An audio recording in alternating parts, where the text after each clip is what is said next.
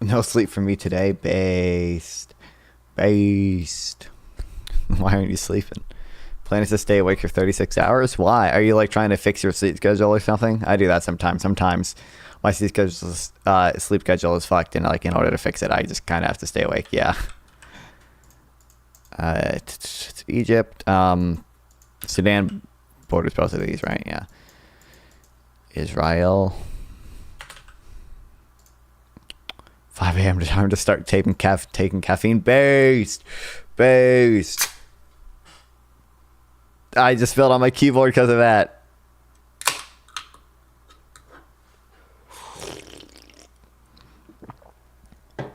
Fuck. It's fine.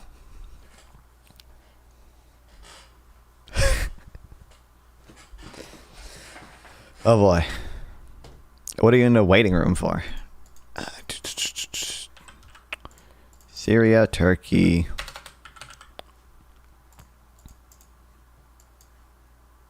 Oh wait, do I have my music on or not? It's not. Oops. Oh wait. Belarus, so it's gonna be Russia, Georgia is faster. I mean, maybe someone else hops in. Okay. I mean, I just didn't know if like you wanted to, if there's like something you wanted to like talk about or anything, but right here, we'll do one more.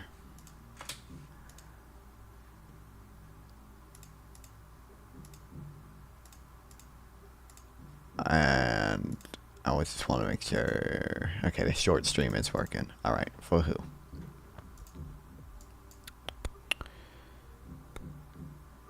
I still remember the drunk Russian who was talking to you where you playing Smash Bros. Yeah, that was awesome.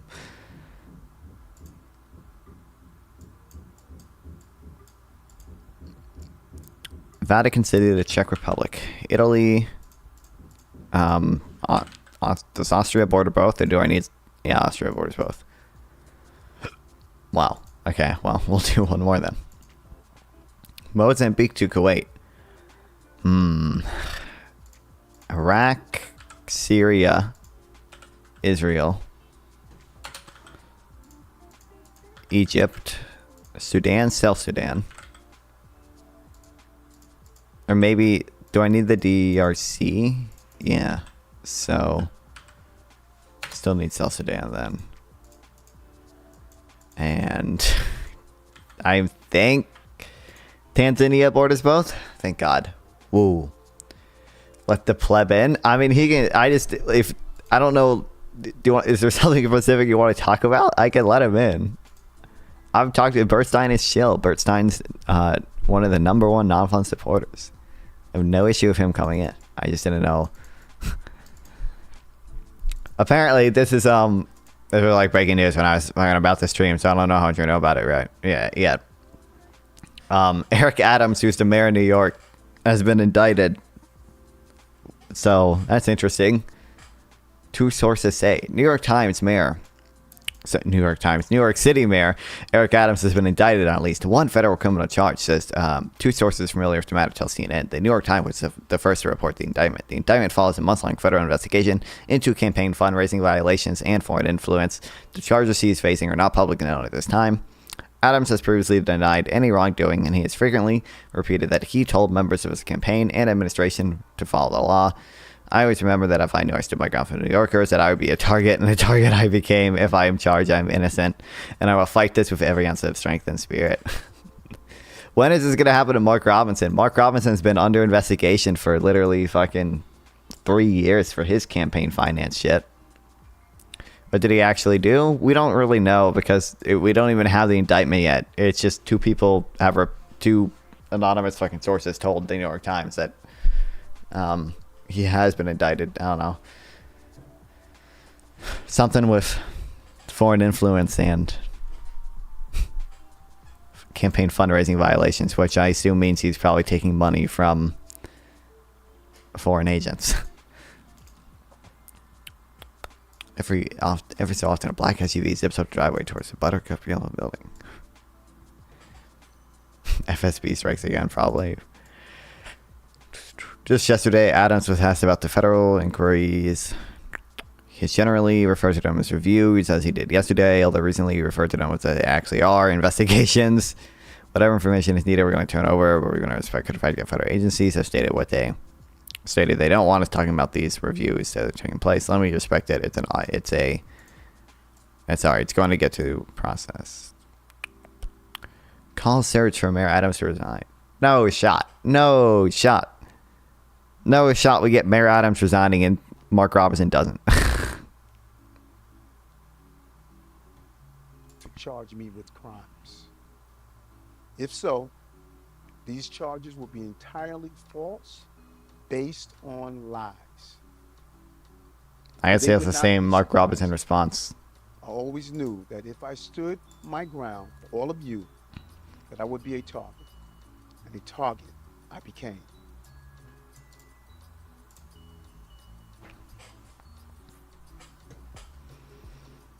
But I don't think we know. I don't think we have the indictment yet. It hasn't been unsealed or whatever the fuck.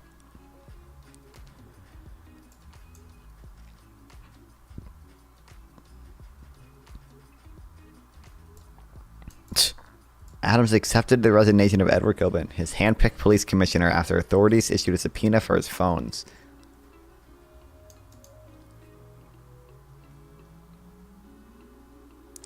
Clearly, whatever he was doing was within his conclusive and preclusive constitutional authority. And he should be absolutely criminally immune from all... You know what? Actually, he's just the mayor. I guess there's nothing really stopping a state from doing that. If a state Supreme Court decided, or even if it wasn't the Supreme Court that decided, even if it was like directly written into the Constitution, into the state constitution, all our mayors or any head of any executive authority, so mayor or governor or like anything, if all of them are absolutely criminally immune. Streamlabs allows donations directly from Russia. What? Based on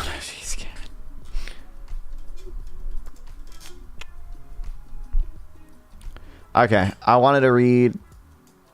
There's this one thing from Abi Bitterman where he goes over why the pagers were probably... The pager attack was probably not against international law. A lot of people cite the booby trap thing, and at least when I first read the booby trap thing, it seemed like it could fall within that.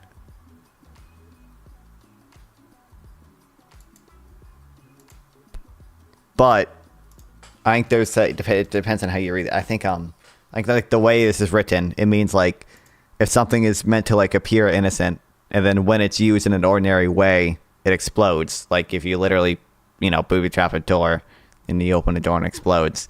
That would be probably against the law. But if you just like attach a remote detonated explosive to a door and you blow up that door, that probably isn't against international law because it's just a remote detonated explosive. And this is probably more analogous to the second case and the first case, because it's not like these first of all, these pages were, at least supposedly, only given to Hezbollah's military wing, and then they were remotely detonated. They didn't just detonate because of ordinary use. They were just remotely detonated, and supposedly Israel had approximate knowledge of where they were and could choose to not to explode some, but. This will be a refutation of agency along with the other IHL armchair experts making a claim that Operation Grim Peeper violated CCW Amended Protocol 2 or IHL in general.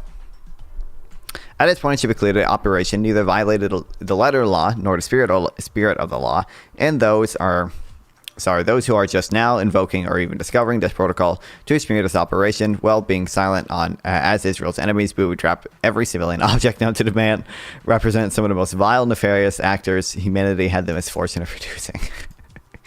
Damn, okay, starting off strong. What's up, Bob Marley? Welcome back. Targeting a remotely activated Potentially against hostile arguments not constitute booby trap. Yeah. At least that's the argument he's going to make, I'm pretty sure.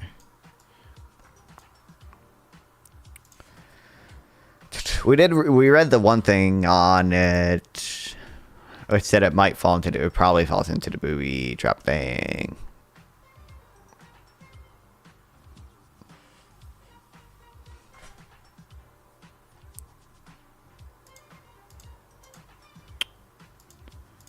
Here, really what we should do is we should have a toggle heading to pager attack. And we'll have here William H. Boothby. We'll put that under here. And under this one, we need toggle heading 3. Avi Bitterman.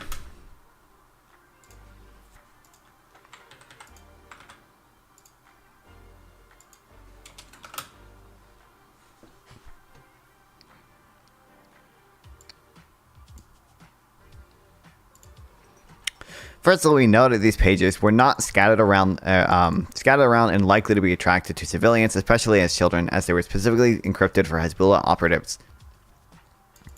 Okay, so is he quoting AOC there, or is he quoting the DoD Law Manual of War? Because I don't think he's quoting the Protocol 2 there. He's quoting the DoD Law Manual. Okay.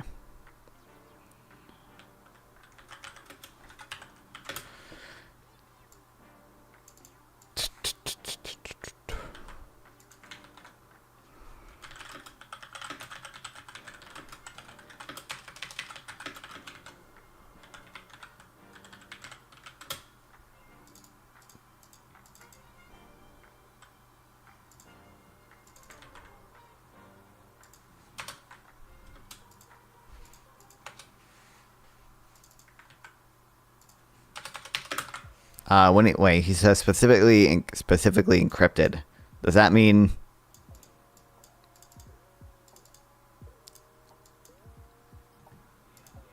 does that mean only Hezbollah operatives knew how to use them? Like they were actually like encrypted? Second, contrary to his initial reports, we now know that the pages were not all detonated simultaneously without any regard for who might have had them, but rather on an individual basis based on inherent inference of militant status.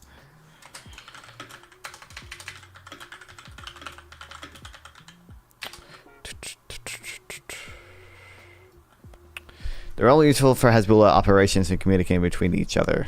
Yeah, I mean, no one is really using pagers anyway. So no ordinary uses a regular pager. There's a reason they're using pagers. They thought Israel would be able to spy on them if they use cell phones, right? So that's why Hezbollah switched using pagers.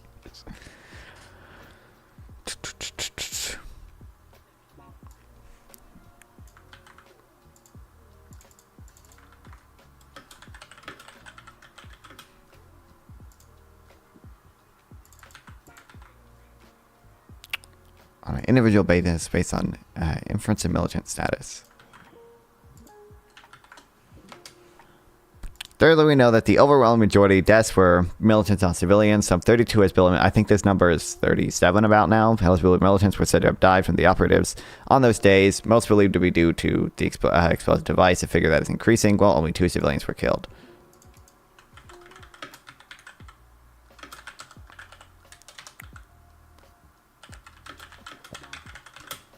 Pro or anti-pager attack? I mean, I don't know if it's necessarily good for Israel to be escalating with Hezbollah. I mean, if they, I don't know, I think the reporting right now seems to be that they can't really get a ceasefire in Gaza, in which case, if they really can't get a ceasefire in Gaza because of the shit going on there, then it's probably is good. if there was an opportunity for a ceasefire in Gaza, that would have also probably solved the Lebanon-Hezbollah crisis, then probably should have done that.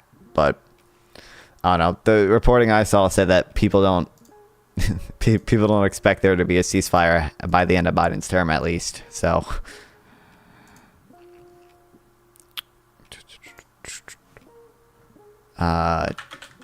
40 dead pager attack. I think the number is 40 now.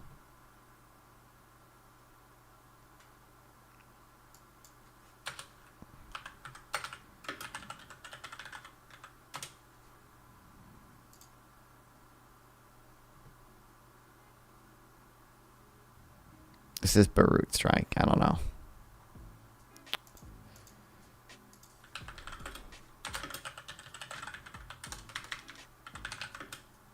$37 million dead from pager attack. About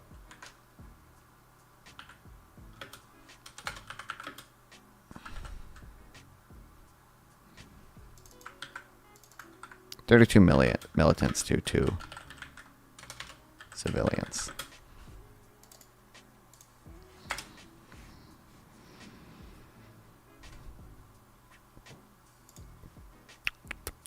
What is of course regrettable, civilians have died. These deaths do not change the point here. In regards to fatalities, the civilian casualty ratio will likely be less than 0.1, and the relative risk will likely be over 500. Not only is this incredibly discriminate, it is even more discriminate than what expected if these militants were targeted via airstrikes instead of pagers.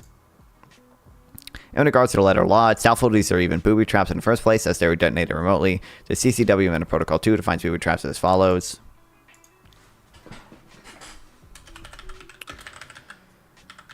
And I think there's another section of the law that defines booby traps literally identically. I think it's Article...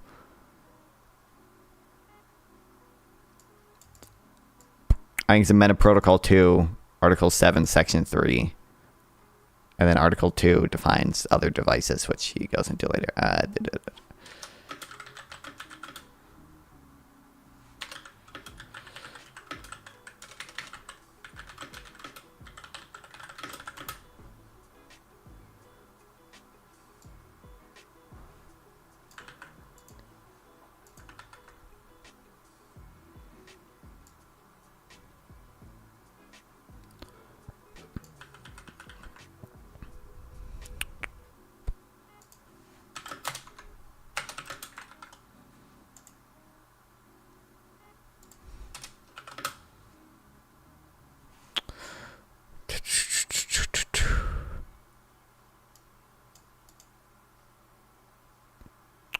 Well, it's true that some damage may have happened from these devices when a person disturbs or approaches an apparently harmless object, performs a safe act. To what degree this happens by happenstance, not due to any function of the device itself. This is in contrast to the beaver that would be rigged to explode if someone pushed these buttons. In that case, the design is to kill or injure when a person disturbs or approaches a apparently harmless object or performs an apparently safe act would be met. Yeah, okay.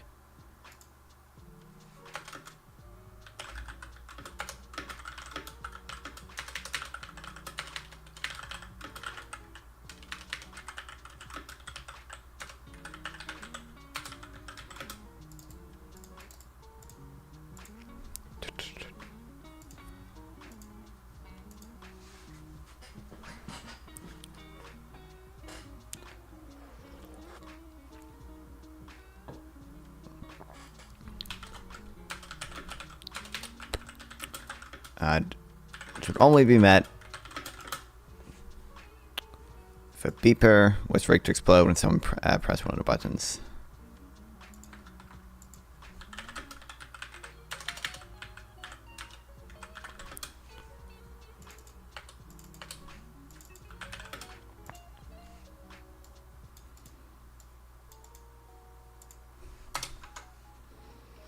Booby traps are designed to detonate due to some interaction between the individual and the device. In the case of the tripwire, the interaction is a disturbance of the object. In the case of a rigged car bomb, the interaction is the performance of an apparently safe act, e.g. turning the car to start a trigger, triggering a bomb. In this case, in the case of headsets by the Italians, the interaction is the plugging into the headset that triggered the detonation.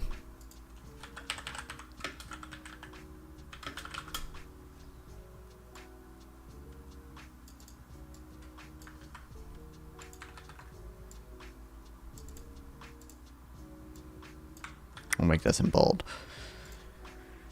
In fact, every case law, at least I'm aware, of a booby trap that does not involve a remotely detonated device, if they are manually in place, such devices fall under the other category, not a booby traps. Thank you. So if they are manually in place, such device would fall under the category of other devices, not booby traps. One might argue these devices fall under the category of other devices, and thus Israel would still be in violation of Article 7, Section 2. However, these devices do not meet the requirements of other devices either.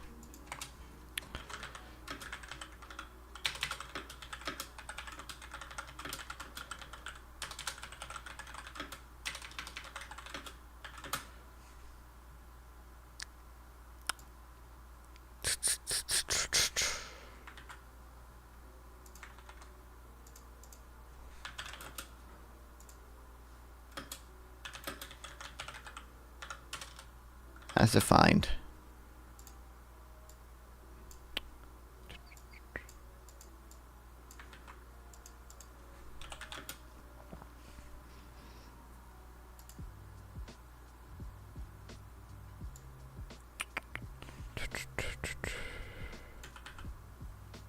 Why does he mention Article 7, Section 2? They might define them the exact same way. Sometimes they do that.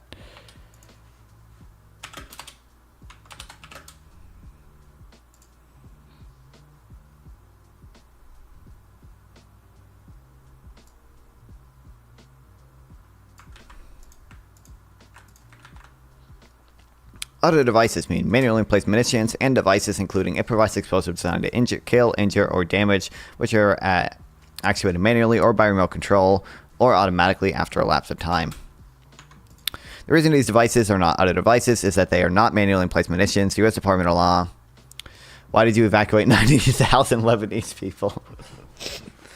Yeah, well, isn't that's a good thing though, right? Actually, I will take credit for that one.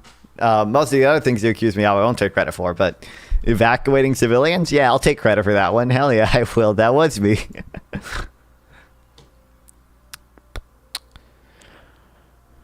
They're not manually placed munitions.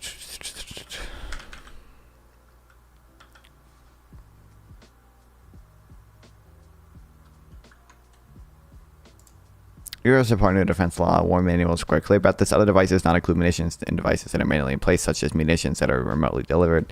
Since these pages went through various automated processes through various channels to reach Hezbollah remotely, as opposed to being manually placed in Hezbollah controlled territory, they are not other devices. What's up, Captain K? What are you going to do with the civilian infrastructure? Dude, I don't know if these videos about Hezbollah are true. It's comical. It's comical. Hezbollah missiles in homes.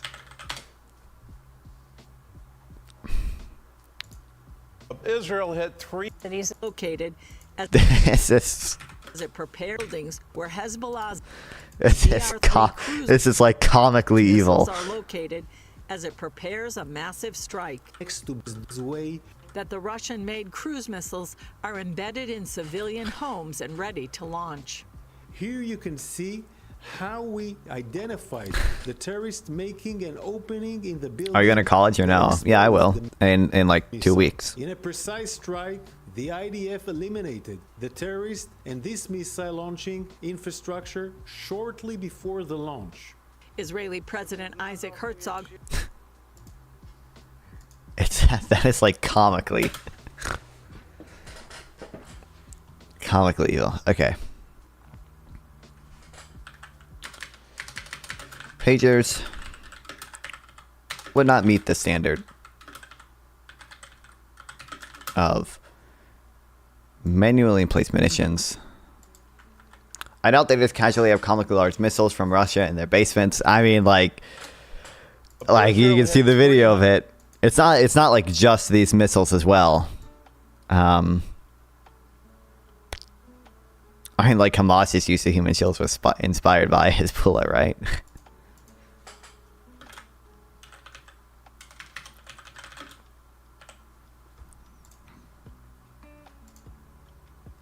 I mean, I think they're all gonna be. What is this one?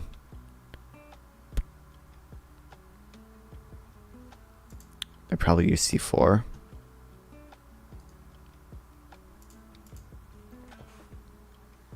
All Israel news. Undated image released by the IDF shows a bullet missile system in a home in a southern village of Lebanon. Since October 8th, likely If so, where can I buy them? Probably from Russia. Or Iran. Actually, isn't Iran ready to end nuclear standard? Yeah, I think Iran said they're ready to start negotiations for nuclear shit again. Why does it nuclear deal? Iran ready to engage nuclear deal Only way to if resolve commitments met. this crisis.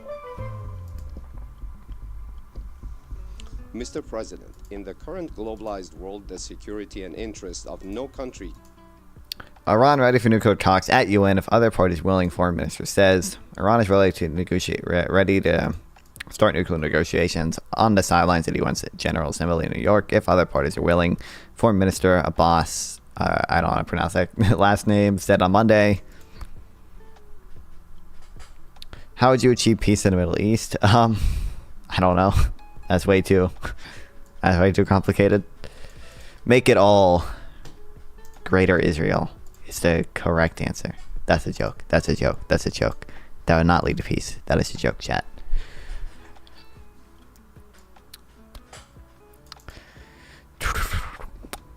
U.S. Department of Defense Law Manual of War is correctly about this. Other devices do not include munitions and devices that are not manually placed, such as munitions that are remotely delivered.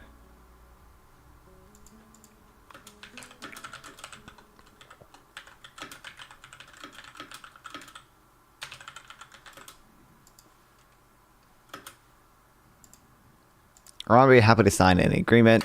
It's in the Quran that you're allowed to lie in order to advance Islam. I mean, listen, we were the ones that pulled out of the last agreement, so.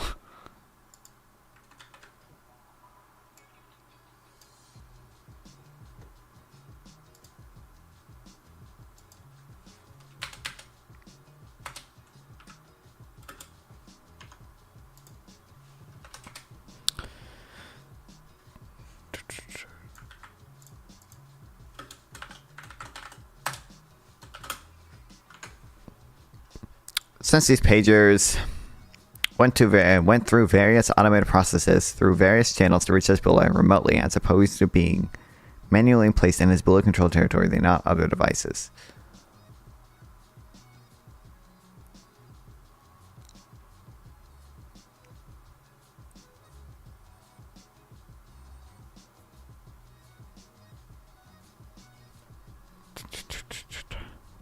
Okay, what would be an example of an other device if they were manually placed in Hezbollah controlled territory? I think Israel should evict all the Palestinians. Stand, just give them legal notice that their citizenship has been revoked. They don't have citizenship. Or do you mean in Israeli proper?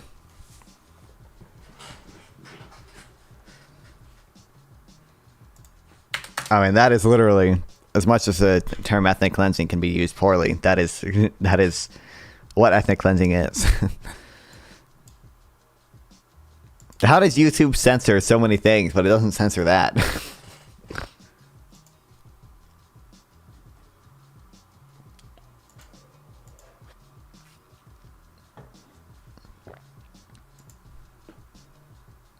Of 1948, and didn't go well more since then. True.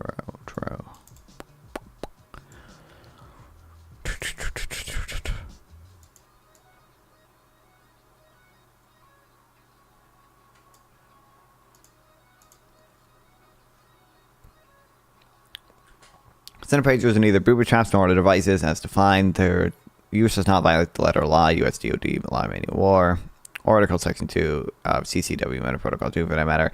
In short, Israel neither violated spirit nor the letter of law, nor IHL, any IHL for that matter. This operation is likely saved Many lives are considered counterfactual, where there are more conventional and less precise munitions that would have been used and instead and should be hailed for its accomplishment. It's clear that these grasping for straws who likely are just reading Article 7, Section 2 of the CCW Meta Protocol 2 for the first time in their lives are not truly concerned for the letter or the spirit of law, but are rather primarily interested in finding any way whatsoever to get in Israel bad their conclusion. It is truly despicable to show bad faith by AOC and the rest of the IHL Twitter ideologues, and they should be mocked and shamed for their foul behavior. Yeah, I know. I don't know. Chill, Billy. The YouTube censorship is...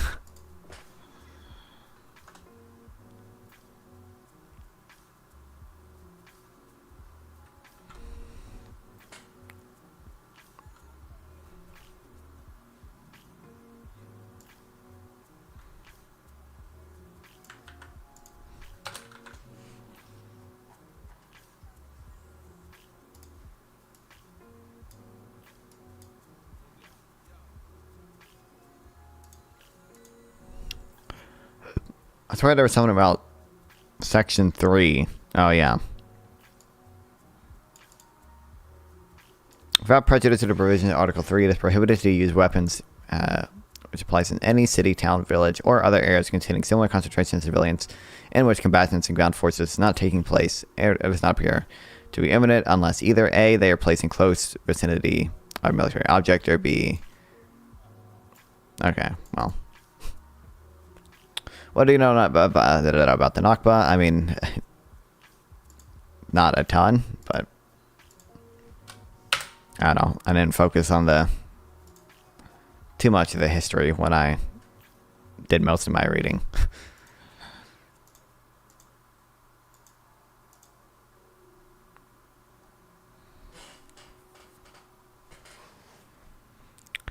I mean, I completely agree. Some issue, but this kind of here does not belong in America. Keep pushing back.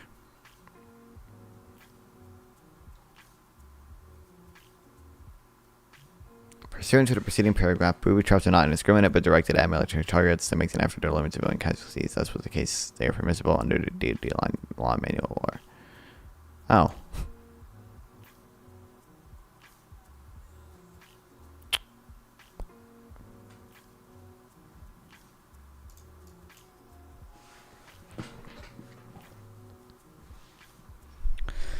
Do you think the creation of Israel is ethical? I don't have a strong opinion on it. Probably not, but that doesn't mean it should go away now. I don't know.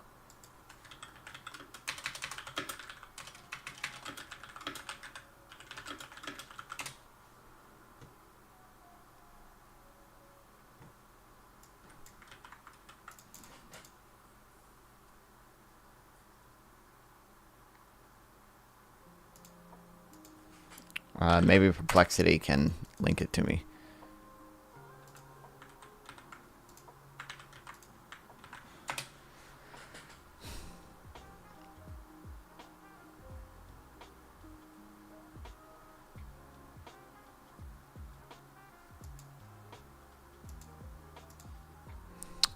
Six 1253.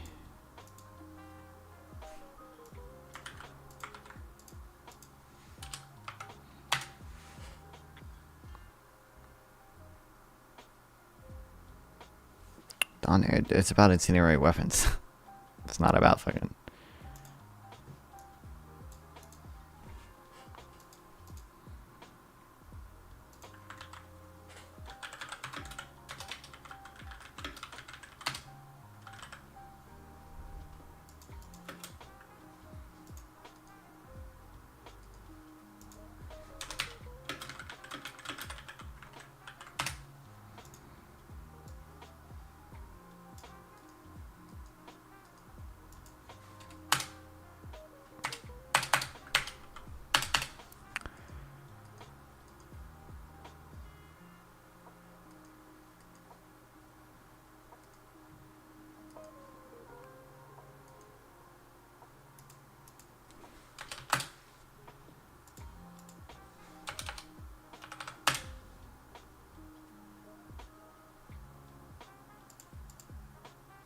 Oh wait, I'm looking for 6.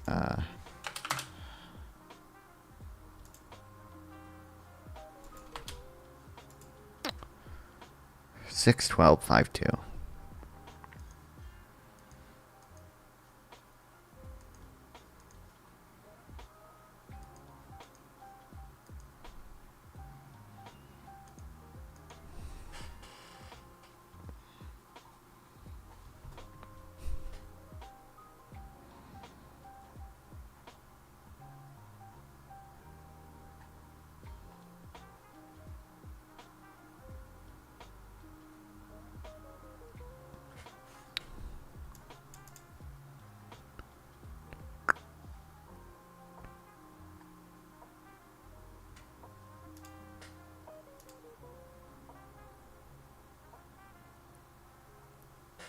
What's up, Golden Snakey? Welcome back.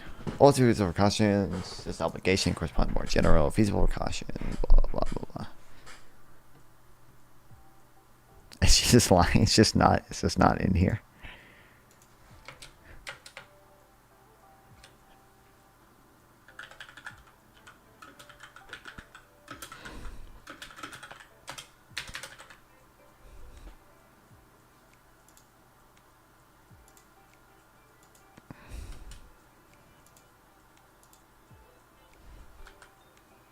Oops.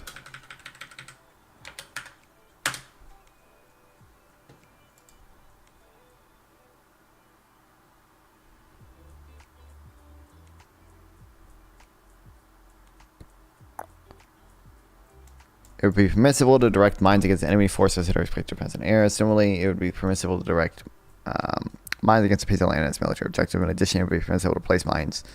Okay, prohibition on indiscriminate use of booby traps or other devices. Delivery, for example, would be prohibited to deliver mines due to unguided long-distance balloon.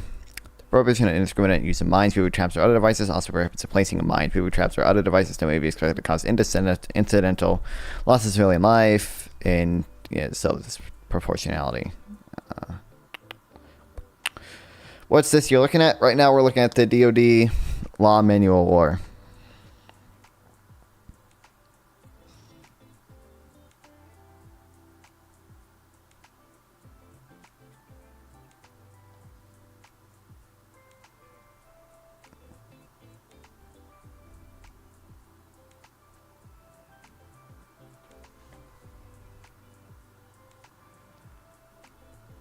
DoD, Department of Defense, yeah.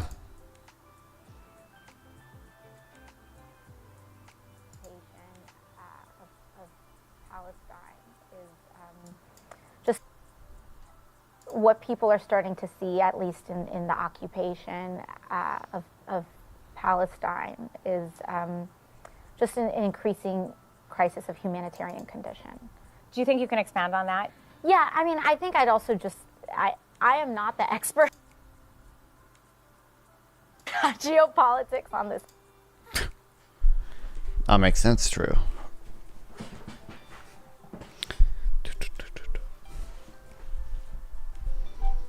Issue, you know.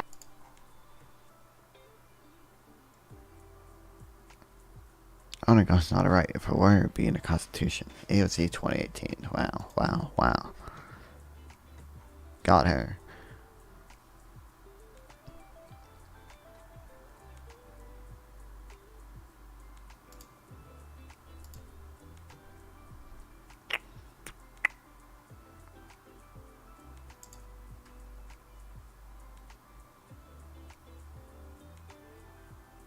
She was not a vassal request and therefore not bound by U.S. laws but by international laws such as the conventions.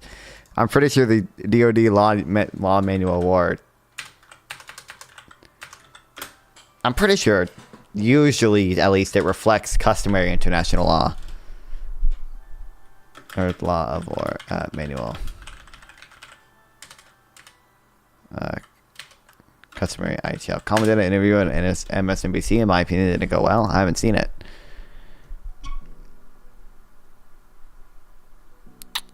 Includes information on customary international law and how to identify rules of customary international law. I'm pretty sure usually it I don't know. I've seen it cited before. Companies to get rid of Biden's PR team. Incorrect. Dark Brandon has best PR team. Is it on YouTube? Kamala Harris, MSNBC. Oh, she did a solo interview finally. Okay, well we'll watch it.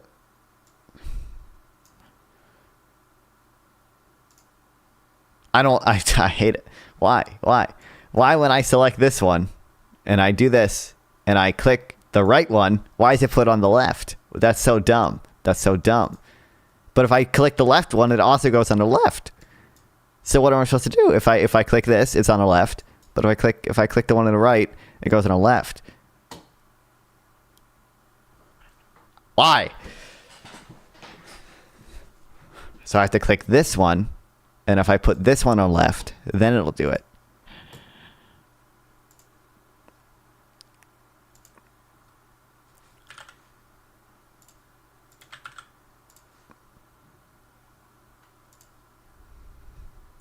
Is this the full thing, only 24 minutes? Kamala Harris's first solo interview on MSNBC. You just laid out your economic vision for the future. Yeah. But still, there are lots of Americans who don't see themselves in your plans. For those who say these policies aren't for me, what do you say to them?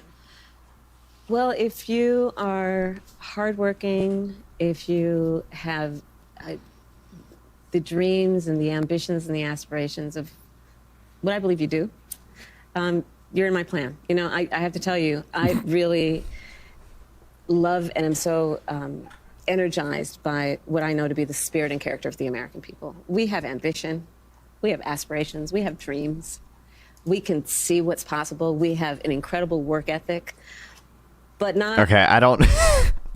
Why wouldn't she just cite, like, oh, you know, I want to give money to everyone with children, I want to give money to first-time home buyer. Why wouldn't she just cite, like, everyone her plan would include? I don't know anyone who would be like, this plan isn't for me. She wants to just say the earned income tax credit. You get everyone gets money with the earned income tax credit. Well, not everyone making under $40,000 a year or whatever, but not everyone has the access to the opportunities that allow them to achieve those things. But we don't lack for those things.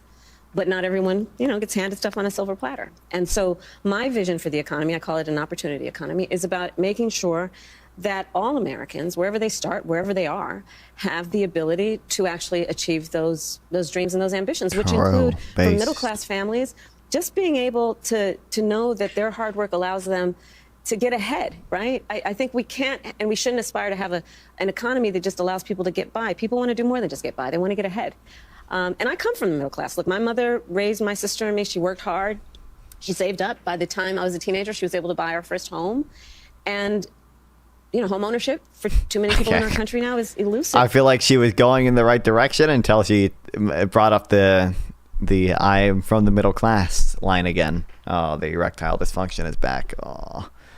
If, you know, gone is the day of everyone thinking they could actually live the American dream. So part of my vision for the economy is let's deal with some of the everyday challenges that people face and address them with common sense solutions, such as the right direction. Affordable housing. Okay, well, ended it on a good note. Over the last 4 years, there have been tremendous economic wins, and you've just laid out a big plan. But still, polling shows that most likely voters still think Donald Trump is better to handle the economy. Why do you think that is? Tariffs, mention of tariffs. Hammer it down, please. Donald Trump left us with the worst economy since the Great Depression when you look at, for example, the employment numbers. It was during COVID, and employment was so high because we shut down the government, we shut down the country. Even before the But you're pandemic, better for jobs. He lost manufacturing jobs. Yes, correct. Yes, thank you. Most people's estimates at least 200,000. He lost manufacturing plants. Ask the auto workers how he lost auto plants. We have grown over 20 new auto plants. You just mentioned one, even accounting for COVID, Biden has better job numbers, and two, I mean, people don't understand the trade-off between these things, but I think it's like pretty impressive that we were able to, well, I don't know how impressive it was really, but I was always on team transitory, but I was pretty impressive that we were able to bring down inflation without bringing unemployment up that much. Like, the job market is still relatively strong, even though we brought down unemployment from 9% back down to 2%. We just got rate cuts again. Yeah, you should hammer him down on the tariffs, and you should hammer him down on the. He has an agenda. Let's just deal with right on the jobs now going numbers forward, that you're not to mention better what happened on. in the past. He has an agenda that would include making it more difficult for workers to earn overtime, an agenda that would include cutting off access to small business loans for small businesses, an agenda that includes tariffs to the point that the average working person will spend 20% more on everyday necessities, and an estimated $4,000. So sad, especially since I had just got done watching her speak at some kind of economic event. She did very well during her speech. More a year on those everyday necessities, to the point that top economists in our country, from Nobel laureates to people at Moody's and Goldman Sachs, have compared my plan with his and said my plan would grow the economy, his would shrink the economy. Some of them have actually assessed that his plan would increase inflation and invite a recession by the middle of next year. So the facts remain that Donald Trump has a history of taking care of very rich people. And I'm not mad at anybody for being rich, but they should pay their fair share. But tax cuts for the billionaires and the top corporations in our country. And then Trump's economy and foreign policy are to middle class families. My perspective managed to find on the worst economy is when criticism you of grow it. the middle class, America's economy is stronger. I feel like usually Trump. I feel like usually people think Trump is a lot better in foreign policy just because of his fucking. Just because you can do no new wars. Russia didn't invade. Israel was at peace. Abraham Accords. And there's empirical evidence What's up, to prove my Zachary? point correct. Then let me ask you about taxes, because lots of people I feel like that answer is will say, I fine. don't like Donald Trump, but he cut my taxes. He didn't just cut corporate taxes, he cut individual taxes. Now that expires next year, and there are some people confused saying, I don't know what's going to happen next year. Under a Harris administration, at what income level should someone expect their taxes to go up? And that state and local tax deduction that's currently capped and matters to a lot of people in blue states, are you going to lift that cap? So first of all, when it relates to anybody making less than $400,000 a year, your taxes will not go up. Your taxes will not go up. And in fact, under my plan, taxes for 100 million Americans will actually be cut, including $6,000 a year for young couples for the first year of their child's life, in a tax cut, a tax credit, essentially, by expansion of the child tax credit. And why is that? Because during the first year of a young couple, of a person's child's life, they're going to need help buying a crib, buying a car seat. And we all benefit when they're actually able to do what they naturally want to do to take care of their child. And expanding that child tax credit, or you mentioned housing before, giving that extra money for a first home.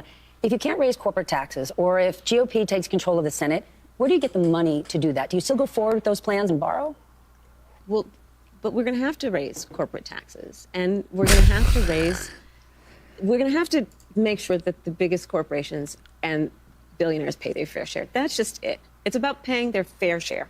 I am not mad at anyone for achieving success, but everyone should pay their fair share. And it is not right that the teachers and the firefighters that I meet every day across our country are paying a higher tax than the richest people in our country. Bill Gates just said it this week. If he was in charge of taxes, he would have paid more. But how do you find that line to make sure corporations are paying their fair share, but they're not leaving our country?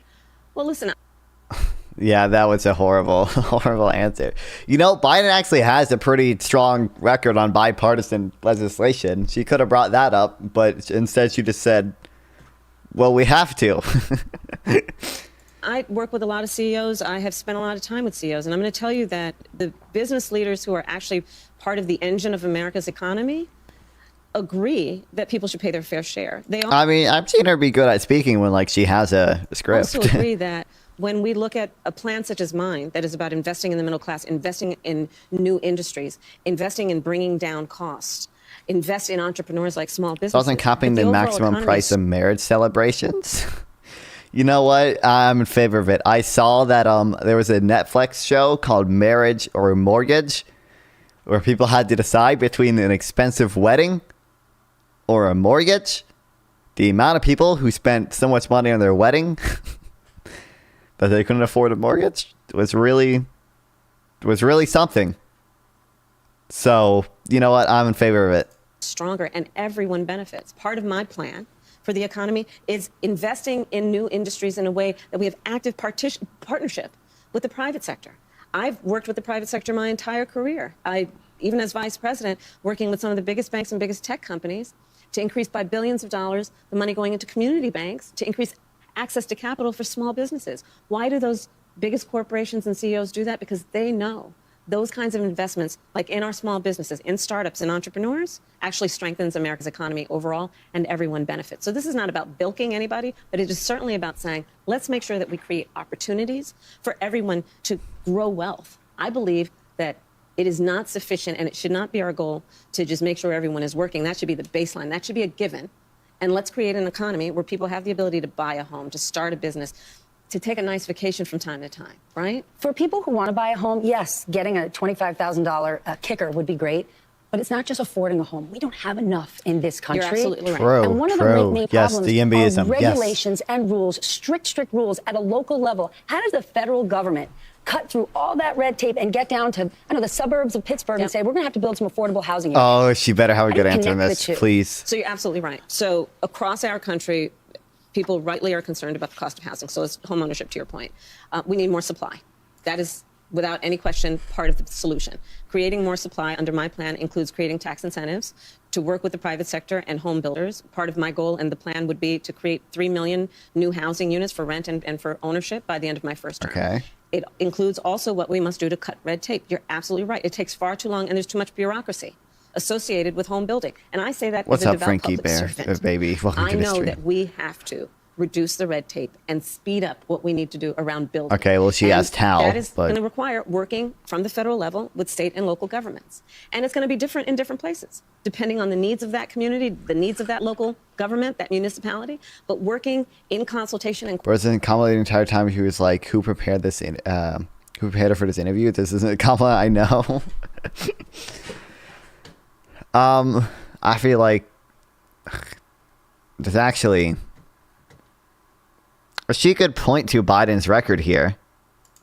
Biden actually did, well, the Biden-Harris administration, if she's going to take credit for it, actually did a fair number of stuff to literally do this exact thing, where they used the federal government in order to make local and state governments reduce the red tape for housing construction. Department of Housing and Urban Development is announcing the availability of $100 million to communities to identify and remove barriers to affordable housing production and preservation. The Department of Treasury and HUD, the Housing and Urban Development, are announcing a major improvement to the federal financing bank multifamily risk sharing program that will provide greater interest rate predictability for state and local federal or finance agencies, housing finance agencies. Transportation Infrastructure and Finance Innovation Act and Railroad Rehabilitation Improvement Financing loans are being used for conversion products may be eligible for a categorical exclusion under NEPA. The Advisory Council on there's a list of things here that they did to do this exact thing. The Council of Economic Advisors analyzed the importance of state and local governments actions to permit and approve new developments more quickly, including examples from HUD's pro-housing grants. Coordination and also around incentives that we can create. For example, some of the work is going to be through what we do in terms of giving benefits and assistance to state and local governments around transit dollars. And looking oh, yes, she mentioned it. Thank you. holistically at the connection between thoughts that I don't, those are a bunch of nonsense words. Go at the incentives we in the federal government can create for local and state governments to actually engage in planning in a holistic manner that includes prioritizing affordable housing for working people. Then let me ask you a business that matters a lot to this town. Yeah. U.S. Steel. Yes. Right? When you think Pennsylvania, when you think Pittsburgh, you got the Liberty Bell in Philly, and you got U.S. Steel in Pittsburgh. That's right. A Japanese company wants to buy them. You are opposed to this idea. Many people are. But if the deal doesn't go through, they have said people could lose jobs, they could close mills, they could leave the state of Pennsylvania. I mean, that is like moving the Liberty Bell to Newark. So which is more important? It's most important that we maintain America's ability to have American manufacturing of steel by American workers for a number of reasons, which includes, again, back to the point of growing our economy and how I think about the economy overall, investing in new industries. There is not a new industry that I can imagine. Don't know if I've ever heard of things you did as prosecutor really makes me hesitant. That is not. What about it? What the, I don't know. I think there's two bad things as a prosecutor she did, but I don't think those are, I don't think they're really that disqualifying compared to anything Donald Trump has done. Going to require steel manufacturing of steel as a fundamental part of what it accomplishes, and having American workers in an American company manufacturing that steel for those new industries is going to be critically important, not only in terms of our economy, but also in the context of national security. Most people now realize if we didn't before the pandemic and the strain on supply chains and an over-reliance on foreign manufacturing, that we have to be intentional about U.S.-based manufacturing. And of the products that we have to prioritize, steel is one of them. And that's always going to be my priority. Steelworkers National security. matter in this country. Unions matter. Yes. In 2016, Donald Trump. I mean, hiding evidence, and it's my understanding is that 2 police officers didn't provide evidence, and I think they were actually later charged for it, if I remember correctly. But I don't think she herself hid the evidence, right? That was my understanding, at least. I think there are police officers that did hide the evidence. But I didn't think she... I didn't think she herself hid it. I don't remember, though. Connected with unions. He saw them. There was an emotional connection. But what he didn't do was deliver policy. In the last 4 years, we have seen huge wins in this country for unions, but not all unions have gotten behind you. I want to understand, when the Teamsters decided not to endorse you, what was their reasoning? What are they looking for? Well, let me go back to our just previous conversation. I'm very proud to have the endorsement of the steelworkers and almost every other major union in America because... Proven she knew and withheld it. I think it was to protect her record. Can you, like, link something on that? My understanding is that she didn't. I thought she herself? I think it was proven the officers that withheld it knew and withheld it. I didn't know she herself knew and withheld it. Because I stand by workers, and I stand by the... I missed a question even. For? Teamsters decided not to endorse you. What was their reasoning? What are they looking for? Well, let me go back to our just previous conversation. I'm very proud to have the endorsement of the steelworkers and almost every other major union in America because I stand by workers and I stand by the importance of being able to join a union and to understand the benefit and the value of unions. And I understand the importance of investing in new industries and working actively with the private sector to grow our economy. But I'm asking because there's this idea we want something more from her. What is it? Well, here's the thing, that back to your point about previous election cycles. Donald Trump made a whole lot of promises that he did not meet, and one would argue broke. Look at Lordstown. He said he was going to... Don't sell your homes. Yeah, don't sell your homes. And what happened? It shut down. Outsourcing under Donald Trump. His policies that are about putting, tens to hundreds of % tariffs. John Deere. Yes. Yes. So part of the challenge, and I don't disagree that it's a challenge, got to earn the vote of everybody, is reminding people of fact. Regardless of what somebody says in a small rally somewhere.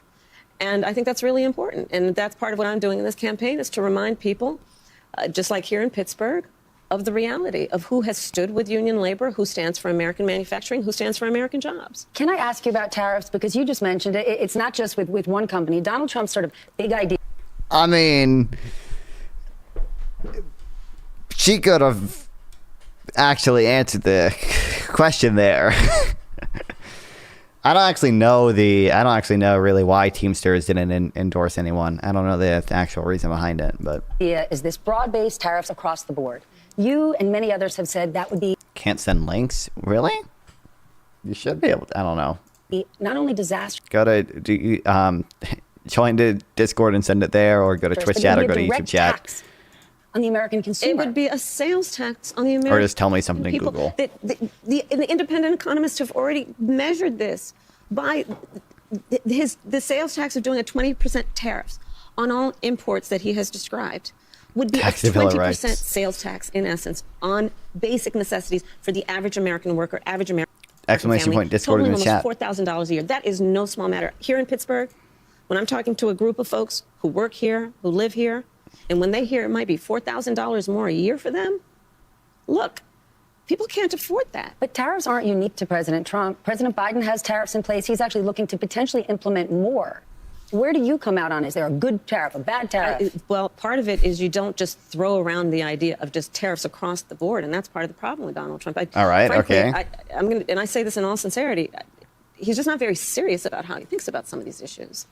True. And we must be serious and have a plan, and a real plan that's not just about some talking point ending in an exclamation at a political rally, but actually putting the thought into what will be the return on the investment, what will be the economic impact on everyday people. And when you look at my plans, you will see what those benefits will be. $25,000 down payment assistance for first-time home buyers. You know what that means? Then you're creating the ability of that working person to build intergenerational wealth. Doing the work of a $6,000 child tax credit. Your rule page, man. What's wrong with my rules page? What's the issue?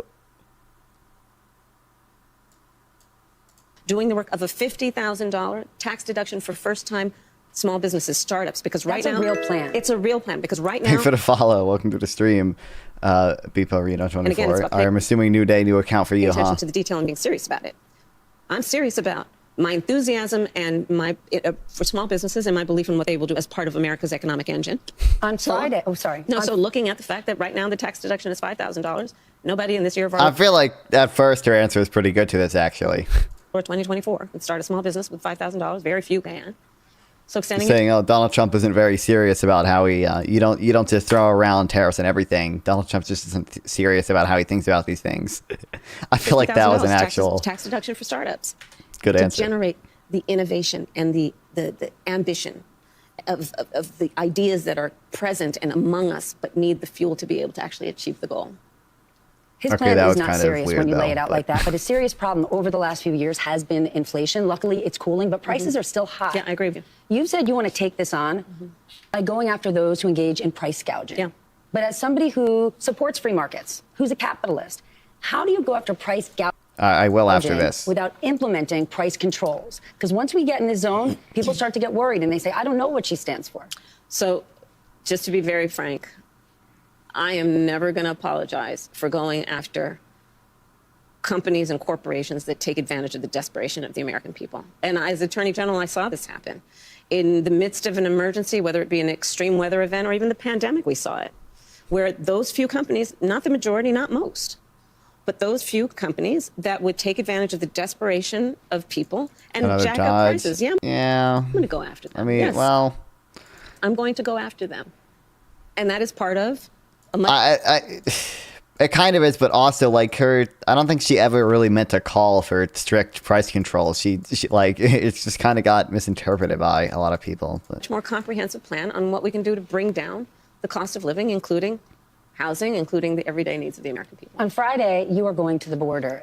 Immigration is complicated. One of the issues is an economic.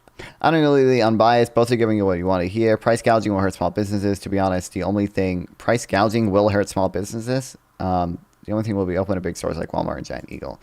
I'm pretty sure really all Kamala Harris wanted to do. I think she basically backed down on the price control thing.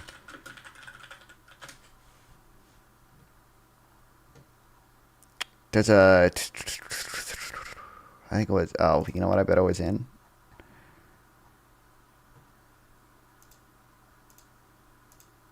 Okay, God fuck damn it.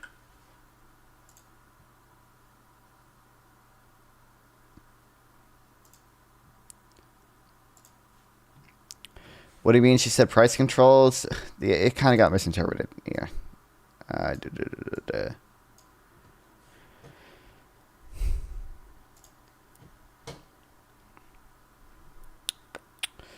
Why is it called free market when everything's so expensive?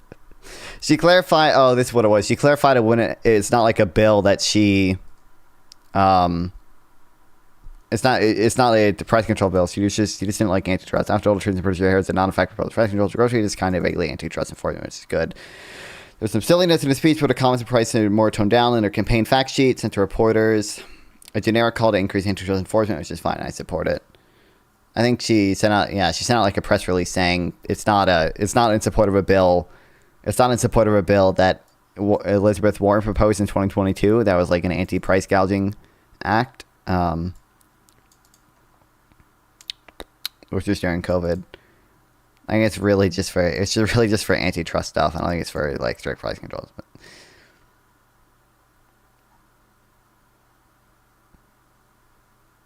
Spider.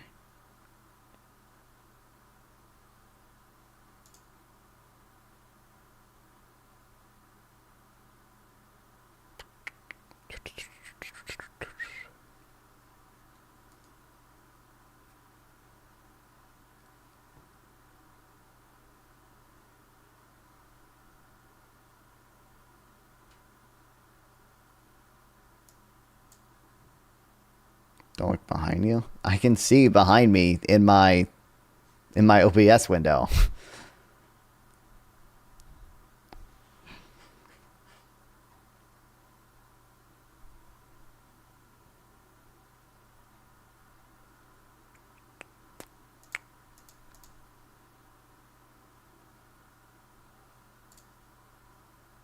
Look at the article I sent. I know. Yes, I'm aware of it.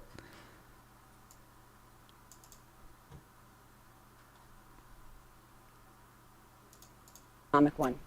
And no one is eating cats and dogs in Springfield, Ohio, and I'm glad not to be talking about that. But there are people there that are stressed, that feel that they're at capacity. Communities around the country that have. I didn't know she was going to the border. Many 30 cases got dismissed, and this isn't even what I was thinking about earlier. Then we will read it. Yes, said, I'm aware. We're at capacity, and many feel like the government has said to them, "Well, adapt, sit down, be quiet. This is how it is." What would a Harris administration do for those communities who've taken in many, many legal immigrants but are at capacity?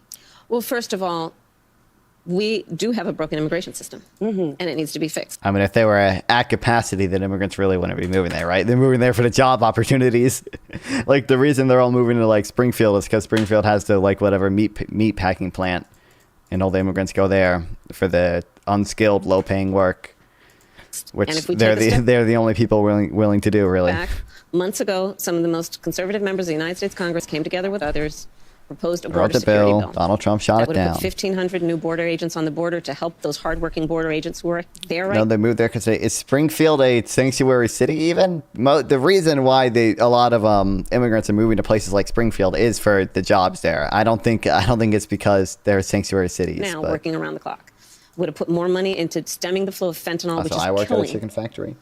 Americans around our country and devastating communities. Statistically, immigrants are way, way more likely to be willing to work at at a lot of labor-intensive, low-paying, unskilled labor jobs, right? Like, this is just true. Would have put more resources into our ability to prosecute transnational criminal organizations, which in my career I've prosecuted. Donald Trump got word of the bill, realized it was going to fix a problem he wanted to run on, and told them to kill the bill. Don't put it up for a vote. He killed. Nothing unskilled about it. You don't need a college degree or anything to know how to pack meat. The bill that would have actually been a solution because he wants to run. That's what I mean by unskilled. I don't mean it's not hard or anything. I just mean you're unskilled if you lose a finger. I just mean it's what economists consider unskilled labor, where you don't need much formal education. Relatively little, no training experience for a satisfactory performance. Problem. And that's part of what needs to be addressed. And my pledge is that when elected president, if the American people will have me, I will bring that bill back and I will sign it into law. And we need a comprehensive plan that includes what we need to do to fortify not only our border, but deal with the fact that we also need to create pathways for people to earn citizenship. Then I want to just ask. I'm pretty sure there's a link I have saved into here, which just shows, like, the reason a lot of heartland Midwestern small towns are doing poorly is because more and more native-born children are going to colleges in bigger cities because they can get higher-paying jobs there, and they don't stay home and work in the fucking factory where they get paid $7 an hour. Immigrants are the ones without college degrees that don't have enough money to get a college degree that are willing to actually work in those factories.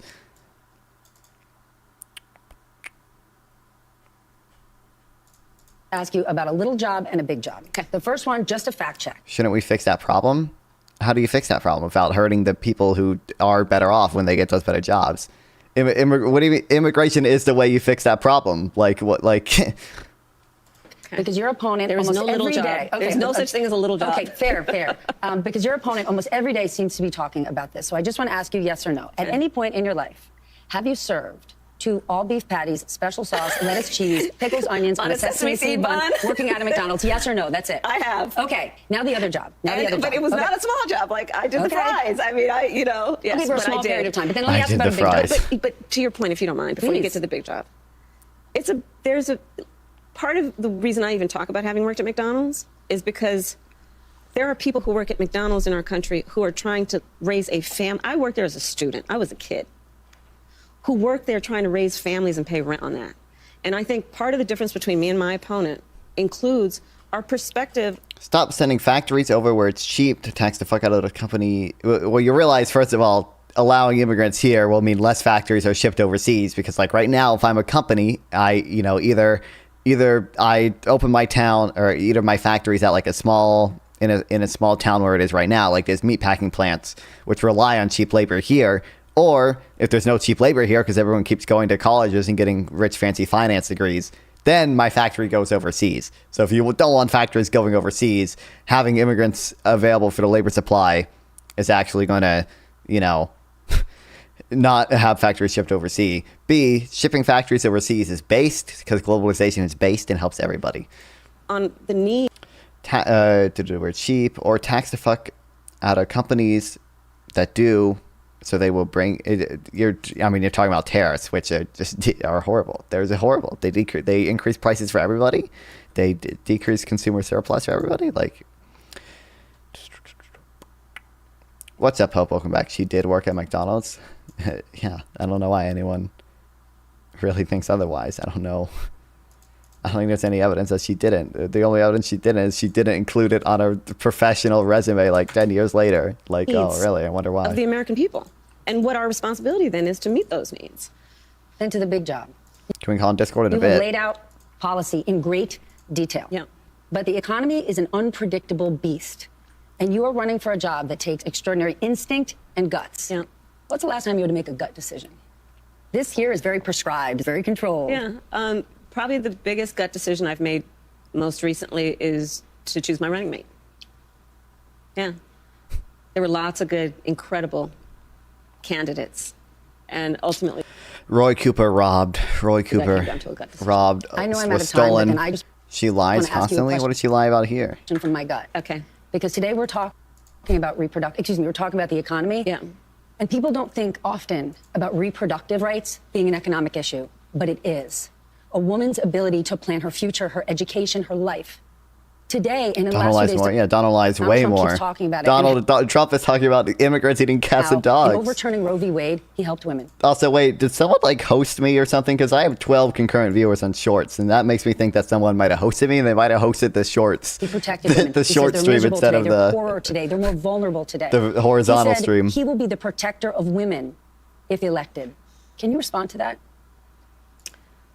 So Donald Trump is also the person who said women should be punished for exercising a decision that they rightly should be able to make about their own body and their future.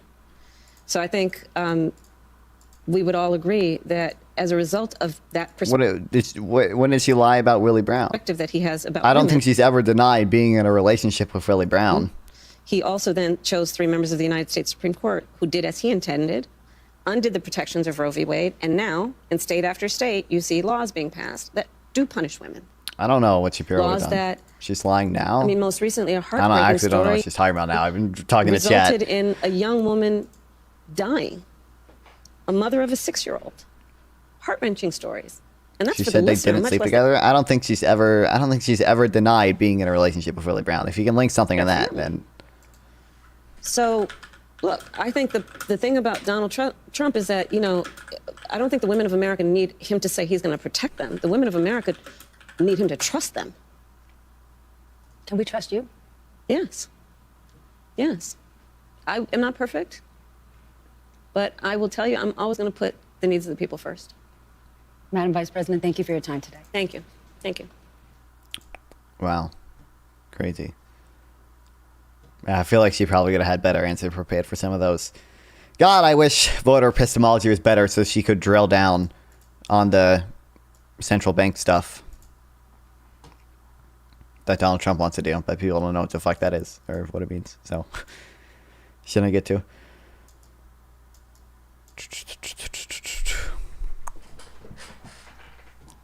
Okay. Apparently, this proved that she knew. Oh, this isn't even the case I'm thinking of. Does this even mention?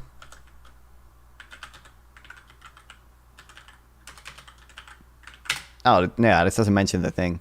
She has no central bank policy? Yes, good. Yes, the president shouldn't. Yes, the president should not have that. That's the whole issue. That is the entire issue. The entire issue is that Trump wants to end the monetary independence of the Federal Reserve, and that is a bad thing. It's a good thing that Kamala Harris doesn't have one. That's a good. That's That is what I want. That is what I want. She has no policy. That's not true at all. Period. I think she has I think she has more policy than Donald Trump at this point. I don't know.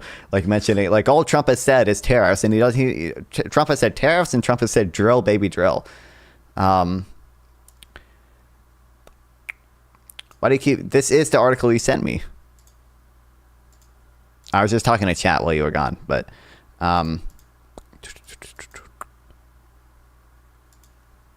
What are they? For example, the $6,000 child tax credit, building 3 million new homes, giving families down payment assistance. Like her entire issues page is on our website, dude.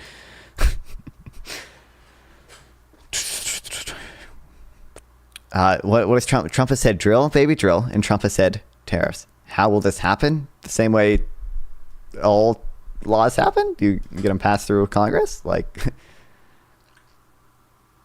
Oh, codifying Roe v. Wade, too. Although that requires a bigger Senate majority, which who knows if we're actually getting. But watching Valorant was a mistake. I better get back to watching you based. Whenever someone's answer to what they lie about is everything, is always mean they don't know anything. True. Gonna say, hey, true. You don't know what you're talking about? Okay. What did you say about the misconduct? I was peeing?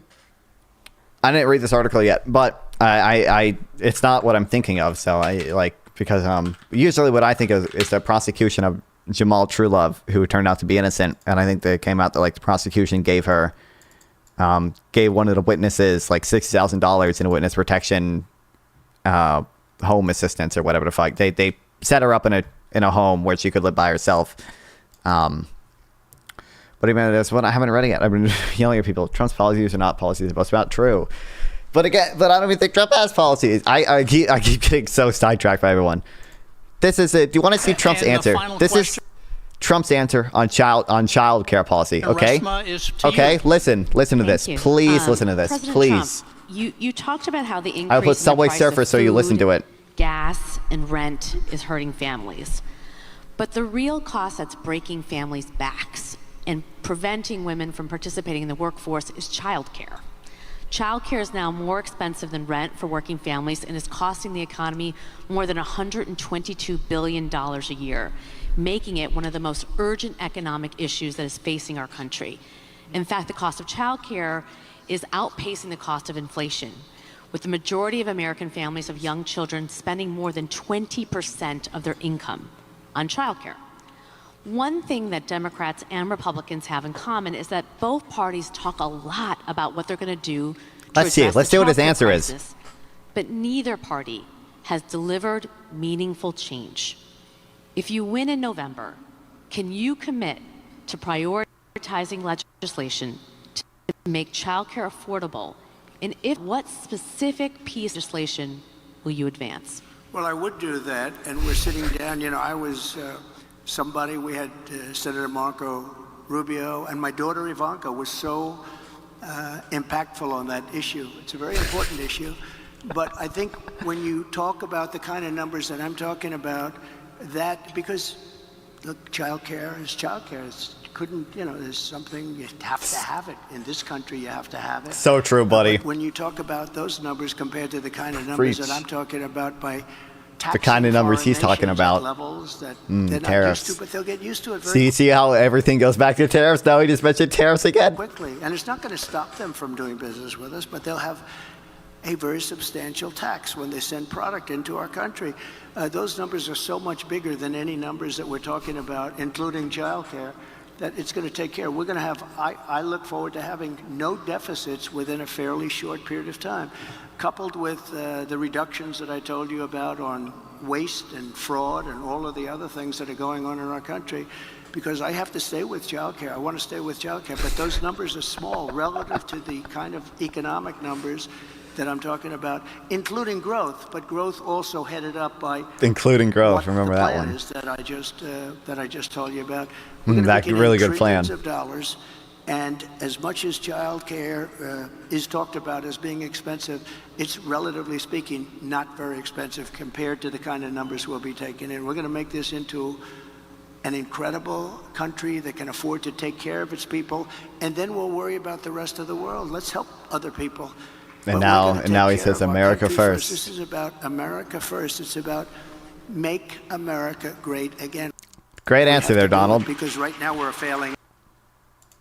So, yeah, I think Kamala Harris actually has quite a bit of policy compared to that. Yeah, all the stuff in housing, they're reducing the red tape around housing. I don't know, how is this 6K going to happen? You give a tax the same way think about the earned income, not the earned income tax credit. Think about the way the first child tax credit was passed. It was passed as part of the Inflation Reduction Act legislation.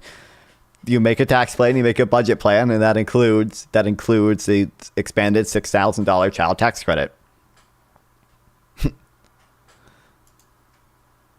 The same way, like the first one, the same way Trump would have to do a lot of his legislation. Tariffs can, in theory, be done unilaterally by the executive. Trump's main policy proposals are tariffs, which is a comically dumb thing to do, but not enough people are attacking him on that. How is he pulling well the economy? I don't know. Well, actually, I think Kamala Harris has done a decent job of attacking him on tariffs. I don't think there is a good way to attack him on a central bank thing, because people don't know what the fuck the central bank is or does. But I could tell you were going to vote for Kamala Harris even before you open your mouth.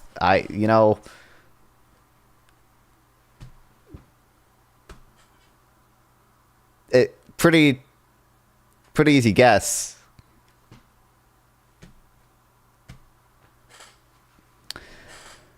Through the amount of extra money we're going to bring in through the increase the rate of those making over $400K a year. Oh, that's true. She does also want to increase the tax on the $400K per year, but I don't know exactly what it means, how it's going to be done. Shocker shelter state mandated abortions. True. Okay. When is this written? 2020, 2010.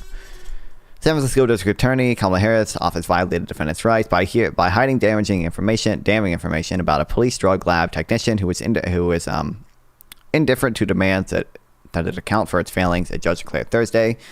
Superior Court Judge Annie Christine Masul stopped short of granting a request by more than 40 drug defendants that their case be dismissed because of prosecutorial misconduct, saying that decisions must be left up to the judges hearing their cases. Order 7.4 billion spent on 8 EV charging stations. Oh, true.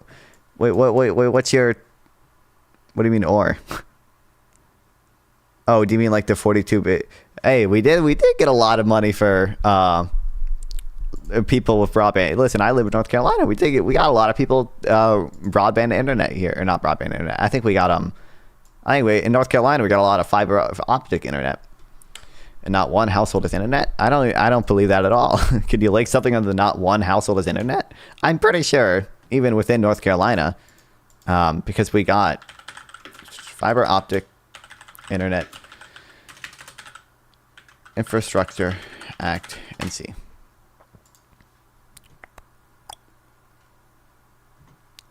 I'm pretty sure we actually got people internet here. ADD stream. They don't. I mean, you can link something on it. It's possible they just don't have it yet. 300,000 by the end of 2026. I'm pretty sure we got some in North Carolina. I don't know for sure, but look it up. That's what I'm doing, motherfucker.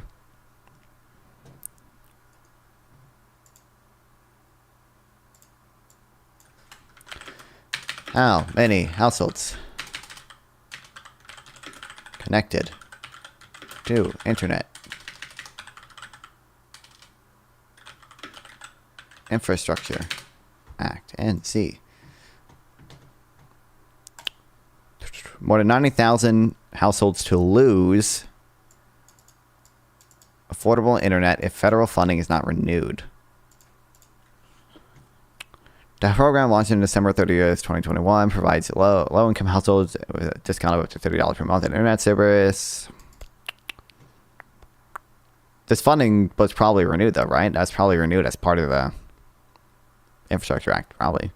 Or the American Rescue Plan, one of them.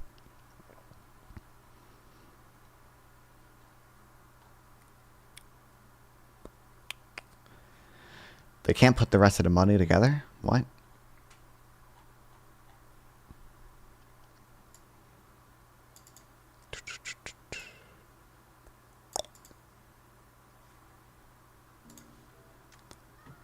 because they spent too much in the first place. I don't know. What are you talking about for internet or?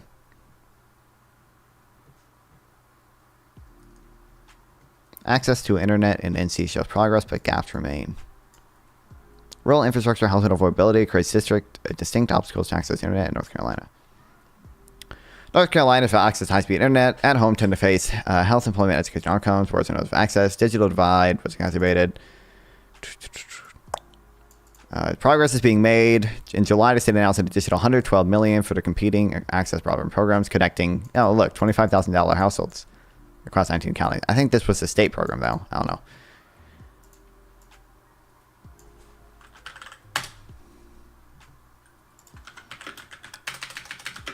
How many new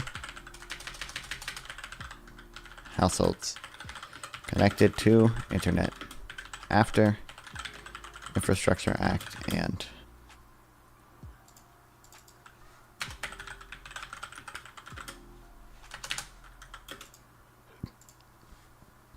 American Rescue Plan?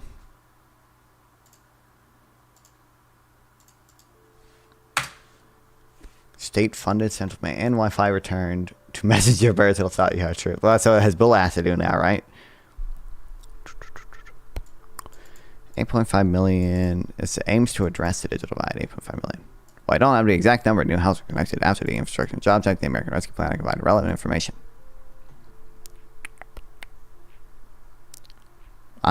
Can you link something with the numbers?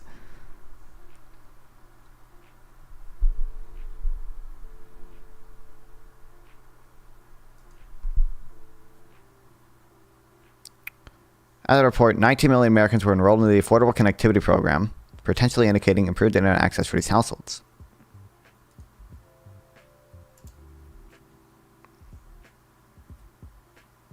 Emergency Broadband Benefit Program. To a longer term... Wait, Affordable Connectivity Program.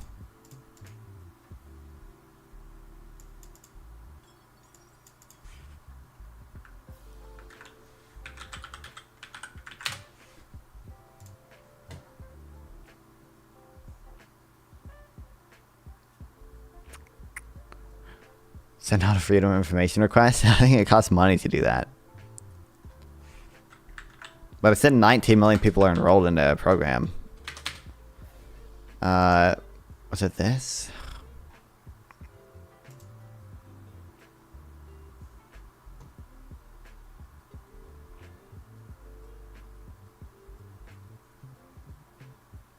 And North Carolina DT was awarded more than 10 million for its projects.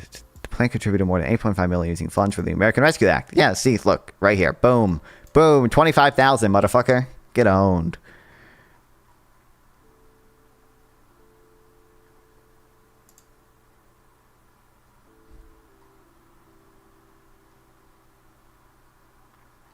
Awarded by another. This. What do you mean? 25,000 people got access because of it. I mentioned earlier. Connecting 25,000 households and businesses across 19 counties.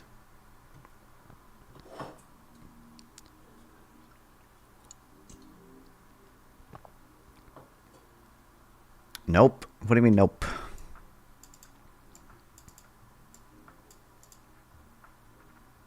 This is worldwide? I'm talking about what? What do you mean? There was a nationwide program. North Carolina got awarded some money from it. The money awarded to North Carolina end up being used to competing access broadband program connecting 25,000 households. 25,000 households were connected in North Carolina. 42 billion for worldwide internet. I don't know what you're talking about now then. This?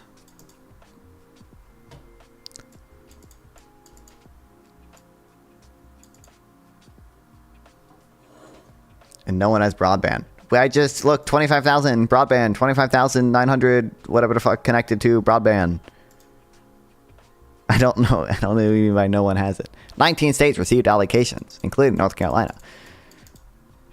No, I don't know what you're saying no to at this point.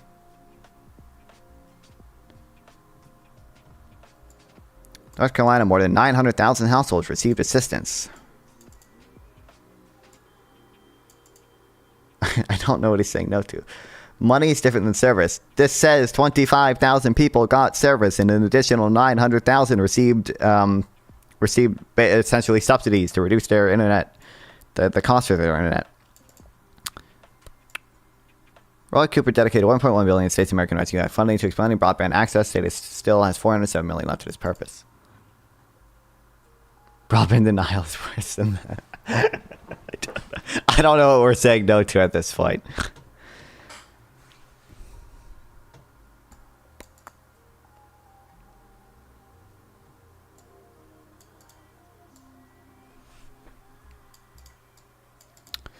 Okay, stop short again. The crime has been a scathing ruling. The judge concluded that prosecutors had failed to fulfill their constitutional duty to tell defense attorneys about problems surrounding Deborah Medin, now retired technician at the harder cocaine skimping scandal that led police to shut down drug analysis section of the crime lab. Prosecutors, unable to vouch for the reliability of Madden's work, have dismissed more than 600 drug cases since the scandal became public in February. Madden testified at trials before leaving the lab in December. Under 1963 Supreme Court ruling, district attorneys are obligated to hand over to the defense information about prosecuting witnesses that could be a challenge to their credibility.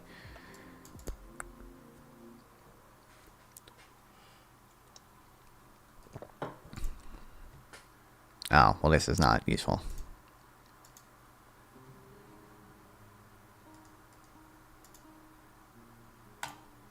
Can they just link to the ruling?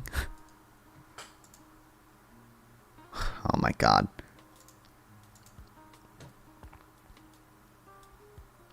Domestic violence case. Madden was convicted of misdemeanor domestic violence in 2008, which should have been reported to defense lawyers. Last fall, Harris's lead drug prosecutor complained about Madden's unreliability and moment of bots. Information that was also wrongly kept in the defense. Police have admitted that they erred in not telling prosecutors about Madden's conviction, and Harris's office has acknowledged that it relied on police to volunteer such information without checking her criminal record. Okay. Priscilla wrote to the top drug prosecutor, Sharon Wu's November 19th memo about Madden showed prosecutors at the highest level of the district attorney's office knew that Madden was not a dependable witness at trial and that there were serious concerns regarding the crime lab. Wu wrote that the crime lab officials believed Madden was unhappy in her job, was intentionally sabotaging drug analysis unit. Really? What the fuck? None of that, however, was conveyed to defense attorneys in which Madden analyzed drug evidence. I don't think she can fathom a Biden and Harris actually did a lot of good for the American people. Yeah, I don't think so.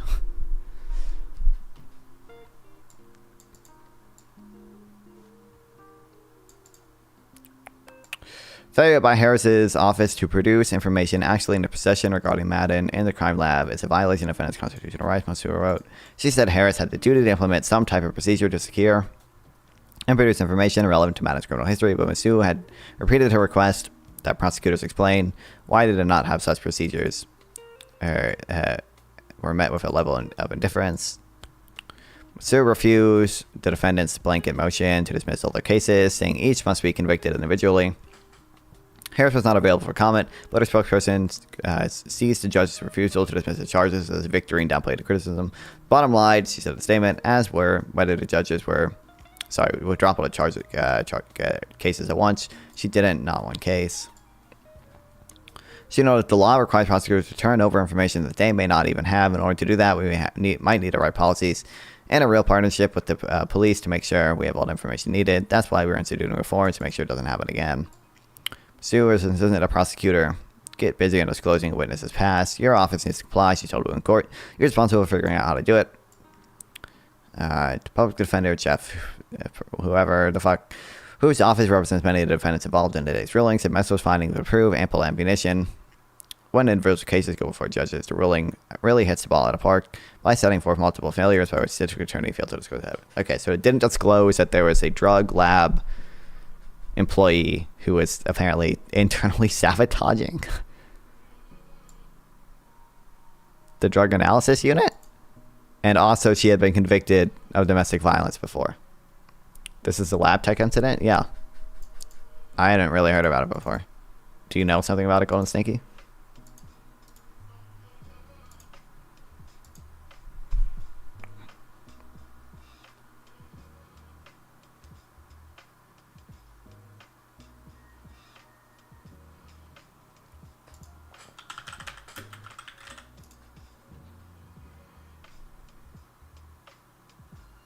Why did I move this page to trash?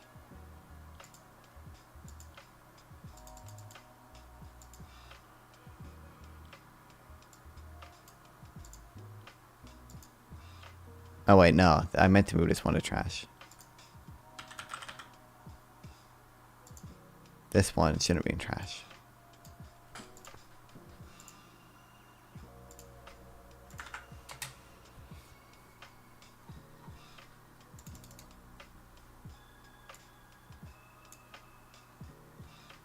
Something that we're having a few errors ago with tech lab. A lab tech. Oh.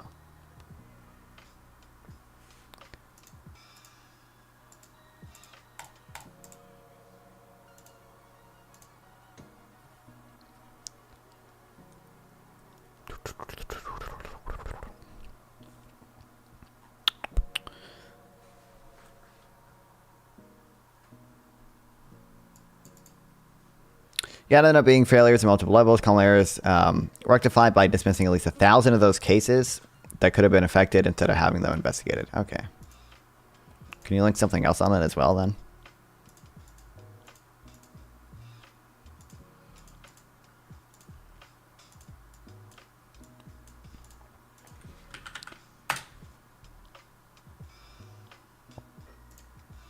I forgot it. Switches sides.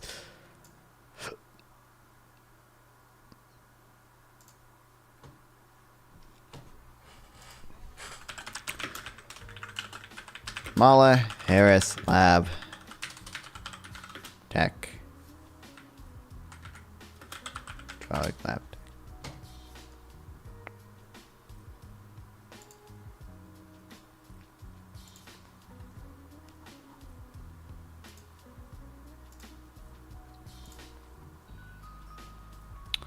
Yeah, hold on. I read an article like months ago.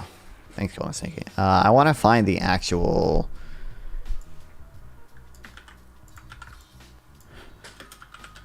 ruling.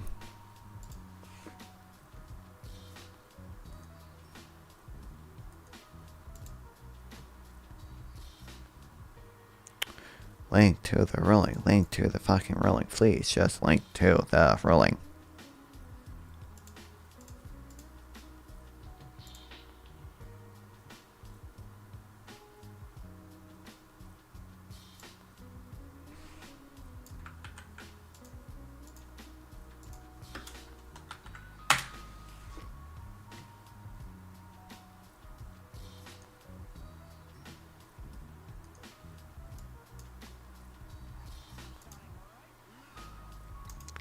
$50.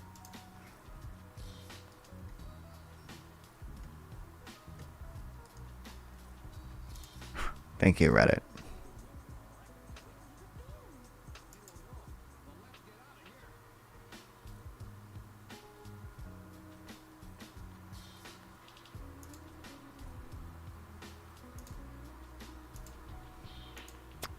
She apologized for instance, she was never made aware of it, could check out the information. She was never directly sent to her. Sent to like maybe her assistant.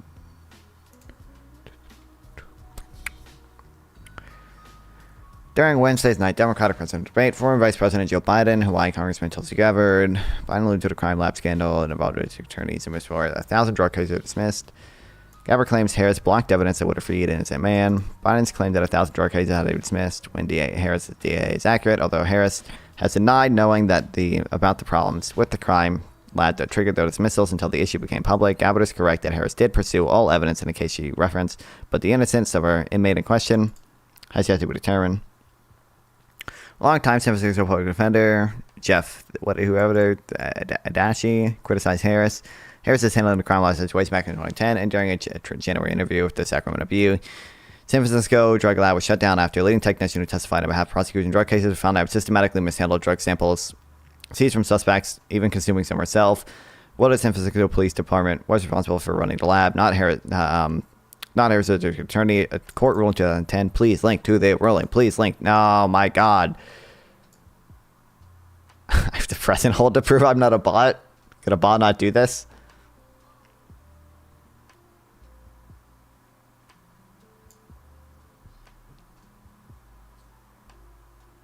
Link to the ruling. Oh my God. Please fucking link to the ruling. Violated defendant's constitutional right by not disclosing what they knew about tainted drug evidence. The judge wrote in her decision that prosecutors at the highest level of the attorneys knew about matters on a dependable witness. And the Wall Street Journal.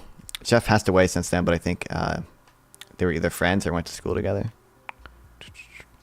And the Wall Street Journal reported Harris ignored staff recommendation back in 2005, urging her office to establish a defendant's rights policy. Known as the Brady Doctrine, which would have mandated her staff to disclose such information to defendants. Harris has denied being aware of the drug lab issue at the time and noted her office implemented Brady policy after the drug lab scandal came to her attention. She's missed 1,000 cases as a result.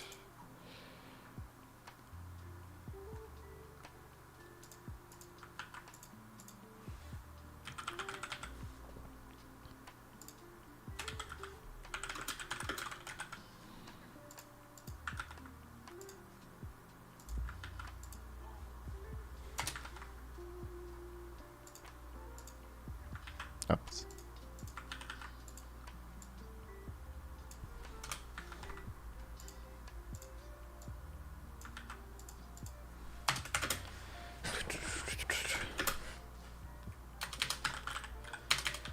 Person running the drug lab.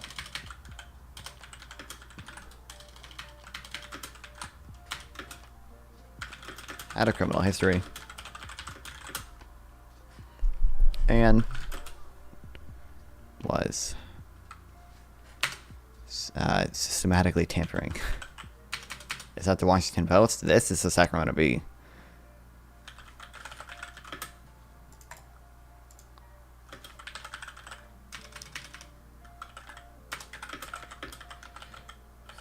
Evidence.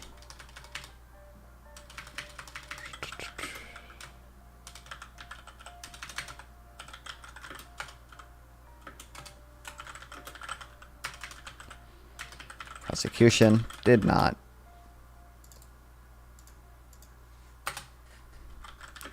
tell this to the defense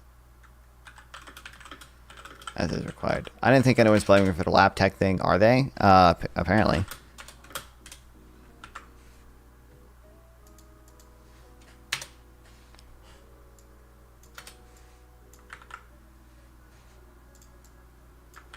Why does it not keep the hyperlink?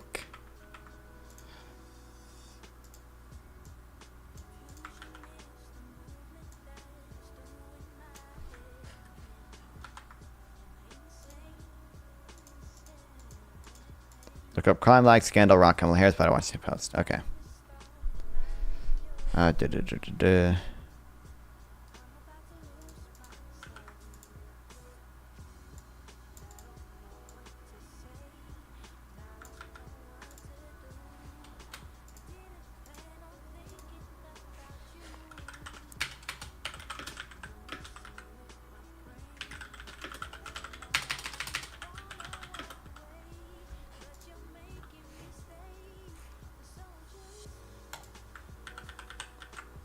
This.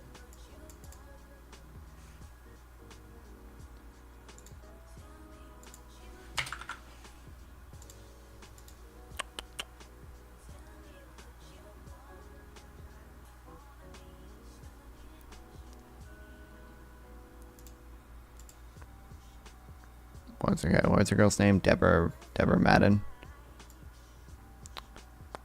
I do think she's responding for Kevin Cooper. What? I mentioned the Kevin Cooper case down here before. Is this another rabbit hole that I have to go down now? Obviously, someone at fault as well because they were supposed to be some kind of routine in place for the situation. Yeah, the Brady rule. People had recommended this rule or a Brady policy or whatever the fuck, and she didn't do it. Can you, what's the, I'm going to have to run down this whole rabbit hole now.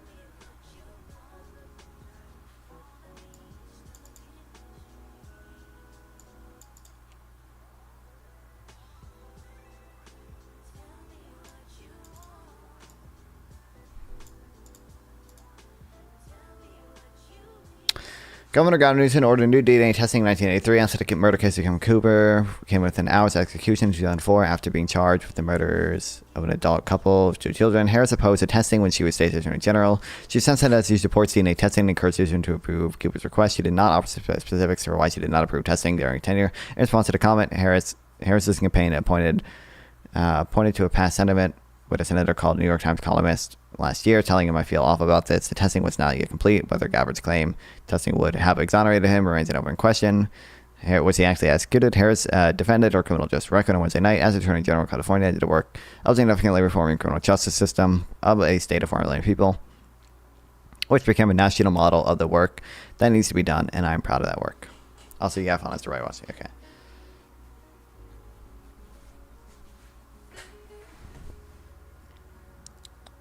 He's waiting on DNA testing still?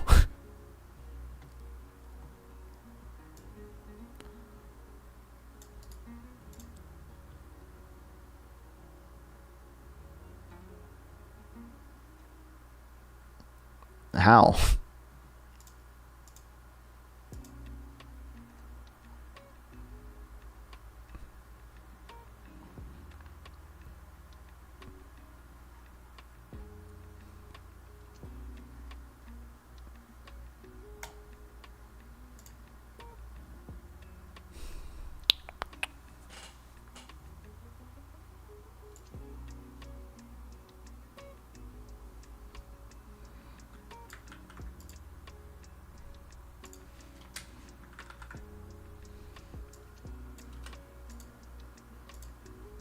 Because they say technically you technically used all his appeals, and why hasn't he been executed yet? If he has used all his appeals, why wouldn't he already have been executed?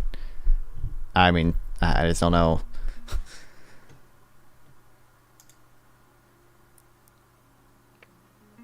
Because it said it was within hours of execution, so what happened to that?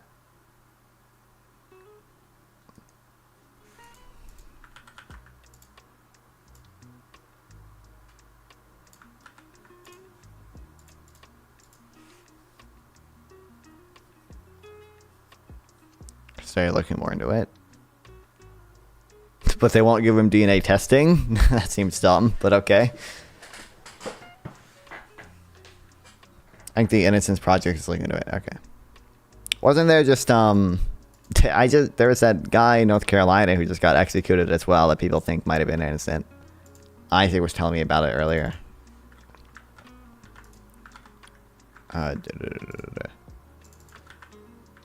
This guy. I mean, he's already been executed at this point, but...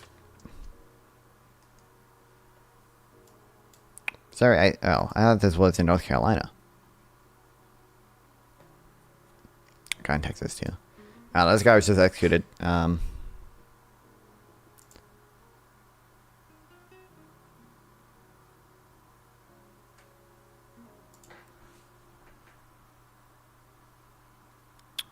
Missouri executes this guy despite a questionable evidence over evidence. Have to bid for Supreme Court after the Supreme Court denies final bid for delay.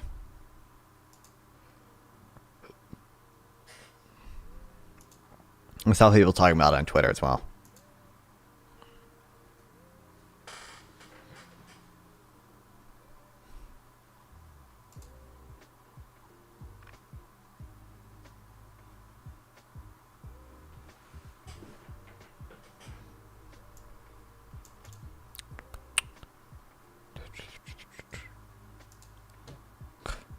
How do I find this ruling?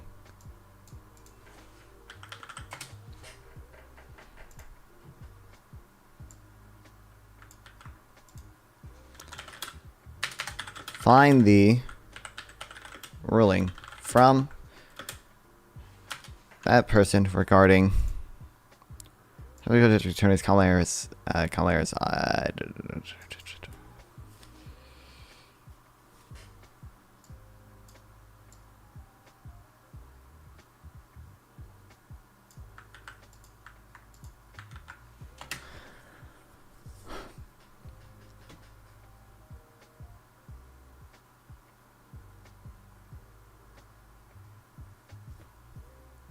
Query appears to be based on outdated information. It's not aligned with the most recent. I don't think it's.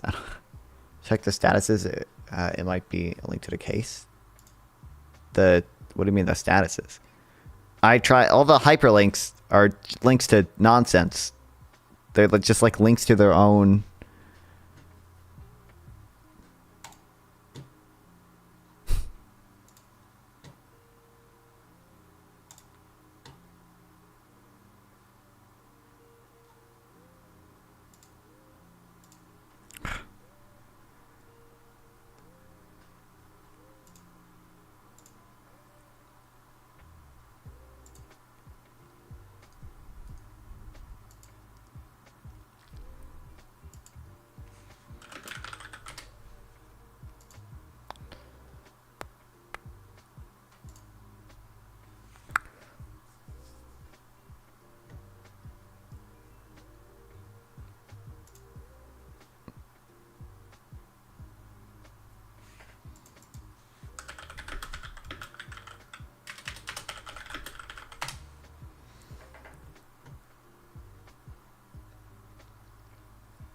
Back in the day, we did this by hand. It was crazy.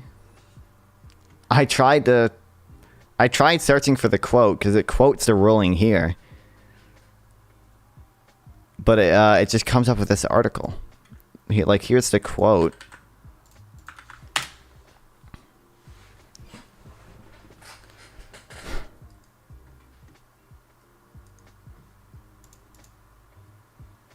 I don't know. I'll find it. Let me talk to this guy for a second. What's up? Hello? Oh, shit. Hang on. Hold on. You're good? Give me a sec here. Oh, fuck. Caught me by surprise. Caught me with my pants down, brother. Based. Yeah. Alright, yeah, let me turn off my music. Okay, let me turn on my... Okay. There we go. Right? Hang on. Oh, there it is. There I am. Oh, shit. You got a whole setup. I got a hole. I do have a hole. I have many holes, but wow. Thank you. All right. What's the discussion? What are we talking about here? What's going on over there? Hold on. How do I pop this shit out? Okay, there we go. Okay, I guess do you have like a link to the actual court ruling? I've been trying to find the court ruling, and I cannot seem to find it. I just have links to articles talking about it. I'm sure. I can look it up, but it's I doubt it's gonna be like straightforward thing since it's like 30 cases. They're all probably gonna be individual court ruling things, you know. Well, but I think there was one court ruling that found that her office had violated multiple defendants' rights. It was the court ruling over the lab tech thing where they said you can't be fucking doing this shit. Did you look through all of the article? Was it not in there somewhere? Well, it quotes the ruling. I'm just trying to find the actual ruling because what this says is Harris's office violated defendants' rights. Right.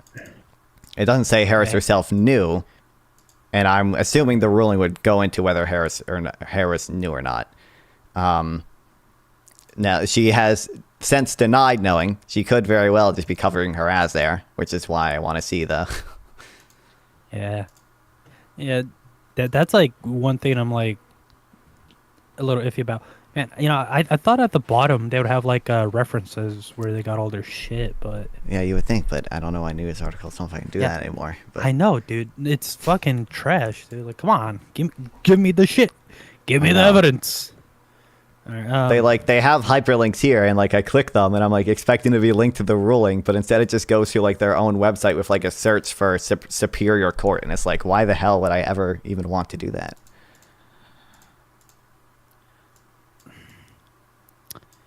You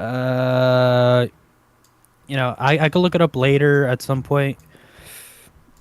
I came here to have a discussion about because I don't want a bunch of dead air. You know, dead air is bad. Well, I was just curious if you had like a thing of that because I mean, I didn't have the source. I didn't have like the original source. But yeah, I guess everyone just pulls up the news articles nowadays. Yeah. Nobody goes like to the source of it. Well, I just don't know. Either she, I'm just saying it's possible that she, from what I've read, that she didn't know because she did, basically, there was a memo written in 2005 saying, hey, we should implement something called the Brady Doctrine, which would have prevented this from happening. And she ignored it. She didn't implement it. But then after the scandal broke and became public, then she did implement that rule and dismissed, like you said, like 1,000 cases because of it. So, yeah, I guess that there's two ways of looking at that. Obviously, either she didn't know, she didn't think it would be a problem, or she did know, and then once it became public that it was a problem, then she only then retroactively did she implement the rule. Yeah. Honestly, like, if she did know, dude, that's a terrifying thing, though. Like, being in jail for like nothing, for like being an innocent man in jail, dude. That sounds horrifying. Like, I wouldn't know. I've only been to jail for shit I've done. But, like, I could only imagine, like, the horror, you know. You get, like, honestly, like, the court system, it really fucks up your life. Like, we need some changes to that shit, for sure. I feel like, I feel like Kamala Harris would probably be by now more in favor of criminal justice reform than Trump would be. I think Trump did sign the First Step Act or whatever, but which I think had some prison reform things in it. But like Biden also, for example, pardoned a lot of marijuana offenses. Like, oh yeah, no, like that's definitely a good thing, dude. Like, I feel like for non-violent, like especially marijuana offenders, like, honestly, if they're all like non-violent, any drug offenses, like, let them out, dude. Let them loose. Yeah. Like, I don't know. Like, all that shit seems like a waste of. Well, first off and foremost, it seems like a bad thing to do to someone. You know, like, I don't know. Unless they're like really fucked up, like those people with their like. Have you seen the videos of like the people with like their bones and shit exposed, or like their skull like exposed because they like inject the drugs into their like under sure. Yeah, like, I don't know, those guys, get them help. Like, don't fucking give them consent. Grab them off the street, throw them in like a rehab or something, and, you know, get them help. But like, if you're just a dude that like got some ecstasy or like got some like weed or some shit, like, yeah, you shouldn't be fucking. You shouldn't get fucked in the ass. We did see for the first time. We did see a little bit of a drop in overdose deaths recently. Actually, I think we saw like a 10,000 drop in the number of like monthly overdose deaths, which is good. We don't really know what caused it, but yeah. I don't know. Maybe it's like enough people that like bought the drugs. The fentanyl finally got them, you know. A theory actually is like there's only a certain number of people that will do drugs, and like so many of those people have already died that at this point, it's just going to go down because it's like a virus that's like run out of people to spread to. Yeah, it's like the Kingsman 2 kind of shit going on, you know. We're all like the drug addict. Have you seen that one? Kingsman 2. Have you seen Kingsman 1? Nope. All right. Those are pretty good, like, spy movies, you know, like modern day, like James Bond kind of thing. Okay. But like the plot of the second one was they produce like a drug. It's like super addictive, there's like this drug kingpin lady. She takes over a bunch of like the drug trade, and she puts like poison in like all the drugs. And like then like the people start. It's literally like the fentanyl crisis. Honestly, now that I'm thinking about it, it's literally what's going on with the fentanyl crisis. Like, you know, they put a poison in there, and like slowly the drug addicts are like dying off, dude. Dude, this is the fucking fentanyl crisis. Holy shit! But yeah, it's like that shit, you know. Yeah. And at some point, you're gonna run out of fucking junkies crazy enough to go for that shit, which is. Sad thing, dude. Like, there's always a chance for redemption. Always, no matter how low you are, dude, you could always come back from that. But true, so real. Preach to my 4 viewers. Hello, hello, few viewers. Hey, don't do drugs. If you do them, make sure there's no fentanyl in it, at least, dude. No, Yeah, they sell fentanyl testing kits by now, so. Yeah, I bet. Oh, all right. Okay. I don't want to get distracted, but like I wanted to talk to you about like the border shit going on and immigration and shit. But like when you bring that up, that like reminded me, there's I didn't know this, but they're still selling like boosters and shit for like the COVID virus and shit. But it's no longer like free. Now it's like $400 or some shit to get a booster. I don't know. I think that's crazy. Yeah. Who's even getting a booster anymore at this point? I don't know, dude, but apparently people are, and like, man, Some true corpse. It seems like they're coming out with like a new booster, like the flu. You know, it's like seasonal, and if it's $400, well, I imagine crazy. We were probably subsidizing it during the beginning. Yeah. During COVID, and then it was by now free. we moved on. It was all free shit, and now it's $400 for that shit. But no, I want to talk to you, I wanted to come on here to talk to you about the like economic issues that come with like immigration, like illegal immigration, and with the job market and stuff. Because like I've had some experience with that. I have had my like paycheck cut, and like they were hiring more and more like illegal people, and they were willing to do like a lower and lower pay cut, or like paycheck, whatever, you know. So they were willing to take more pay cuts for it. But like, you know, like for like people that live in the country, the taxes are insane, and that's one thing I'm really adamant about. I'm saying like we should cut like a fucking 9/10 of the taxes that we get paid, because it's insane. You can get a paycheck that is taxed. You could then send that money over to a friend or something, like say they were struggling, that shit gets taxed. Then they'll spend their money on what they need, and that shit gets taxed. Like, we get taxed through every step of the way, and it really adds up. You know, like day to day, we're spending like thousands of dollars like a month just getting taxed. Like my paycheck, dude, they take $300 every paycheck I get, and I need that money, man. And so when you like bring in these like illegal immigrants and shit, not immigrants, immigration's good. I am an immigrant. I get like I loved immigration. I feel like it should be smoother. It should be a smoother process.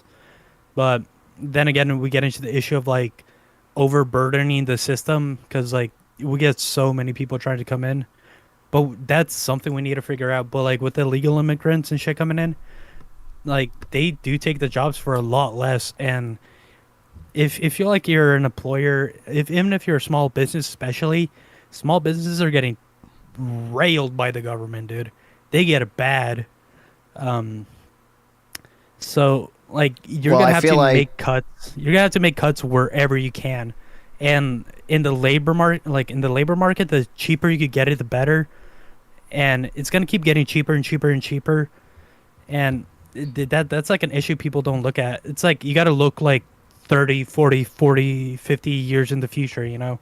Like it's just gonna keep going lower and lower at like the low, you know, the essential work, which we need. And I don't know, it's just, the big thing is I think it's all just driven by the fact that Americans aren't happy with the living, just the livelihood that we have.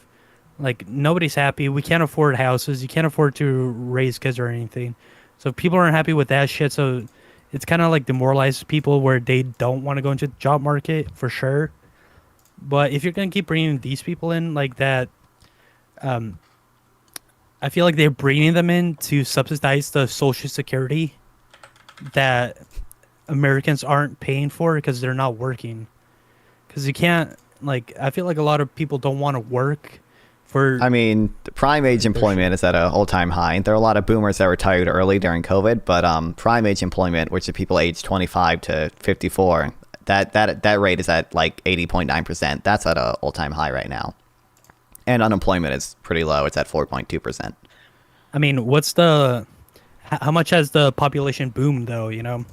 Like, is it high by ratio of what it used to be? Yeah, it's a ratio. It's 80.9% of the population. So. All right. Yeah. Well, that's pretty good. Yeah, I don't know that. I feel like I can agree with you a little bit on some of the taxation stuff. I don't like our tax system in a lot of ways. I think we should probably be. I don't think we should be taxing the same income 7 times. I think we should probably switch to a more streamlined tax. That's another thing that Kamala was talking about. I know she proposed a bill, or she was like the breaking vote to start taxing people. Tie-breaking vote on the tips one. You probably know about that one. You probably. Yeah. So she started. Yeah. I mean, I don't mind taxing tips. I think the no taxing tips is kind of a dumb policy. It's a policy that both candidates support because they want to win Nevada, where a bunch of tipped workers live. I don't really have an issue with going after people's tips if they're being under collected. Yeah. I don't know. Like I mean, that's where you get into the unskilled worker shit, you know, like people are like doing their best to like make the money, and once you start taxing tips and like the tips start not being enough, then you know, like they're gonna just replace them with more people that are willing to work for less, which you know who that's gonna be, and that's gonna be an issue because even for them, like a lot of the people a lot of the people I know that are like illegals and stuff, that have been here for years, they are still talking about like it's getting worse and harder for them because like everything like the comfort of living just keeps going down and down and down, you know what I mean? Like sure. I mean, I'm gonna disagree with you a little bit there. So I mean, the first thing is I don't necessarily think immigrants reduce wages by that much for most people. It seems like most of the empirical data supports that really the only people who do suffer small decreases in their wage are like high school dropouts and like teenagers, you know, the other unskilled people. It seems like a lot of Americans just aren't really willing to do some of these unskilled jobs anymore. There's a bunch of low paying jobs like in Springfield, where people just don't want to live there and they don't want to work in those factories anymore. They go to university towns and they go to New York and Los Angeles and in Texas and they work in tech jobs. I think if we want those communities not to completely die out, then immigration is a good way to fix that because a lot of immigrants are the ones willing to work for in those jobs. Immigrants are, you know, obviously they're a positive labor supply shock, so they might have a small effect decreasing wages there, but they're also like they're a positive demand shock, right? Like their labor supply, it can enable business expansion, so new businesses are able to be created because their labor supply enables that. And then B, they have their own consumer demand. They also buy products like they're not necessarily doing anything that like a newborn child wouldn't. That native-born child is also going to decrease wages by some percent, but also they have their own consumer demand that's going to increase wages for other people by some percent. So usually those two things basically cancel out. Yeah, you know, I gotta ask, you keep saying like immigration, are you talking like legal immigration or just immigration as a whole, like including like illegal and all that? I would say, okay, how are we defining illegal immigration? Are we counting like asylum seekers in that? No, just like if you went through the process to be an asylum seeker, that's different. If you're here like on a temporary visa or some shit for asylum, that's a lot different than just hopping the border kind of shit, you know? Well, I think like the big issue right now is technically people are going through the asylum process. It's just really easy to go through that process. Like you can go up to the border I think you do have to come through a port of entry at this point because I think Biden issued his new executive order on that. But I think a big issue is like you can claim asylum, and as long as you have, I think you're screened for like some low amount of like credible fear or whatever, and it's really easy to get in through the asylum process. So people are making like fraudulent asylum claims. Obviously, many of those people could have claimed asylum in Mexico or Guatemala or somewhere else, but they know they can go to the U.S. and get a better job. So the whole border is pretty fucked. Like, have you heard about the kids with the wristbands and shit? The kids with their wristband. I heard that story about like the 300,000 missing kids or whatever. I don't know what do you mean by the wristbands, but all right, I'll kind of give you the gist of the stuff I remember. Apparently, like kids are coming through with colored wristbands, and it's like they're all color coded. Like it's not given to them by the border or anything like that. They're coming with the wristbands, and a lot of them have like numbers on them that are like numbers to sex traffickers and shit. And like the border patrol and like the FBI and shit, they've like said, no, we know where these numbers lead to, but like with the policy, they just have to let them through. And like there's different colors for it, for like where they have to go, and it's basically like human trafficking that's not being done anything about it because like of the lax border security that we have. Like, have you heard about that? I haven't heard about the wristbands before. No. I don't know. Are you pulling that up or? Yeah, I was reading a thing on it. Like I don't know. Like I think this is obviously an issue. Like, but a lot of it's like an issue of our asylum system, which like another issue before I know they were having. So like drug cartels would literally. People would pay drug cartels to have them like drop them off at one place on the border, and then the border patrol would have to process all of their asylum claims, and then the drug cartels could go through a now unsecure part of the border because border patrol's processing the asylum claims and sneak in through there. But like all I didn't even know about that. That's smart, but holy shit, dude. Like all of this is like, I think an argument for basically changing our asylum laws, and I have not seen anything from Trump suggesting he wants to do that. The only thing I've seen from Trump is saying that he will completely shut down the border and build a wall. I don't think there's any real policy proposals there. He's the one that shot down the immigration bill in the Senate. That was by no means perfect, but it would have at least done something. No, I mean, like, with the... All right, you touched on a few things there. Let me start with the last thing you said with the immigration thing, the immigration policy, whatever. I think we should get rid of omnibus bills completely because so many times people will like have the front pages be all good shit, you know, like got to secure the borders, we got to stop like child trafficking and shit. But then like in the back pages, they'd always like put some shit like, oh, give us a raise, you know, give us a fucking $100,000 plus year a raise, you know, kind of shit like that, you know. Like, we should get rid of the omnibus bills because, come on, these politicians aren't doing much either way, you know. Like, I mean, make them do their fucking job, but I don't know. I mean, this was a bipartisan bill, right? So it had, it had trade-offs in both sides, right? Like, there were negotiations. What do you mean? Okay. Like, it might be a bipartisan bill, but like, have that be two separate bills. Then you know, like, you can't sneak your agenda through with a shield of we'll secure the border if you give us this. You know, like, it feels like been. If you split it into two bills, like neither of those bills would have passed, right? Like. The point is, this is a deal, so they'll actually both get passed. Like, nah, I feel like that's more like holding the other side hostage, and it shouldn't work that way. It should be like, we have one bill right here. This is what it does. Do you agree or not? And if they don't, whatever, you know. But you can't do like, this is what you guys want. Give us this kind of thing. Like,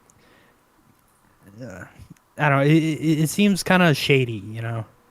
I mean, I don't know how we would ever solve that. Like, we're a democracy. Debate- Like we debate it. Yeah. we Have a elect discussion. people. Yeah, but have a like if discussion Congress about it. is split, then like how you're not ever gonna get legislation passed by just debating it. Like I would want there to be like some deal there so legislation can actually get passed. No, you got to convince people onto your side. You know, that's the way you have to do it. But Like, we if only you- have if you believe in elections it. for Congress, every like 2 years? Like, if Congress is split 50-50, do we just not get to pass almost any legislation until 2 years, where hopefully we get a bigger majority of one party and they can pass legislation? Or I mean, if the like people really are mad about that, like if their representatives or Congress or senators aren't representing them, they could always like recall them. You know, there's always a recall.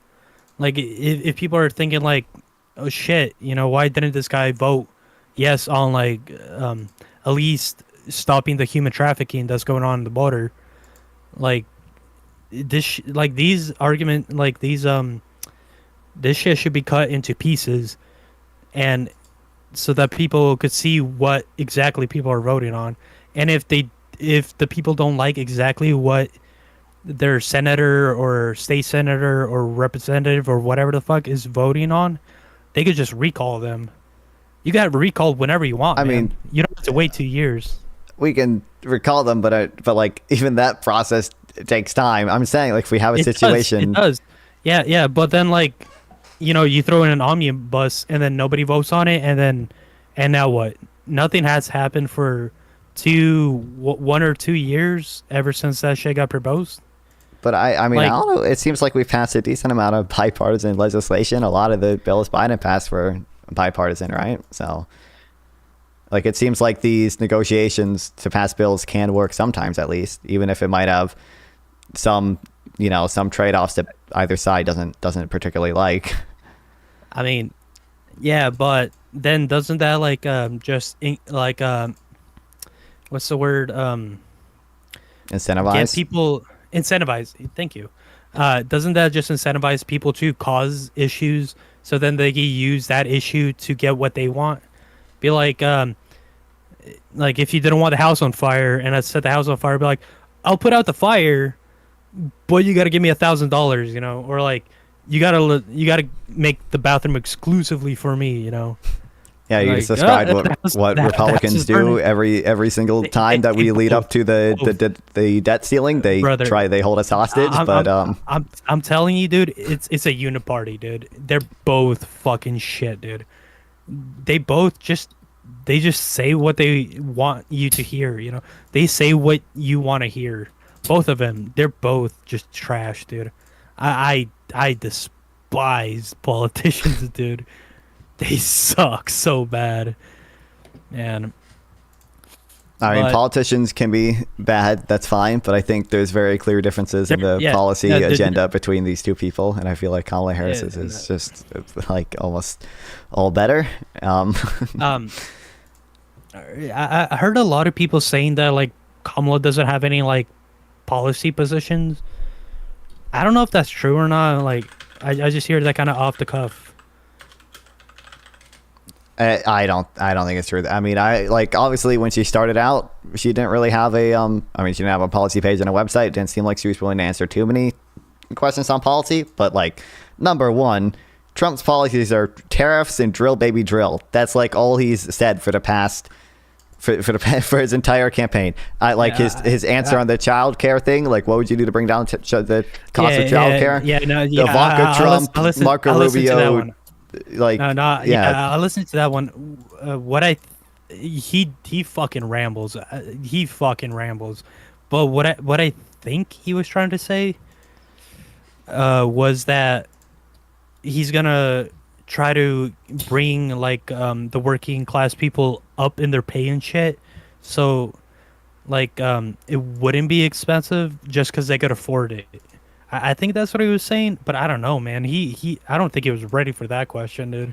He rambled on that one, dude. Yeah, all he said is like, as much as it's talked about being expensive, it's not in compared to the numbers I'm talking about, including growth. Yeah. So whatever, I don't really know. Do you know what numbers he was talking about? Because no, I think he's just rambling out of his ass. I don't think he has any actual plan. I think he just thinks that tariffs will somehow solve everything. Yeah. I don't like. I gotta say, for Trump, I really do like his I'm sorry, I'm not a smart guy, but like the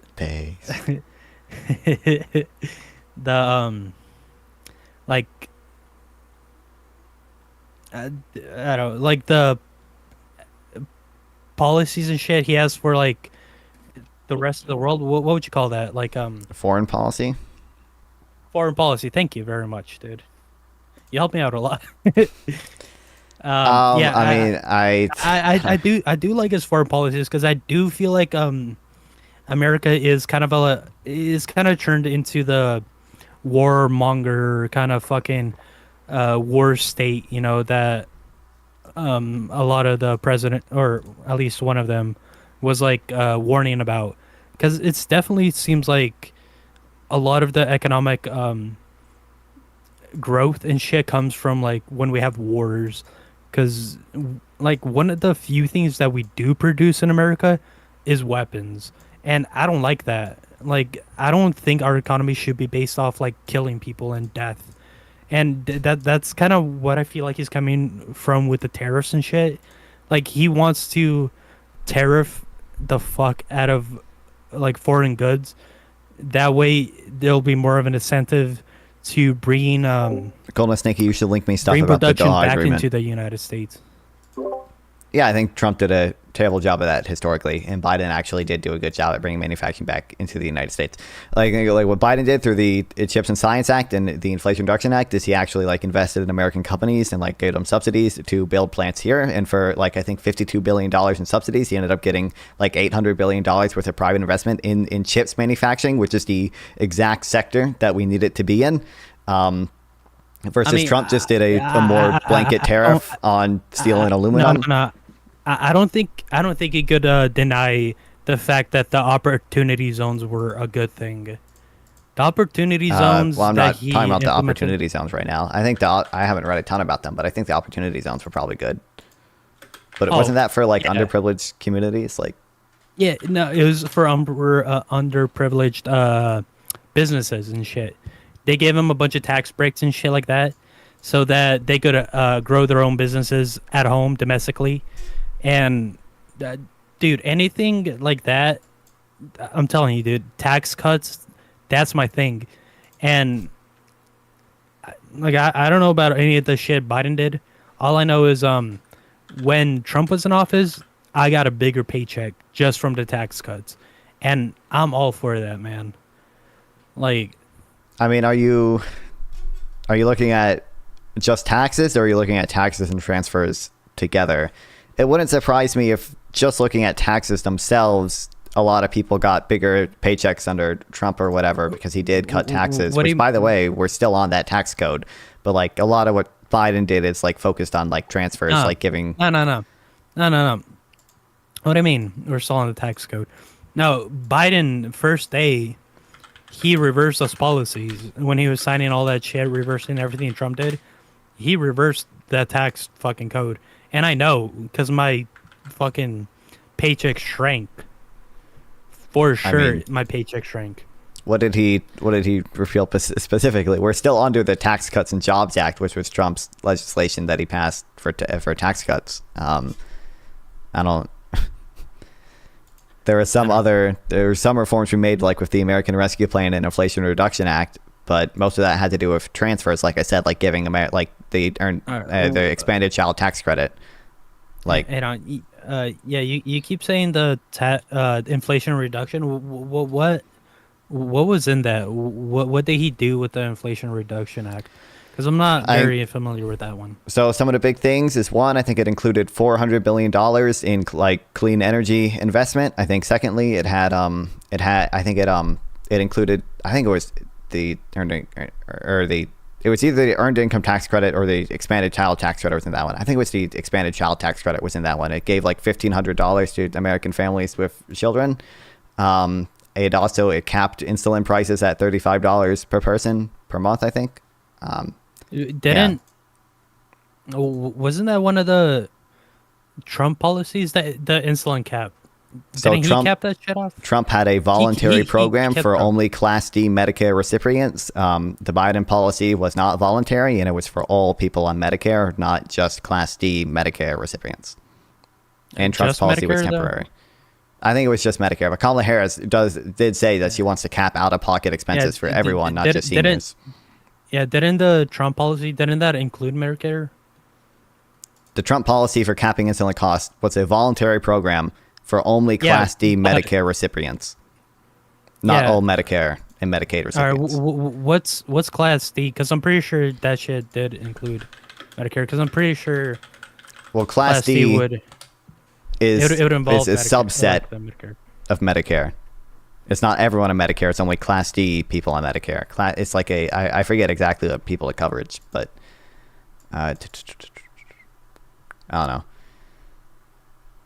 Medicare Parts A, B, C, and D. I gotta read the thing. But I remember it was a voluntary program that like didn't include everyone, is what I remember. And also, the Inflation Reduction Act gave Medicare the ability to negotiate all drug prices, so they can't be fucking scammed on drug prices. Medicare's prescription drug benefit Part D is the part of Medicare that provides outpatient coverage. Part D is provided only through private insurance companies that have contracts with the federal government. It is never provided by directly by the government. Medicare, like Medicare, right? Contracted with the government. That's got to be Medicare, right? Well, yeah, it's provided to private insurance companies that have contracts with the federal government, which is, I'm assuming, private. Medicare. Yeah, that would be Medicare. But they're not contracted with the government, though. But not all of Medicare. Is what I'm saying. Hold on, I'm sure they're Trump.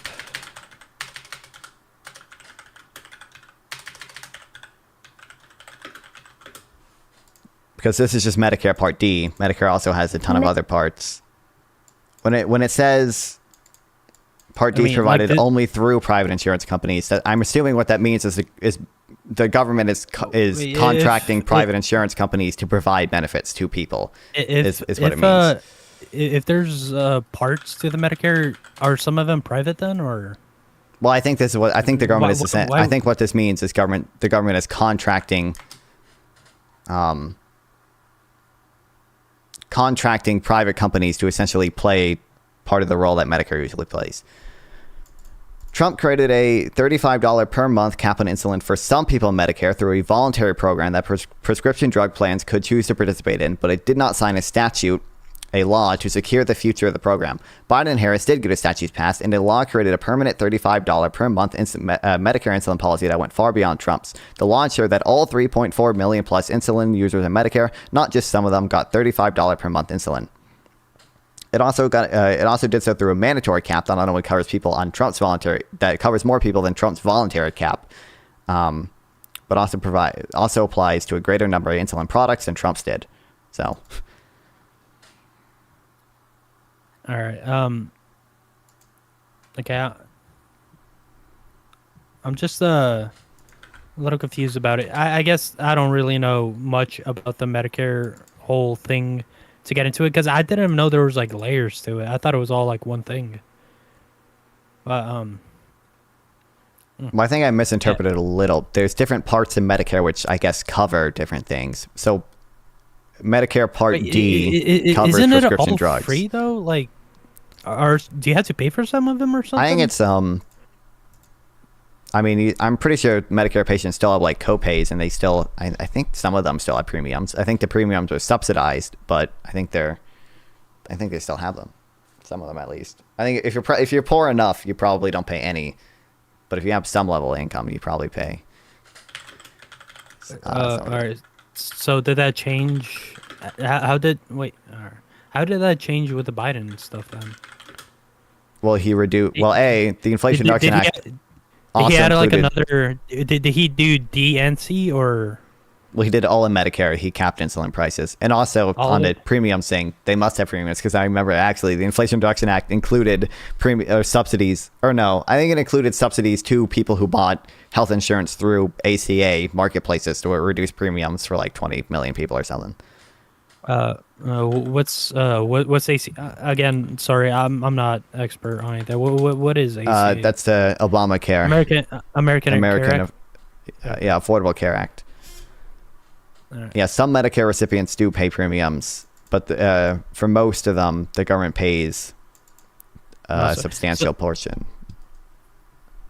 All right, so does that mean if you're on ACA with the Biden shit, it's all free? Or it's not all free, it's just cheaper. It's just the government pays some of it. No. And Trump's, you only pay if you're like really poor, or well, Trump didn't do anything on healthcare premiums as far as I know. All he tried to do was try to repeal Obamacare and failed. But I just mean with the insulin cap. The insulin, yeah, Biden did it for everyone. Trump only did it for some people, and Trump did it temporarily through a voluntary thing, and Biden did it permanently through a non-voluntary thing. Everyone, like, what do you mean with everyone? Like everyone on Medicare. I think it's Medicare and Medicaid. Like everyone on the ACA? No, just everyone on Medicare. ACA just regulates. I thought regulates that was, healthcare companies. I thought that was all the same stuff then.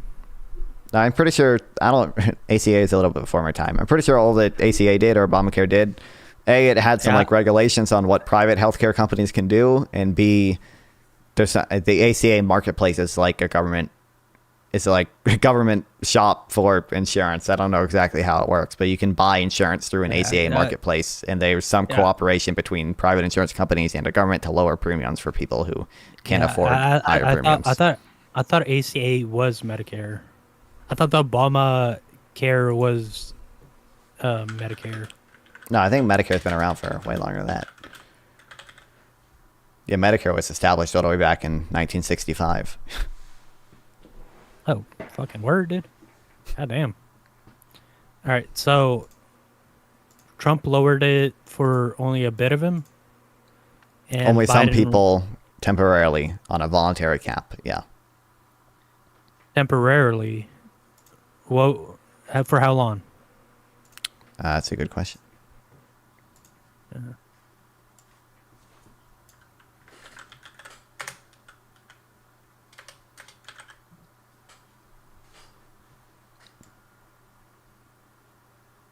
Okay, well, it says he did not sign a statute or law to secure the future of the program. So, I don't know exactly what that means. I'm assuming he probably did it through executive action. I'm assuming what that means is he probably did it through executive action, which could, in theory, just be repealed with the next legislation or next president. So with Biden, Biden killed it, and then he brought his own thing. Well, I don't know if Biden killed it or not, but Biden did a more extensive. If he brought up his own thing, then wait, what else could Biden do then? Because he can't just make laws. He can't make laws, but he worked with Congress to pass the Inflation Reduction Act. I think that was authored by his campaign, and then like Kamala Harris was the tie-breaking vote in it. He worked with Congress, and his team worked with Congress to get it passed. Who wrote Inflation Reduction Act? Did Trump try to get it passed through Congress? Do you know if they killed it or not in Congress? The Inflation Reduction Act would not have been during Trump's term, no. No, not the Inflation Reduction Act. The insulin stuff. Oh, no, I don't think so. You don't think he brought it to Congress? I doubt it. And if it did, it would probably be attached to border wall funding or something the Democrats were super opposed to. That's what I'm saying we gotta get rid of the omnibus bill, dude. We gotta get rid of it because see, like even there, like if Trump did do that, and he hooked it onto like border security shit, then like shouldn't they be both separate? You know? Well, I mean, I don't like in a democracy. I would expect people to try to come to the table and negotiate, and make concessions for for what they want to get passed. I don't really know a better way to do that, but I mean, bring it issue to issue though. Instead of like omnibusing it with like what you said, like if he did attach border security to that shit, like they should be two separate things. And like there's some shit we could all agree on, but it just won't get passed because people keep attaching shit that they can get agreed on to with it. And I think a lot of times the reason like we attach things though is to get bills passed. Like if a lot of Republicans didn't want to pass Ukraine aid, they didn't want to give money to Ukraine. So the reason we said, okay, well maybe we'll give you border reform if you give aid to Ukraine. It was part of a deal. It should be separate then. Like Ukraine aid's never going to get passed without negotiations for border reform. Well, actually, it was passed eventually once the Republican Party got their shit together. But then it shouldn't get passed. Like this is a democracy, and if half the people don't want to pass it, then it shouldn't get passed. But like that doesn't mean that like fucking insulin caps shouldn't get passed just because like now it's getting attached to Ukraine. Like we should get at least shit we need done. And we gotta have a discussion about like shit, like Ukraine later. But I mean, these are on a time scale. We kind of need to address Ukraine now. We kind of need to address the border now. I mean, we can't wait for either new elections in Congress or for people to be recalled or for debate to somehow get settled. How many years has it been since Ukraine? I feel like 2 years. It would be, I think. Yeah. Like in those 2 years, I'm sure people would have got recalled if the people they were representing didn't like what they had to say about it. They would have been recalled by now, and now we're still in the standstill. But we wouldn't have been in a standstill if it wasn't for Trump who told people not to pass the bill on Truth Social and I think he called senators to not get it passed as well. Yeah, I don't think you could lay that on him, dude. Because even before him, we've had problems with like the omnibus bill, where like the other party, whatever you want it to be, they try to pass something with an omnibus, and then the other one's like, no, we won't vote on this. We don't want this. Like the main thing you're saying is a good thing, but we don't want the other thing. Like it just causes more division on something simple. You might not want the other thing, but the issue is the other side wants that thing. Yeah. So you take two things the other side doesn't want, and you'd like negotiate. Again, dude, that's what I'm saying. It's like a scummy thing, like the analogy I brought up earlier with the burning house. Like give me the upstairs bathroom, or I'm gonna let the house burn. Like kind of shit. It's like you want the house to be put out, but if you don't vote on giving me the bathroom, you might do it out of spite, be like, fuck you, dude, like I'm gonna let the house burn because I don't want to give you the upstairs bathroom like over this. Like you should look up literally every single time the U.S. has run up against the debt ceiling. That is exactly what Republicans do. They say cut spending, or we are literally going to let the U.S. default, even though the U.S. defaulting is probably unconstitutional. But dude, currency, can we have a discussion about the currency in this country? Because it is so fucked up, dude. It is. We have a private entity issuing us debt on the money that they print for us. And nowadays, it's not even printing. Nowadays, it's just fucking, they're typing numbers for us on a computer, and we're getting issued debt on a private company. That is what do you mean private company? Do you mean the Federal Reserve, or do you mean private Federal Reserve? No, Federal Reserve. They're a private fucking company issuing us debt on the money that we borrow from them to use as our currency, which, how does that even make sense? Like, well, what do you mean issuing us debt? They can buy U.S. debt. The Treasury is the one that issues the debt, and then the Fed can indirectly buy it, right? But they loan us money. They loan us the bills on interest. Oh, so that's what you mean. Sure. Okay. Yeah. They're like, how are we gonna pay them back anything at all if we're constantly in debt and the only way to pay off the debt is to borrow more from them to pay off the debt, you know? If I borrow $100 and you're the only one that has $100 and now I have $100, but you're like, next year is going to be 120, you got to pay me back. I only have $100. How am I going to pay you back 120 without like getting a 20 from you? But then you're like, that 20 has $5 on interest, you know? Like, well, when you say it's a our debt, cycle. do you mean the government debt, or do you mean private debt, or do you mean like? It's all the same. It's all debt to the fucking like the Well, debt debt starts, is also just money, right? The debt starts with the Federal Reserve, and then the debt gets passed on to us, the taxpayers, that we got to pay back to the government.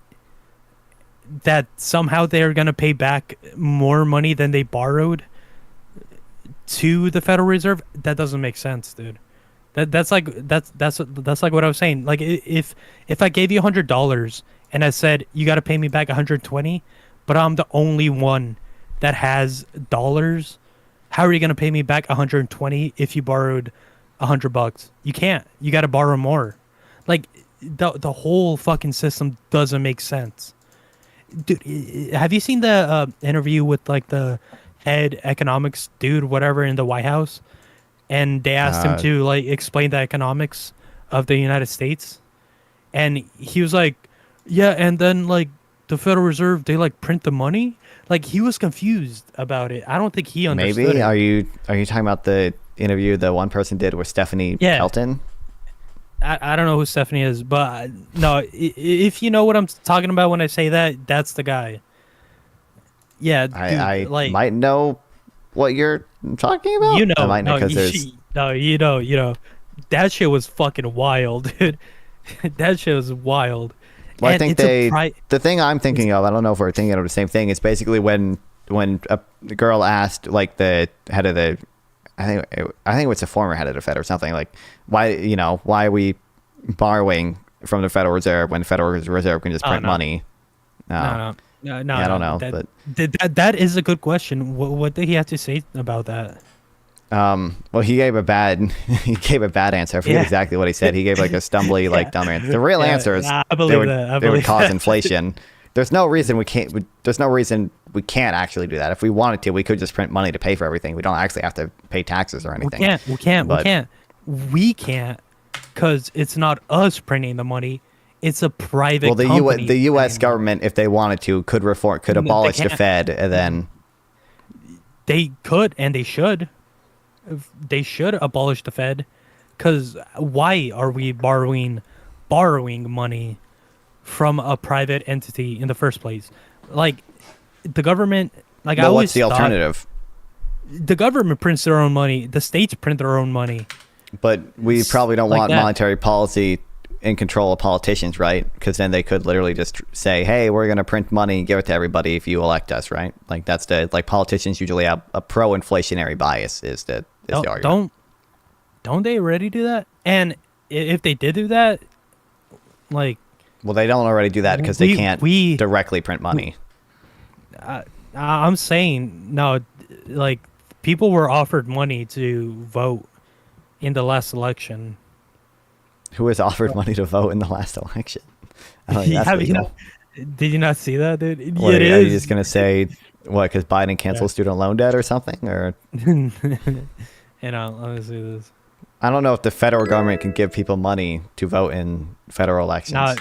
No. Thanks for the sub, Catherine and Bradford. Welcome to the stream. Really? But also, like most of our money is debt, right? Like debt creates money. I know. Money is debt. Like I know that. That's thanks not for the a sub, sustaining. Kai. Only one of these people. That shit doesn't sustain shit, dude. I mean, it seems like we've been sustaining on our fractional reserve system since when was the Fed created? I don't. You think it's still doing thanks pretty for good the, today, though?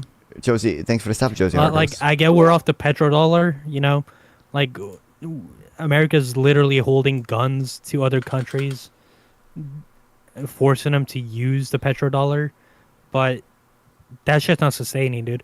The BRICS fucking nations coming together to form their own currency, that shit's gonna fuck us, dude. Like, what is it, like China, Russia, Yeah, China, Russia, South Africa, I think India or something. Yeah, South Africa. I don't know. Seems India. like India too, huh, dude? Those guys Seems like- I make our think- shit, dude. Dude, those guys make our shit. If they swap to BRICS, we're gonna have to be buying BRICS dollars to buy our shit from them. Like, I mean, and I feel like it's all a part of the plan, because like then the cycle's just gonna restart. You know, like we're right here. You know, we're rolling, and this is BRICS. You know, and it's just rolling. You know, they're gonna come up with a new name for this, a new name. You know, and it's just gonna keep going and over again, because it's literally sustained off nothing, dude. Like it's trash, dude. Like it's fallen, dude. And I don't know. Once if BRICS takes off, what are we gonna do? If China's not trading in U.S. currency anymore, the dollar is just collapsing, dude. Because all of our shit comes from China, dude. First of all, if you want to bring back U.S. manufacturing, okay, BRICS is probably actually a good thing. The U.S. being the world reserve currency, basically it appreciates our dollar in foreign reserve markets because everyone needs U.S. dollars. It means there's a lot of demand for U.S. dollars. Yeah.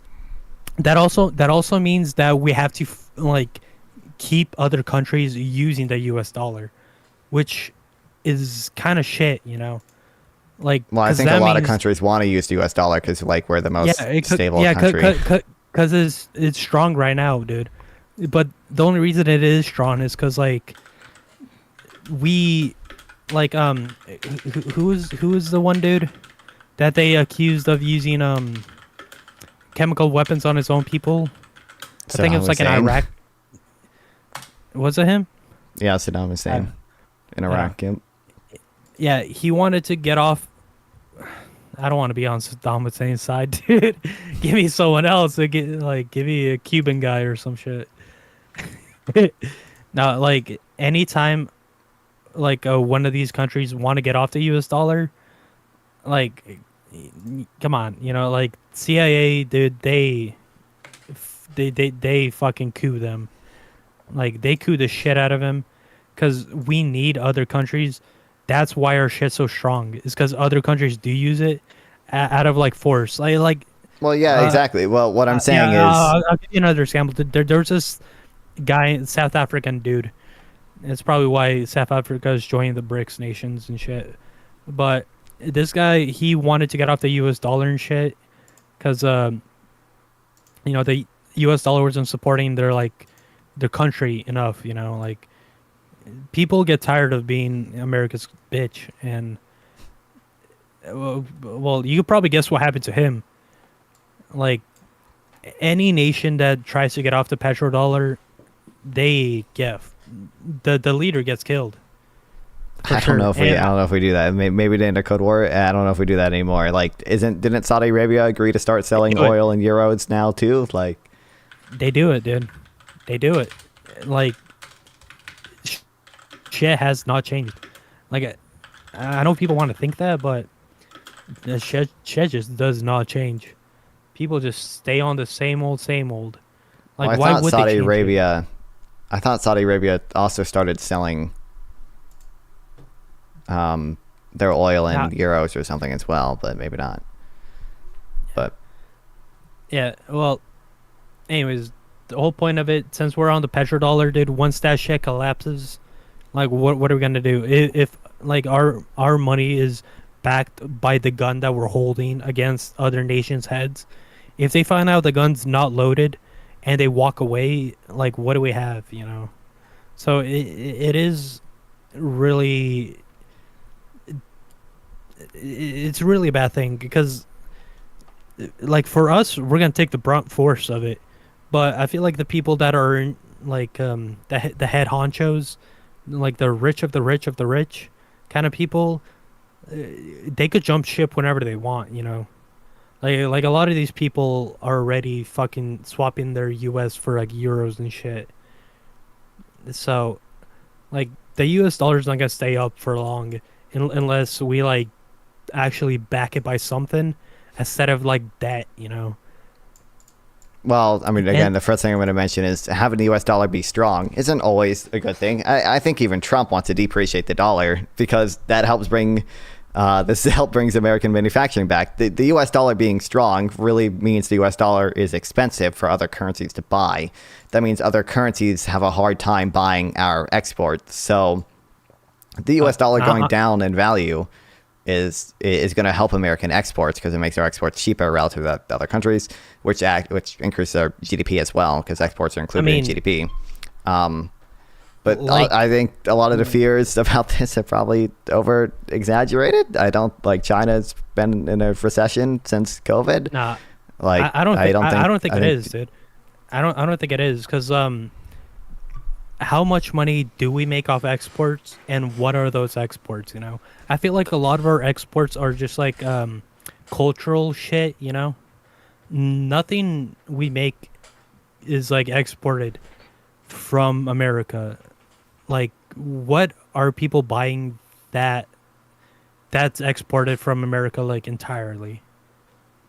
I don't know. I mean, we're definitely a service economy for the most part by now. Yeah. So like a lot of our exports are whatever financial shit. It's true we don't manufacture a lot of things anymore, but that's because we that's a don't problem. have And if the US dollar like just fucking keeps going down and shit, why would they trade with us? What would they trade with us for, you know?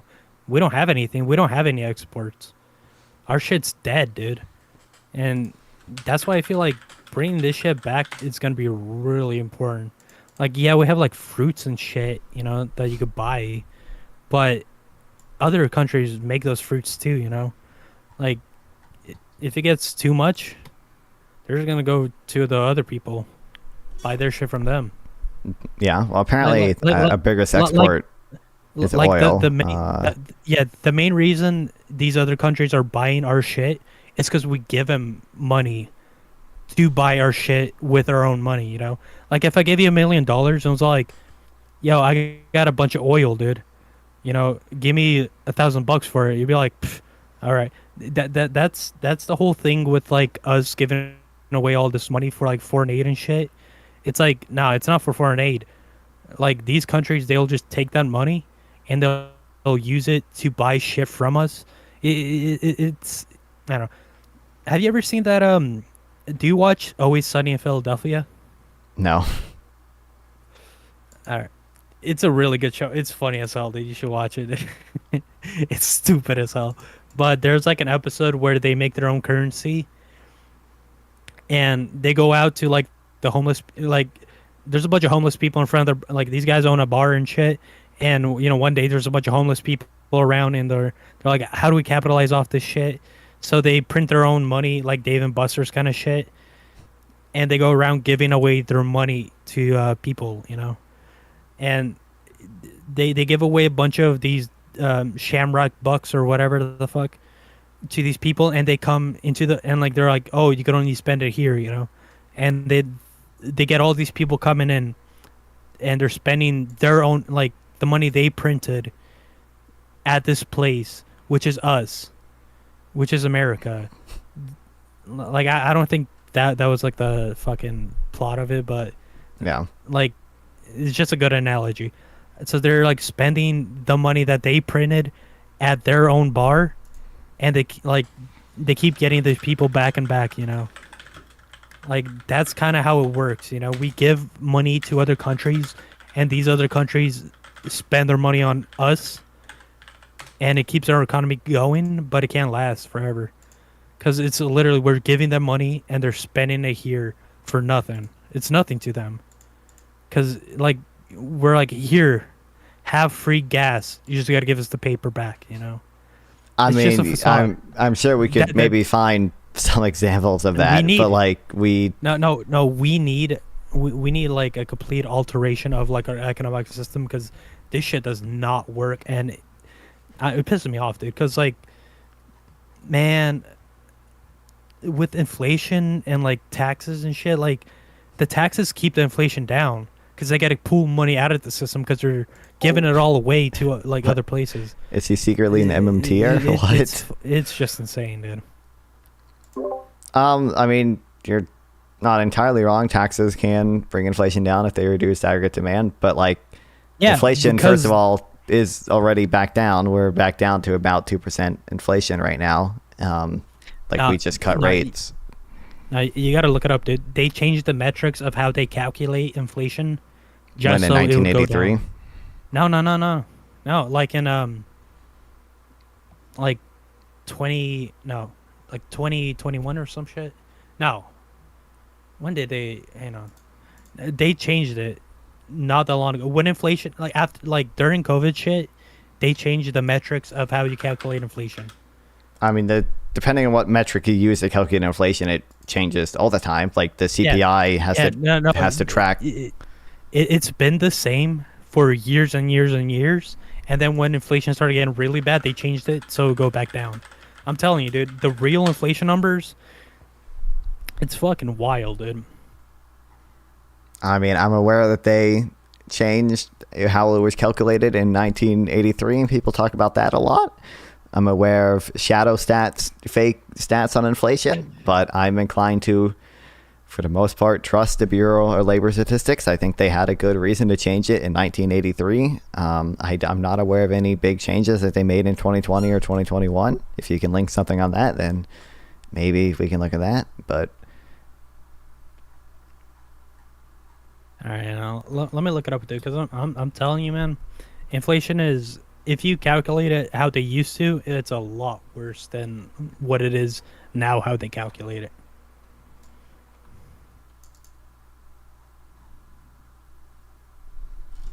Like, it makes sense, though. We've been spending money like a motherfucker. Like, even Trump, dude, he spent money like a bitch, dude. And now we're spending even more money. Like, obviously, inflation is going to go up with that. Like, the more money is out in circulation, the more inflation is going to go up. And the more they're going to have to raise their taxes to decrease that inflation. But at some point, the system's going to have to collapse. And they're going to have to go into a recession just to reset it. Oh, we've avoided recession so far, unlike most European countries. But doesn't mean it's not coming. That's when you say print money, I think that can be a little misleading, because a lot of times what people are talking about is QE, quantitative easing, which can be printing money and also sometimes isn't printing money. The reason why QE looks like printing money is basically just because what we count as money. QE increases bank reserves and decreases the amount of assets held by private firms, and we count bank reserves as money, but we don't count their assets as money. But it doesn't necessarily increase total aggregate demand. Now, what can happen if the government is spending money at the same time QE is happening, the Federal Reserve can end up basically financing the purchases of government bonds, which that can have the effect of printing money. But otherwise, which is like what happened during COVID. But otherwise, like I sent like examples of what can happen in the little chat on the side. You can see, banks have cash reserves and they have money, and they have like the financial like assets they hold. And when we do QE, basically what the Federal Reserve is doing is they're buying parts of the financial crust from the banks. And now the Federal Reserve has those assets. It has them on their balance sheet, and the banks have the money, but it's not necessarily printing money all the time, but sometimes it can be. And secondly, like, there are reasons to print money. There can be positive trade-offs to printing money usually. Have you ever heard of the term paradox of thrift? Oh, what's that?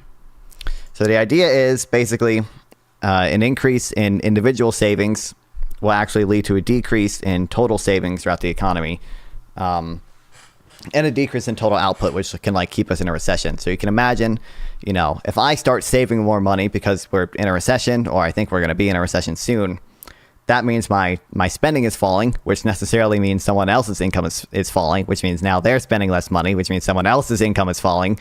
And what this can end up doing is decreasing consumption, and that decreases everyone's income, which in turn decreases total savings and total total output. So usually we want to print money so we stabilize what's called effective demand, so people keep spending their money. That's usually why we want to print money. And then there's also probably positive effects on employment. Usually aggregate demand shocks are going to move inflation and unemployment in opposite directions. So if the government gives people a huge stimulus bill, it might increase inflation, but also we're going to decrease unemployment. All right. Yeah, I just sent you the thing on the general chat, and I'll be right back. I got to take a piss real quick. Okay. But BRB, take a look at that. It says from 2023, which is after the inflation spike. U.S. CPI calculation methodology would change from January 2023 onward. Not only will global investors, stock market more closely be aligned with the consumer price index, but also be looking for the inflation numbers, which will reflect the new methodology for the first time. We'll release the United States inflation numbers on a method used to calculate CPI exchange release. One mark the beginning with new transitional yearly weights. Addition, but the release is, so yeah, it just changed the weights. In addition, with the release of the new data, new vehicles will have been a methodological change for the first time. That estimates most recent cyclical trend and short-term fluctuations. I don't really know what that means. Starting with the February 2023 publication of CPI data for January 2023, the BLS will annually revise the CPI weights based on a single calendar year data utilizing consumer expenditure data from 2021. This differs from the prior method, which updates weights using 2 years worth of expenditures data for 2 years. Okay. So do you know roughly how CPI is calculated? Now or back then? Back then and now. I mean, like, no to both. Yeah. So basically, what the CPI does is it tracks a fixed basket of consumer goods. So they look at a bunch of goods that people regularly buy, like chicken, like fucking furniture, like used cars and new cars. They track all these things. And now, the price of homes and the price of, basic goods like milk matter more to people than the price of ice cream or other goods like that. So what they do is they assign each of these weights. So they say we're going to weight like housing 30%. So, the price of housing going up 1% is reflected more in inflation numbers than the price of ice cream going up 1%. This methodology, which they changed in 2023, which was after the big spike in inflation. The big spike was in 2021 and 2022.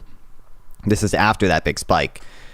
What they changed was just how often the weights were calculated. So they try to change these weights based on, how much consumers are buying the thing. So if people start buying less chicken, then they start weighting chicken less, because they don't want to weight something super heavily if people aren't buying it anymore. What they did is this just changes how often the weights are adjusted. So now the weights are adjusted every year based on a single year of data versus updating them every 2 years based on data from the previous 2 years. So they just update the weights more frequently now.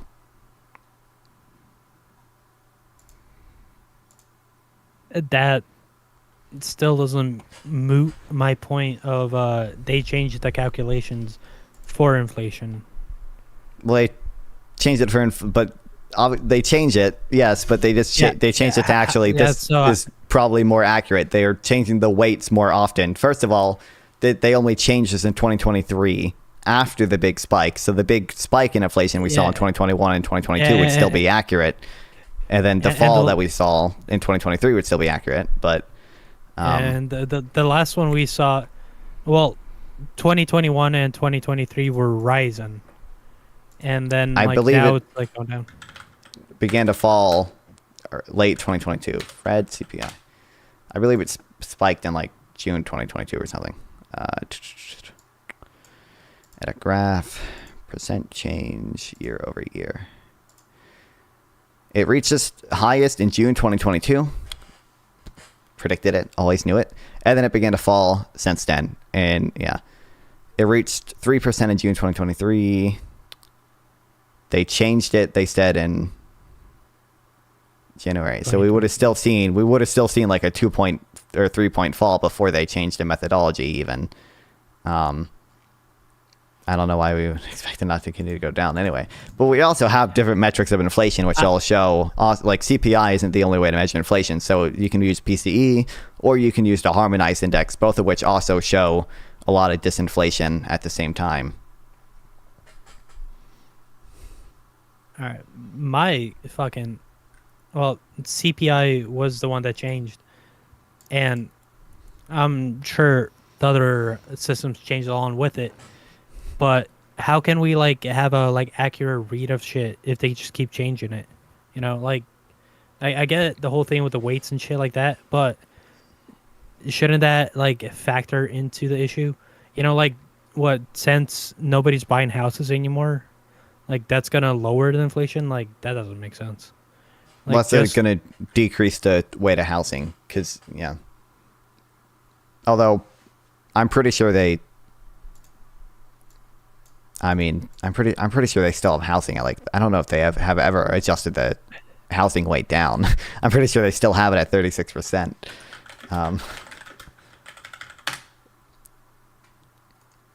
Or it's like 22%. I think it's higher in PCE, but I mean, yeah, the reason, yeah, oh no, shelter's at 32%, food is at 13.99%, energy's at 7.54%. I don't know how often they adjust the housing prices, but like we do this to try to more accurately measure inflation. Like previously, like I said, we were only adjusting the weights every 2 years. It's probably a better measure of inflation to adjust it every 1 year. Usually. All right, you say it was every 2 years, but the last time they changed it was in 1980 something, right? So why didn't they change it every 2 years? Well, the article you sent me says that previously they used to revise weights based on 2 years of data every 2 years, but now they revise weights based on 1 year data every year. The thing I was referring to with 1983 was the last time they majorly changed the methodology for CPI. Yeah.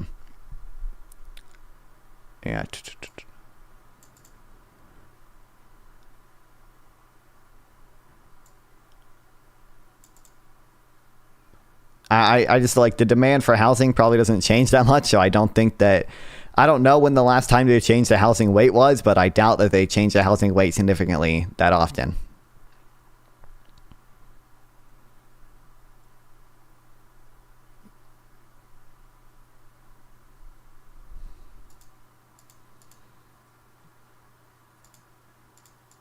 And again, there are other measures of inflation that we can look at too that show even lower measures of inflation. Usually CPI shows the highest measure. Yeah, I don't know. We got to look at like one of them and figure out the change of it. But no, I'm telling you, like with the changes and shit, like it's not just in the weights of it. Like that's just gonna affect how you calculate it. Like they changed how you calculate inflation for sure. Yeah, but to be more like, there are probably legitimate reasons to change how we calculate inflation, right? They're just changing how often the weights are adjusted. They're not changing it in any significant way that would make inflation seem like artificially low. I don't know. Like think of it like in a national security standpoint. Wouldn't the government want to keep the real inflation numbers down? Well, like, they would have good reason to keep the real numbers down. Not because so the Bureau of Labor Statistics is the people who measure it. Yeah. They probably want to give an accurate measure to the Federal Reserve, because the Federal Reserve is looking at these numbers to make their interest rate decisions, and there'd be really negative effects if the Federal Reserve was getting bad data. Like, if inflation was artificially low and the Federal Reserve saw that and then decided to cut rates, inflation would then be pushed higher, which would, it'd be a spiral because it'd make it even harder and harder to hide every single time. And also, the economy would be fucked. Like, I don't see any good evidence that anyone is influencing the Bureau of Labor Statistics to calculate inflation. in an artificially low way. Yeah.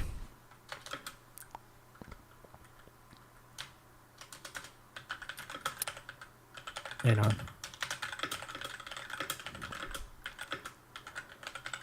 God damn, dude.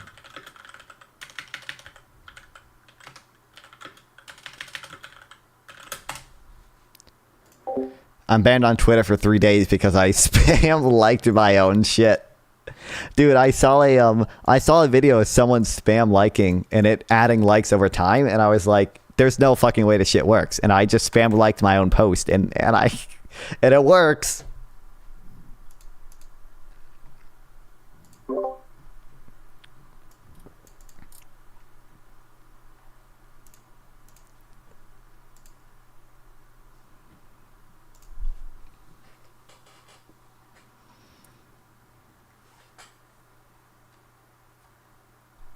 What are you looking at right now? What are you trying to? I got a little something. You got to go down to. You got to scroll down a bit here to like the controversy over CPI and then the changes in methodology. My big concern with that one is how can you accurately calculate shit if you keep changing it? You know. Well, usually they want to change it. First of all, I don't think they changed it significantly that often, but they want to. You probably want to update the weights as often as possible to accurately reflect what consumers are buying. Like that's why we change it. What did we? What were the changes here? Describe CPI, cost of living, blah blah blah blah. This just says factors adding to the controversy, but it doesn't go into what they changed.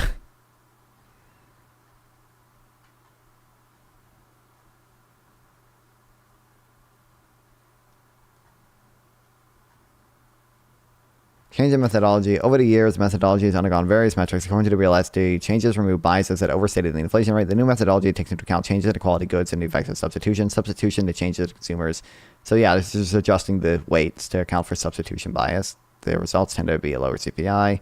Critics view the methodological changes as a switch from a COGI to a COLI. It's a purposeful manipulation that allows the government to report a lower CPI. I don't know what is COGI. Oh. Cost of living index versus a cost of goods index. When did they make these changes even?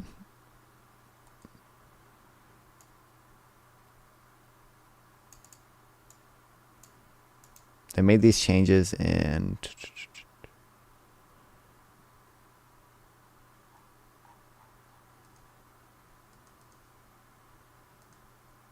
They don't tell me. Why would they tell me? Yeah, it would not be a very big change. I mean, the reason they started doing this, I don't know when they started doing this, was because CPI suffers from substitution bias. And it doesn't account for quality improvements in goods and services. That's the like so, they tried to make it a more accurate measure of inflation again, but like this is a I don't know when they started doing this, and I don't imagine the effect would be that big anyway. But so would it be indicative of like all these changes be indicative of like the inflation constantly going up and them trying to lower it by changing it? Because if you had it on like a base level from the start, it'll be much higher now.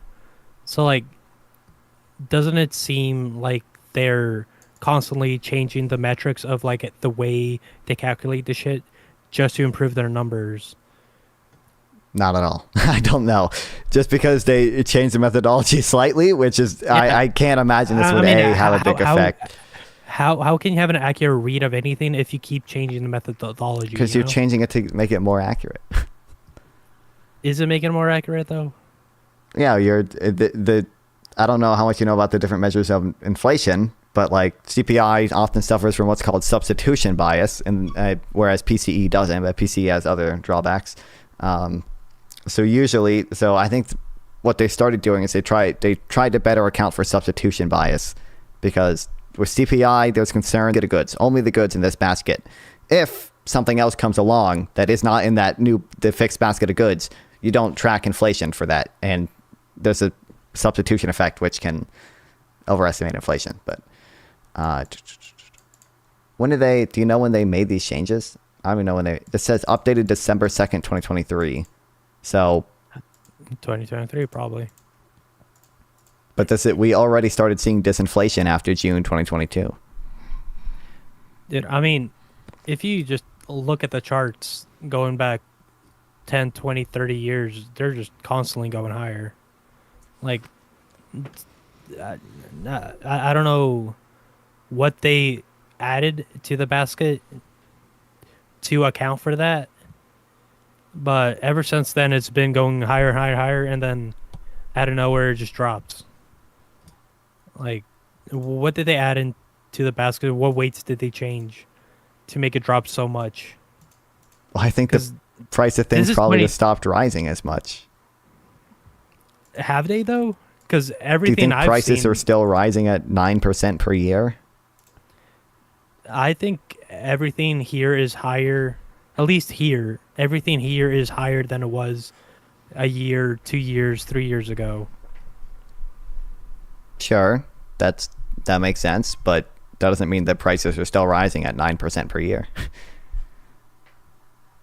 Do you know what the difference between like cumulative inflation and just inflation is?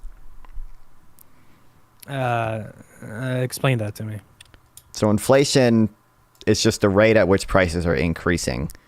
So when inflation goes down, it just means the rate at which the prices are increasing goes down. It doesn't mean the prices themselves go down. Cumulative inflation is all the price increases over time, essentially. So cumulatively, Isn't that the same thing though?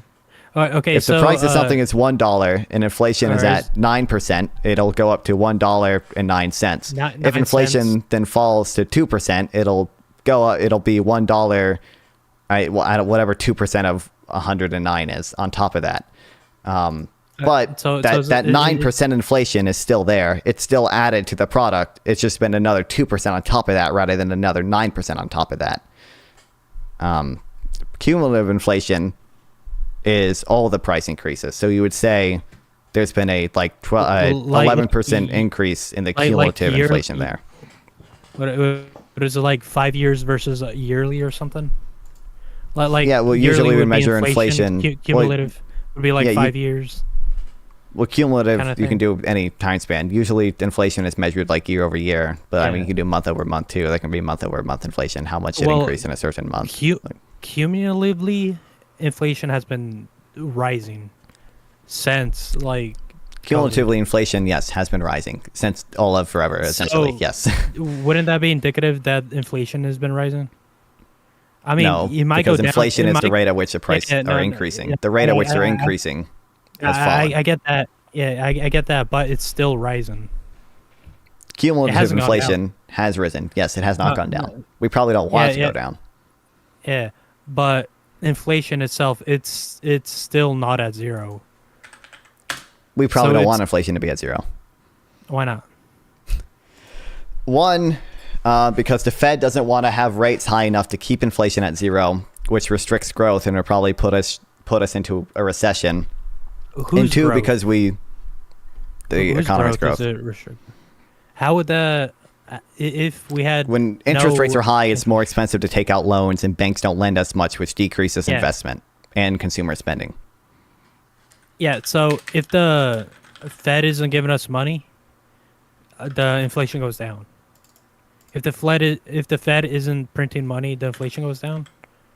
But if they do print money, the inflation goes up. That's not what I'm. Yes, but that's not what I'm really talking about right now. Do you know the Fed sets interest rates, right? The federal funds rate, and so the idea is the private entity sets rates on the money that they're lending out to us. Kinda. It sets the fund. So it sets a few different rates. It sets that is what it is, dude. Well, it sets the federal funds rate, which is the rate at which banks can lend to each other on an overnight lending basis, and that ends up having effects on the interest rate everywhere, of their own basically. money. Of the their own money. Of the bank's money. The Fed also has federal, what's called the Federal Reserve's money. the federal funds Federal rate. Reserve money. The federal funds rate is not about the Federal Reserve's money. The discount rate is about the Federal Reserve's money. All the money, all U.S. dollars are federal money, dude. Okay, yes, but that not all money is on the Federal Reserve's balance sheet. That's what I'm. The federal funds rate is the rate at which private banks, not the Federal Reserve, can lend to each other. Are you talking like euros or some shit?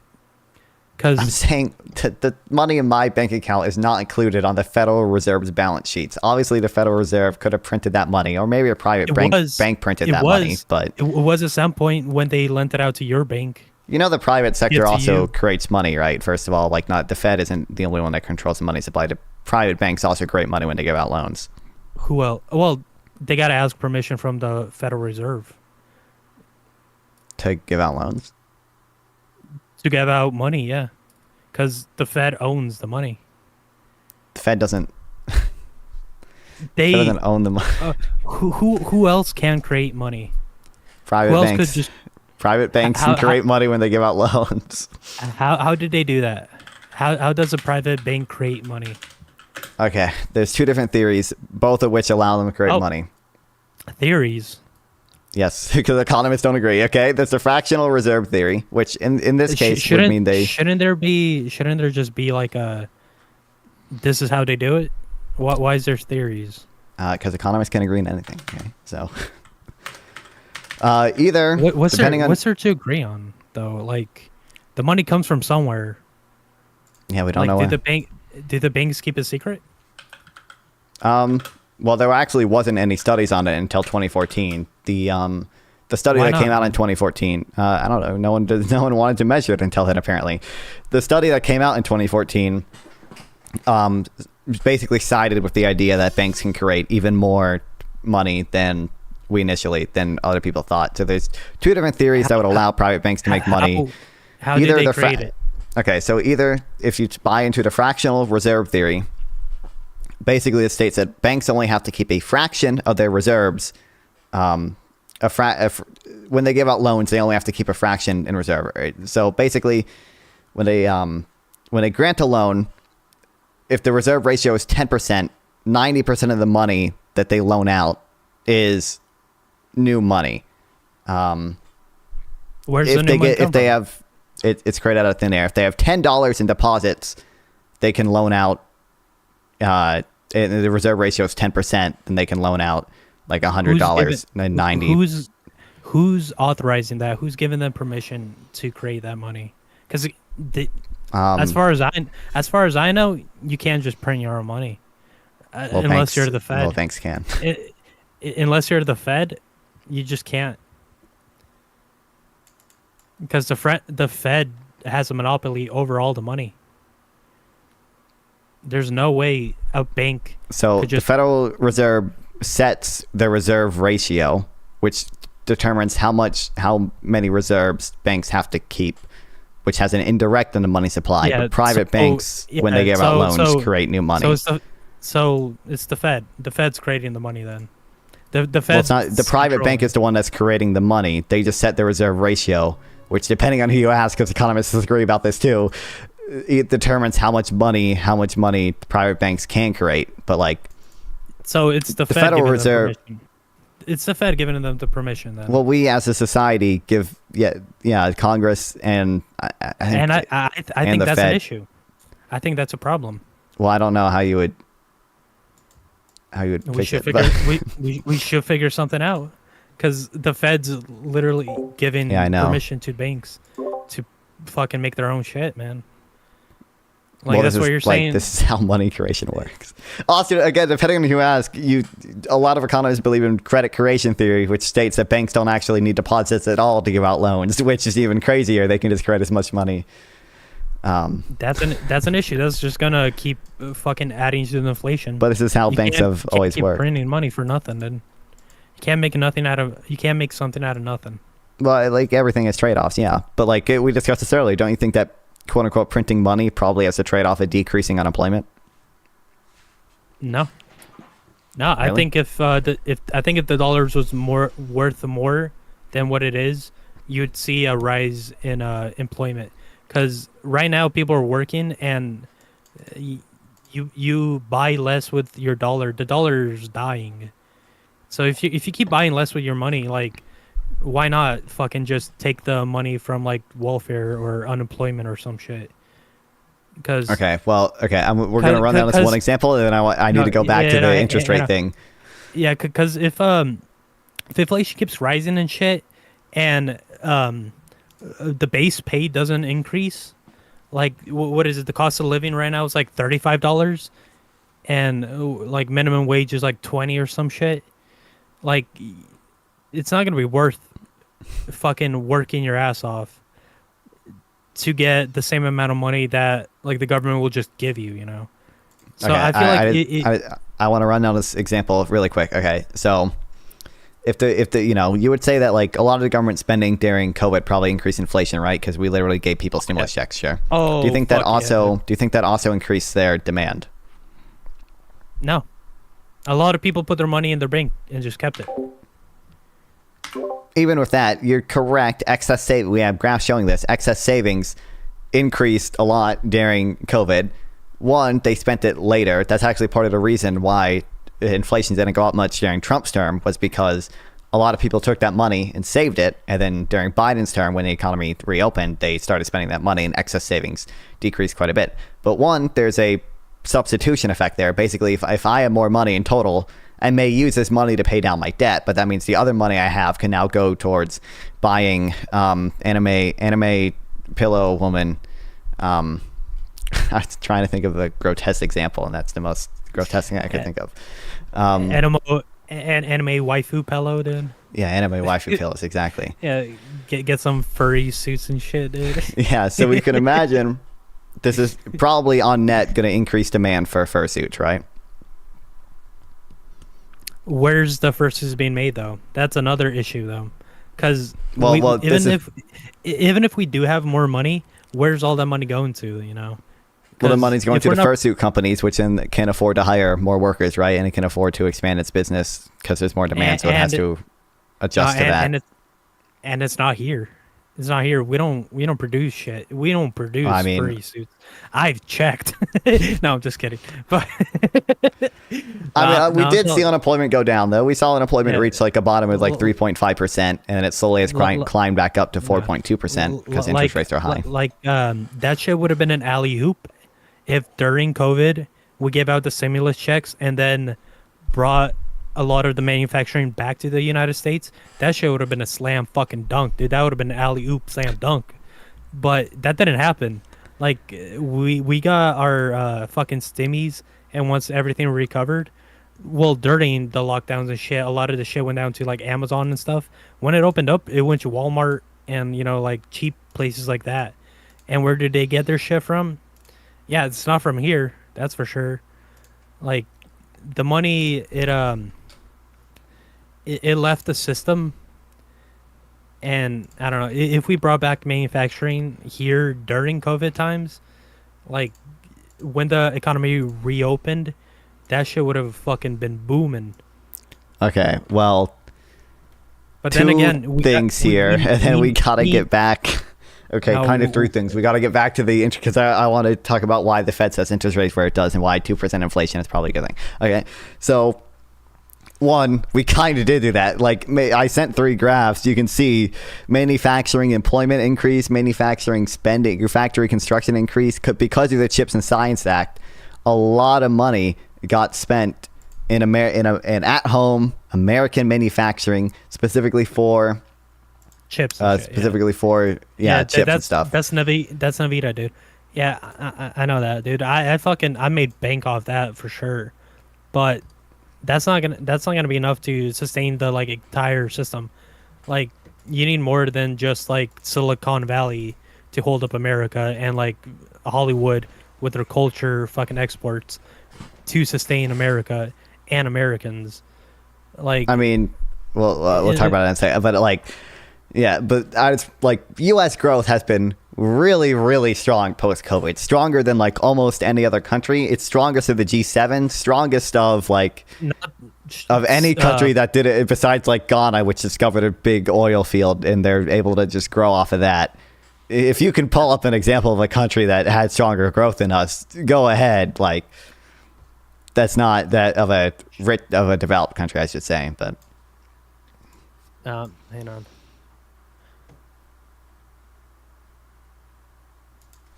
Hang on. God, I hate. I wish I had my own Jamie or some shit that would be like, pull this up.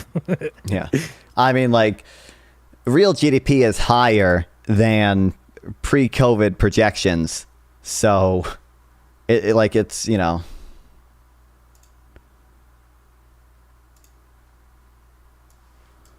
I have so many graphs I can send of how much. I mean, I'm not gonna deny that those sectors definitely grew, but I don't attribute that to like being out of inflation or out of COVID with the stimulus and shit. I attribute that shit. I attribute that to like Science Act. I attribute that shit to the rise in fucking AI, dude.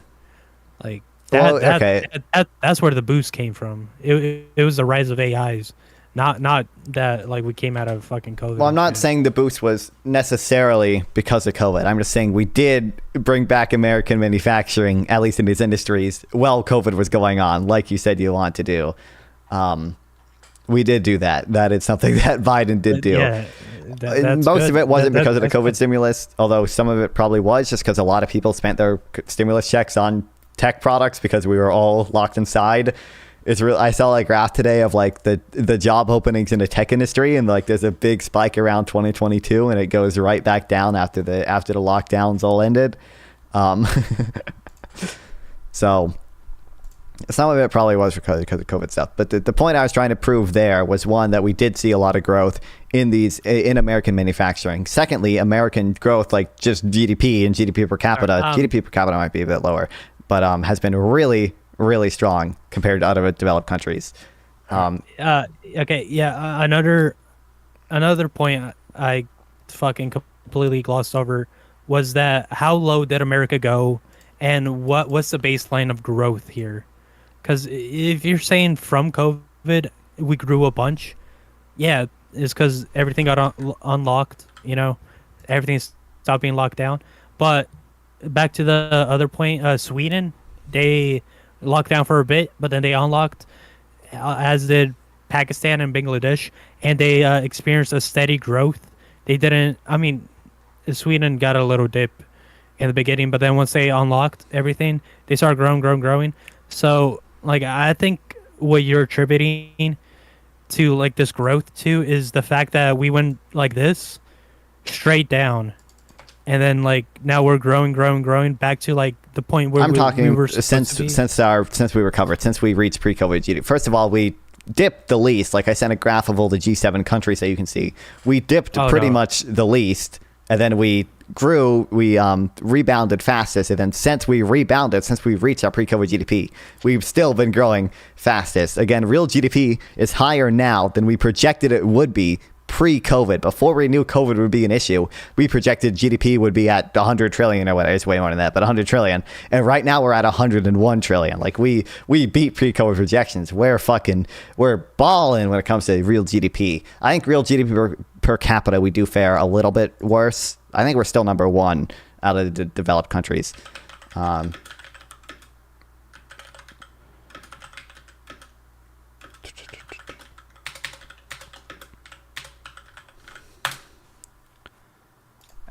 Yeah, it says the GDP growth rose 2.5% compared to 2022. For Sweden, I'm pretty sure we're more than that. No. I'm saying in America. Okay. It's Sweden. I don't know, dude. Let's see Sweden. I know we can check. Sweden, real GDP, 6% in 2021, and then it's been like it was negative 0.2% in 2023. It was 0.22% so far in 2024. It was 2.66 in 20. So, U.S. real GDP. I think that's almost all lower. Sweden was 2.6. We were at 2.5. So they got us by 1%. Hold on. Link me the thing. Shit. Hang on. Hang on. I'm on the fucking. I got the fucking AI shit, dude. Okay. Got the fucking AI shit. I'm trying to find. Okay, I got it. Okay. So, All right, you got it? in 2021, Sweden beat us by a little bit. In 2022, Sweden beat us by a little bit too. In 2023, though, we beat Sweden by a whole lot. Sweden had negative 0.2% growth, and we had 2.53%. In 2024, Sweden has so far had 0.22%, and we had 2.73%. So I think our cumulative growth is higher than Sweden post-COVID. I know our cumulative growth is higher than the EU post-COVID. The point I was just trying to point out here is initially the two things I wanted to prove was that there's probably a trade-off between spending this money and causing some amount of inflation, but also having all this growth and also having unemployment be super low. So we saw unemployment be super low. Unemployment is still pretty low. It's at 4.2%. Yeah. And we had all this growth that other countries didn't necessarily have. Yeah, I won't disagree with you where spending does grow our economy, but the issue I have with that is the reasons for why it grows our economy. Because, we're not spending the money on us. A lot of the COVID fund and shit that went out to other countries. Okay. And so this is the second point that we're going to address, and then I got to get back to the interest rate thing. Okay. Yeah, okay. It's a petrodollar shit. You say this money goes out of the system or whatever. Yeah. If what do you mean? You mean we buy imports from China? Obviously we have a huge trade deficit with China, or what do you mean? No. I'm talking about the petrodollar method of ensuring our dollar stays afloat, kind of stuff. Getting other countries to use our money. But how does that make U.S. money go out of the system? Is what I'm asking. What do you mean out of the system? Well, you said this money is helping us grow by going out of the system or whatever. No, I'm saying that we send it to other countries for them to spend it, which strengthens our dollar. Okay. Which keeps our dollar afloat, basically.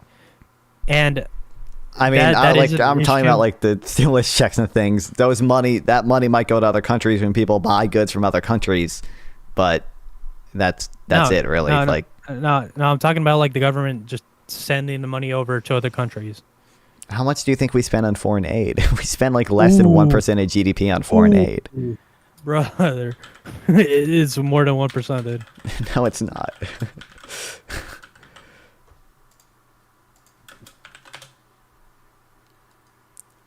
It's less than 1% of our federal budget, which means it's way less than 1% of GDP. There's no shot.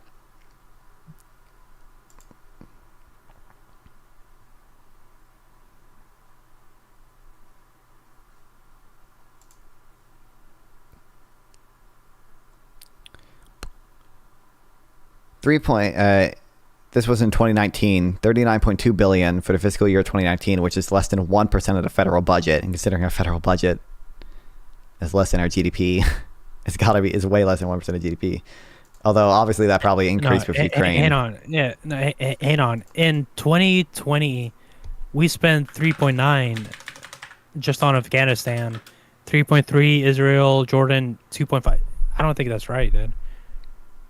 Of our federal budget or of GDP or in billions of dollars? That might be true. In billions of dollars, that might be true, but $2 billion is way less than 1% of GDP. No, it says we spent 3.9 just on Afghanistan alone. What, $3.9 billion? Yeah. That's not in terms of the federal budget and our GDP. That's nothing. That's way less than 1%. 3.9 billion. Shit that. Yeah. Hang on. That's millions. 3.9 million. Total 25.6 billion. Total for the whole year, or total for the entire time we were in Afghanistan? No. Total for all foreign aid in 2020 was 25.6. So. Okay, I guarantee you that's less than 1% of the federal budget. I'm gonna look up 2023 since federal budget 2020. The federal deficit. This is just a deficit, not the budget. The budget was 7 trillion. I don't think 25 billion is nothing like that. Fucking trillion, dude. Holy shit. Yo, dude. This shit's a problem, man. We can't be spending that much, dude. Holy 7 trillion, dude. What the fuck? That's insane. Dude. Yeah. In 2022, it looks like we did 60 billion in total, adjusted for inflation. So I don't know what dollars these are in. What year dollars these are in? I'm guessing $2022. Holy shit, dude. We spend way more than I thought we did. What the fuck? Yeah, but like even I think you actually mentioned this like earlier in the beginning of the conversation. Like this money that we're quote unquote giving to foreign countries or whatever, a lot of it stays within the U.S. because it's given to military contractors, right? Like when we give money to Ukraine, we really give them old equipment, and then we buy new equipment from Lockheed Martin, which supports Lockheed Martin jobs. That's another issue though. The military industrial complex. I don't like that, dude.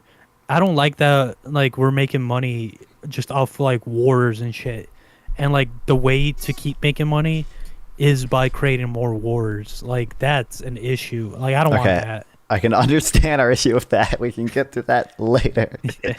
But when this money is supposedly going out of our system, one, a lot of it still stays within the U.S., and two, it's a very small percentage of our budget. I get that. No, it's a drop in the bucket.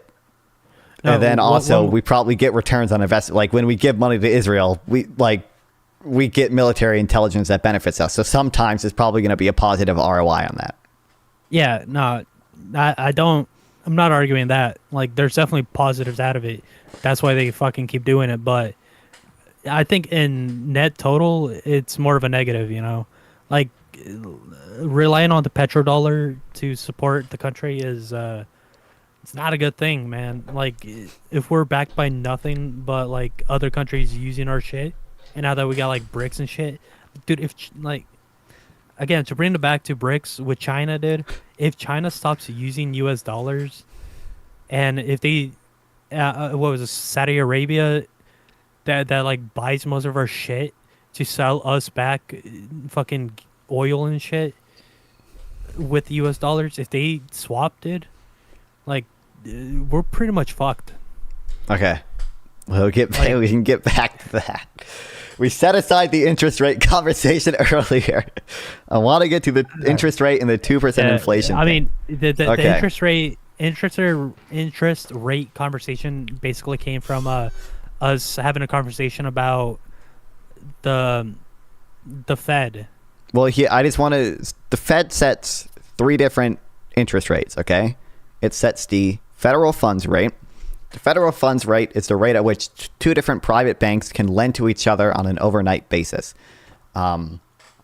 So they set that, and that has downstream effects on all the other interest rates that private banks use, because they can't lend to each other for cheap, then you can't get a loan for very cheap. Secondly, they set the interest on reserves. This is by law the same rate as the federal funds rate. So the interest on reserves is the interest that banks get for keeping deposits at the Fed. So the Federal Reserve says, hey, if you don't lend your money out and you keep it at the Federal Reserve, we will give you 6% interest on it. So that's another way that if they raise the interest rate, then there's going to be less lending because banks are keeping their money at the Fed instead of lending out. They also set the discount rate. The discount rate is the rate at which the banks can get money from the Federal Reserve. It's the rate at which they can take loans out from the Federal Reserve. Again, if they raise that high, it's going to have downstream effects on all the other interest rates. The idea behind this is that raising rates is going to decrease aggregate demand. It's going to decrease lending. It's going to decrease investment. It's going to decrease all these things, which in turn, the benefit of that is you're going to decrease inflation. The downside of that is you're going to decrease growth. So it's hard to know exactly where the interest rate should be. So part of the reason the Fed targets 2% inflation is because that gives them a little wiggle room that if they raise rates too much, they're not necessarily going to put the economy into a recession because they don't have to keep inflation at 0%. They can keep it at 2%. Right. So basically the Fed is just altering the interest rate, like screen, whatever the screen of interest Wow, thank you for the rates follow, is. Dolphin Zero. Sorry, I'm talking to chat. Yeah, I know. We should target nominal Whatever the GDP. interest rate, screen, like whatever screen they have that's showing the interest rate, it's in their interest to definitely like what's the word I'm thinking for? Like change it, like alter it, manipulate it. Yeah. There's definitely an interest for them to manipulate it. And Well, that's their whole job is to manipulate interest rates to achieve 2% inflation and maximize Yeah. employment. That's their dual mandate. Yeah, and that's what I was saying dude, earlier. Like, they're manipulating the interest rates, like just what it is. Like, they're changing it and shit. They're changing the calculations and shit because it's in their interest to keep it low. So, like, they're doing whatever Well, it's they need not to. always in their interest to keep it low. Like, it's at Or 5 point whatever 2 percent right now. or- Or I think it's probably at 4 because they cut it by 50 basis points. Probably at 4 Yeah, point. well, yeah, something. they're trying to keep. They're just trying to keep it around 2 or whatever you said. Well, they try to keep inflation at 2%. The way they decrease inflation is by raising interest rates. And again, raising interest rates is probably going to decrease growth. So having 2% inflation, the first thing it does that's good is it allows for more growth, essentially, because interest rates don't have to be so high to keep inflation at 0% that it restricts growth. Right. Man, honestly, dude, I feel like this shit's just way too fucking complicated. It's a lot more Okay. complicated than it should be. Well, I'll mention For the sure. second thing, which is that usually it kind of goes along with the paradox of thrifting I mentioned earlier. We want to give people an incentive to spend money. If there's 0% inflation or if there's negative inflation, Yeah, no. I get all that. I'm just saying, like, the whole system itself. I feel like it's I don't know. Like, if you're trying to like bang a chick or I don't know, a dude or something, like you get them like a little confused. Like where they don't really know what's going on. I mean, all right, that's a bad example, but like if you're trying to sell some guy a car or some shit, you like make it too confusing for them to understand, and you kind of make them believe like what you want them to believe, and then once they believe that, then you could like once they believe what you're saying is good, then you could sell them the shit car, and that's really what I think the whole like monetary system that we're on is a shit car that's like running out of gas, or like the fucking transmission's about to go. It definitely is. Well, okay. I do eventually have to get through the other stuff I have to do today. What do you think would a better monetary system be? Like, I don't know. Like, the best thing I could think, and it's not going to be a good one, is going to be like going back on a gold standard or something, but I know that's not going to be a good one. I don't know. We just need money backed by something rather than debt, and rather than violence, because that is what our currency is currently backed by. It's violence towards like other nations and shit. Because once they stop using our monetary system, like, what are we backed by? Nothing.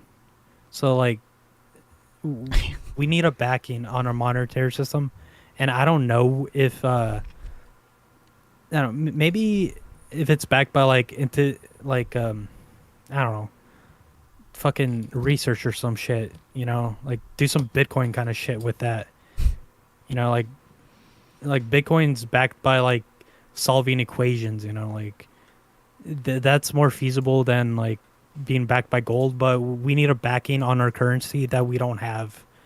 Like we're just I don't know, we're just throwing paper in the wind, and it's kind of disappearing. So we got to keep throwing more paper in the wind so that there's paper in the wind.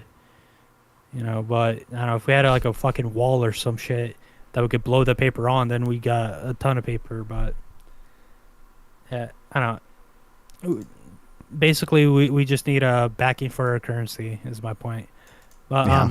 Okay. Well, I'll give you the last word, but I do have to milk my YouTube React content at some point, bro. So I appreciate the conversation. I mean, if you want to chat more later, we definitely can. All right. Yeah. I gotta go too, dude. It's fucking late as shit. I gotta be up in a few hours. Yeah. Definitely went a little longer than I was expecting. In the future, like you can leave at any time, okay? Like, don't feel pressured to stay or anything if you don't want to ever. But I was invested in the conversation for sure. I appreciate it. Yeah, no, definitely. I'll hit you up at some time if you're stream or something. I'll check your shit and see what else we could talk about. But yeah, definitely gotta head out. Okay, thank you. All right, yeah, you have a good one, brother. You too, brother.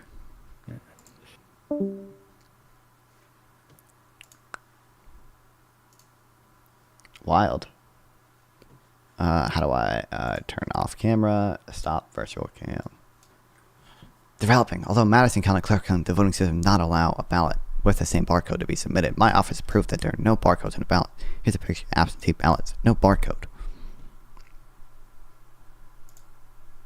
Where's Madison County? The Madison Clerk's office.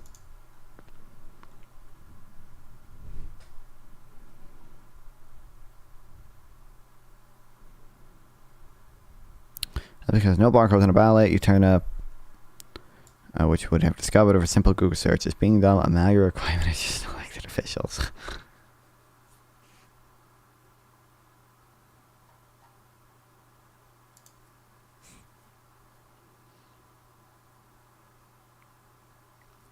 Assisting everything of himself by voting is not able to Democratic governor Supreme Court to objectively save his life.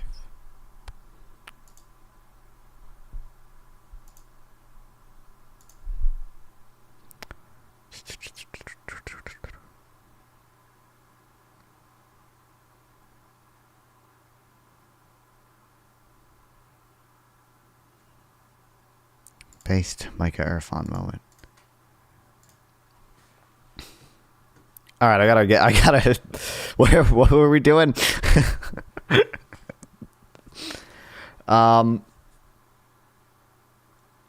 We read about the Eric Adams stuff a little bit. I wonder if his indictment's been unsealed or anything. We read about some of the Kamala Harris stuff, which we should be good on now. Then I had a conversation, which means I need to react to the Lonerbox debate, and then I need to edit that, upload it to YouTube, and then tomorrow I don't know if I'll stream because my grandma's coming over. So I'll have time to maybe work on a show. Okay, I'm planning my whole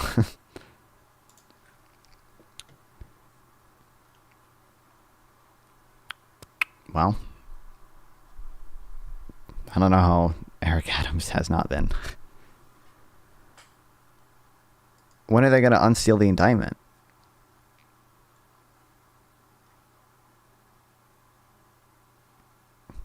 Can he be mayor from prison?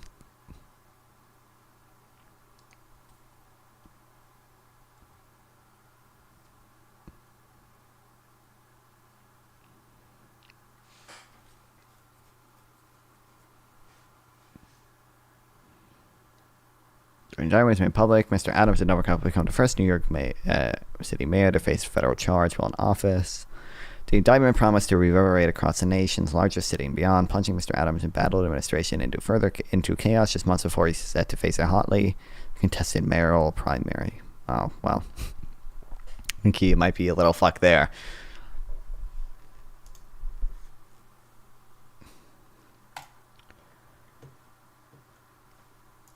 Damn.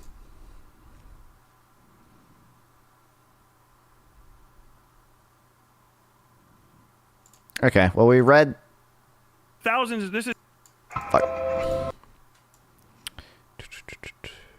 Okay, wait, no, I have to click this one.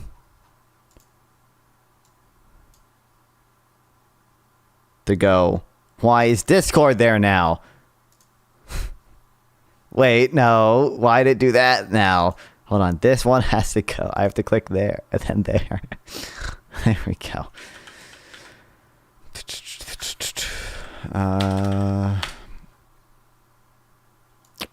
Hold on, Golden Snake's sending me shit on Afghanistan. More. Oh, it's probably in Orange Man Bad. Orange Man Bad, Orange Man Bad.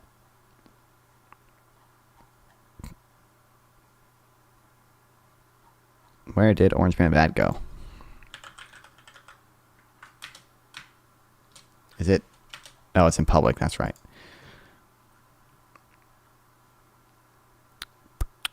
Here, really, we should make a slash page Afghanistan. If Lonerbox was a porn star, his name would be Bonerbox. That is true, Shing Gang Gang.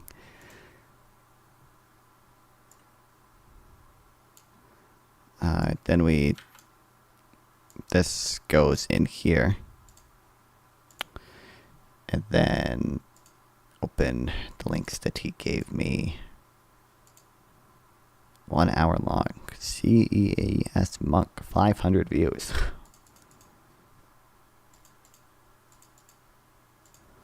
And I will just paste these here for later reading.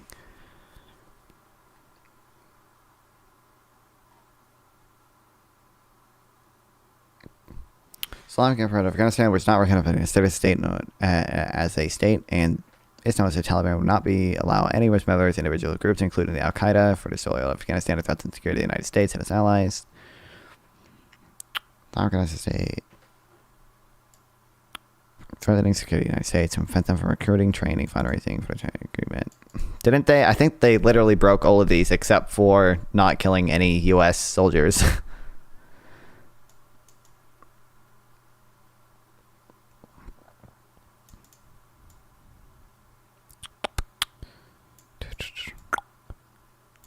Not provide visa, travel permit, other legal documents to those who pose threats to the United States.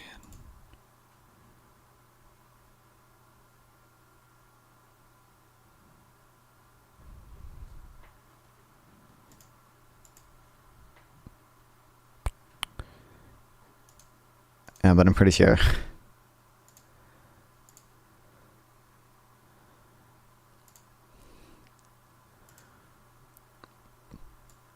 All right. Okay, hold on. I gotta fix my hair. Get ready for the YouTube React intro.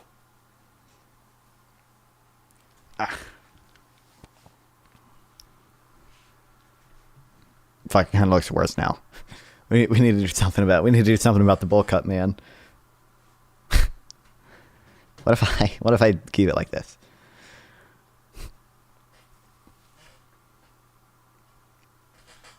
I need to go on r/male hair advice. But I feel like if I try to tuck this part behind my headphones, it looks. Oh man, it looks dumb too.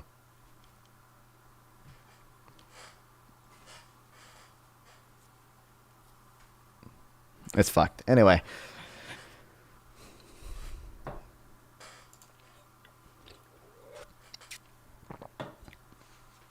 All right. We read those two different things on the pager attacks in Afghanistan, not Afghanistan, in Lebanon.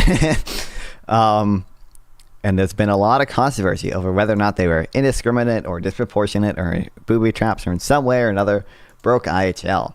So it'll be interesting to see what Lonerbox and this other guy have to say on it. You wanted to talk to me. Okay. I feel like when I usually have these conversations, sometimes they're there's a bit of a dissonance because there are some foundational things that they don't agree on, and then that kind of like is maybe the reason you don't really get kind of like people talking past each other. So I guess just to start from a very early base, do you think Israel has like any right to target Hezbollah militants? I don't believe in a right to target anybody. I don't even think that's like ascribed. Oh, okay, anywhere. fire.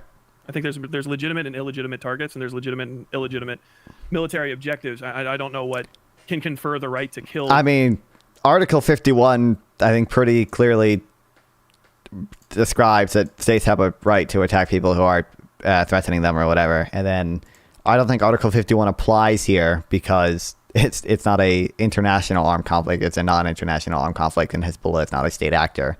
But I'm pretty sure you still have a right people as to like attack them. I'm pretty sure. Guarantee. I don't know where exactly that's defined, though. Right would be Well, legitimate. It would be as in legitimately. Can they target Hezbollah fighters? As in, like, if I go and murder a Chinese soldier, I probably don't have any legitimate reason to do that. But if China wages war on my country and I'm a soldier, then I probably can. That's what I mean by right. Gotcha, but that's not really what a right is. It's kind of just, okay. How war works. Okay, I don't want to get into a moral philosophy argument. So, would legitimate be it's your phrasing. Would legitimate? It's your interpretation of my phrasing. You jumped to legitimate, so it seems like you understand what I mean by right. Well, that's not what I mean by right. Okay. So I won't say that. Do you think Hezbollah militants are legitimate targets for Israel? It depends. Legitimately, like what is killing any specific Hezbollah person going to achieve? They can't threaten Israel anymore? Do you think it would achieve anything then, or no? That's what I'm asking you. It's not really up to me. They have to prove it that it was going to do something. Are you fucking kidding me, dude? I would normally just use the word. Have you ever heard that, or is your awareness of war just like you don't even have to prove that in this case, actually, because I'm pretty sure it's basically accepted that Hezbollah's military wing counts as an organized armed group, because again, they're not state actors. They're an organized armed group. They have a political wing, but they also have a military wing. If you're a member of that military wing, you're liable for status-based targeting based solely on your membership of the military wing. Like, you can be killed in your sleep, in your home. It doesn't matter. Status-based. Like two people dress up in different colors and they just like slaughter each other until the history writes that one side won. Is that like your kind of like complexity of understanding these things? Yeah, well, I never read the 200-page document that you sent me with no elaboration, but yeah, I know. It's I guess counterinsurgency operations. So my understanding is that Hezbollah have been attacking Israel since October 8th. They have said since their inception that their goal is to destroy Israel and liberate all of historic Palestine from the river to the sea and turn it into an Islamic state that they share a border with. They will never accept a Hezbollah, Lebanon-Israel border. It's only a Lebanon-Palestine border. And I think if Hezbollah have been firing that many attacks indiscriminately into Israel, then it is legitimate for them to try and stop that, or to try and deter it, or to attack and so that's devastate the people. Destroy their military capacity so they can't do it anymore. Because Hezbollah's communication. Well, their communications are all destroyed, and a lot of their militants are dead. Their ability to wage war is lessened. Now they went from modern technology back to pagers because they were so paranoid about all the interceptions that were happening, and now their means of communication are even less. And what seems to be the case, based on what they're doing now, is that it's disrupted their communication, so it's easier to target their installations, which is what they're doing now. So, says who? Just the Israelis that they're convinced of this? So this is going to permanently like end Hezbollah being able to I don't think it needs to permanently end Hezbollah. Does he think every single attack needs to permanently end the enemy's ability to wage war on you for it to be a legitimate attack? I think it just needs to make it more difficult for them to attack Israel. Well, why? It needs to give them a military advantage, and Israel's got a military advantage right now because Hezbollah are in shambles. Yeah, they've lost like. Really, what do you mean by? I mean, like, he's trying to ascribe to like a proportionality principle where, like, if like an attack can be illegitimate if the damage caused to civilians is in excess to direct and concrete military gain. So you can't kill 200 civilians just to kill one low-level Hezbollah operative that doesn't have any actual major effect on the war. But it's just a like retarded line of argument that he's going down. It's a terror cell, right? So what do you mean by shambles? Like they're kind of they're all over the place. You killed a few people. You eliminated their communications for now until you they injured a bunch of people. Yeah. Yeah, but you also injured a shitload of civilians in Lebanon, right? Do you know like what happened to civilians during wartime? I don't know what the proportion of injured civilians is to militants yet. We don't have that data. I know, and you probably won't be able to get it because Israel did the attack, and they don't discriminate for targets. They can't tell you who they killed because they don't. You wouldn't get the data from Israel. You would get the data from the Lebanese health authorities. Well, yeah, you'd have to get. That's the why we know. Health authorities How do you think we know? Because Israel doesn't know who the fuck they're attacking. Of course, that's psychotic that you even said that. It seems to be they know who they're attacking. Israel has no idea. It seems like, I don't know when they recorded this, so I don't know if the data was available then. I think 32 militants died and 2 civilians died so far, it seems like. And also it came out that there's Israeli reporting, whether or not you want to believe that fucking Times of Israel reporting, it's up to fucking you. But it seems like Israel had the approximate location and knowledge of who was carrying the pagers and was able to choose which ones to detonate based on the probability of them being a militant. So who they killed. We gotta wait. Why not? Wait, how did they not know who they attacked? Well, then if they did, then they can tell us. They can know who they attacked in terms of like where the explosions took place. How? How do they know that? Because they are the ones who trapped the pagers. Yeah, selling the pagers. GPS on them? I don't know if they had GPS, but they knew that they were. Is it just a coincidence? Is it just a coincidence? Literally, you're fucking smoked right here. Were people There's nothing more convincing than someone who talks about how much they're winning the day when they can't even make a coherent point. You interrupted me. That's why I'm just matching your energy. Oh boy. Okay. You DM'd me. Yeah, but now you're interrupting me, so you're setting the tone. You're not doing me a favor. I don't think I'm doing you a favor. I know you're not. How can you? I'm doing myself a disservice because you're not making any points. Who blew up the bomb? How can you tell who blew up the bomb and where it blew up? How can you tell? I'm not saying anything about where. Do you want me to start from the beginning? You need to know where. You need to know where to know who's going to get injured by it. I think it did come out that they had knowledge of approximately where they were. We have videos, at least 2, of someone getting at least 2 of how many pagers? Of how many pagers? What was like? Well, can you finish that sentence for me, please? But again, they also only sold the pagers to the military wing Hezbollah. Actually, I don't know for sure if they only sold it to the military wing Hezbollah, but I'm pretty sure they only blew up the pagers that were in the military wing at least. It doesn't matter. You have 2 videos. Oh, so you don't care what I have to say? What's the point of me talking to you then? You asked me to talk to you. The reason I brought up the video was because you don't know what you're talking about. That's the other fucking point. Okay, so I'll just talk about ancillary. Okay, so the reason I brought up the video is because we have videos, at least 2 of them, of pagers going off, and there's literally someone standing right next to the person carrying the pager, within a foot of them, and they just step back and walk away, which means they probably knew that these explosions would be small enough that they wouldn't be likely to cause damage to people next to them. How do you know that? How do you know that the person wasn't injured? Because they just back off and run away. Yeah. Yeah, dude, people run away from explosions and die later all the time. I'll tell you this right now. When I was in Iraq, I saw a guy get shot in the liver, and he lived for like 8 hours. He just walked around and bled to death inside. So the video of the cashier who's standing next to me blows up. You can't diagnose a fucking injury on a grainy television video, and you only have 2. So you've only accounted for 2 fucking bombs that have gone off. But now you're just going to give Israel the... Oh, no, I'm pretty sure that they had this all figured out. They just put bombs out in the middle of nowhere and started popping them off. How big do you think these pagers are? That's not how explosions work, Lonerbox. Where do you get this information? Why do you think you are able to fucking comment on this? What is your background? These are like small. These are munitions like way smaller than any fucking airstrike would be. I literally don't know if this is like, if explosions this small are an attack that you can't support. Then I hate to. What attack would you support? This is like as small as you can get. Like small explosives planted on the person's body versus like an airstrike would be a much larger explosive that has to actually hit the person and probably the entire building around them. Like. Even small diameter bombs are going to be small diameter bombs. I don't know how big of an explosion they create compared to the pagers, but I imagine it's smaller. I imagine it's bigger. The pagers are smaller. To know that a pager so talk about explosives. Yes, you have to have some small diameter bombs, 250-pound class weapon. Grounding in the things that you're talking about in order to make assessments of them. This is how knowledge works. Okay, why were 37 of the 40 deaths claimed by Hezbollah? I don't give a fuck. 37 and 40. That seems like a pretty reasonable level of discernment, doesn't it? Seems like they knew that those pagers were going to hurt people that were. What do you think they just randomly picked people?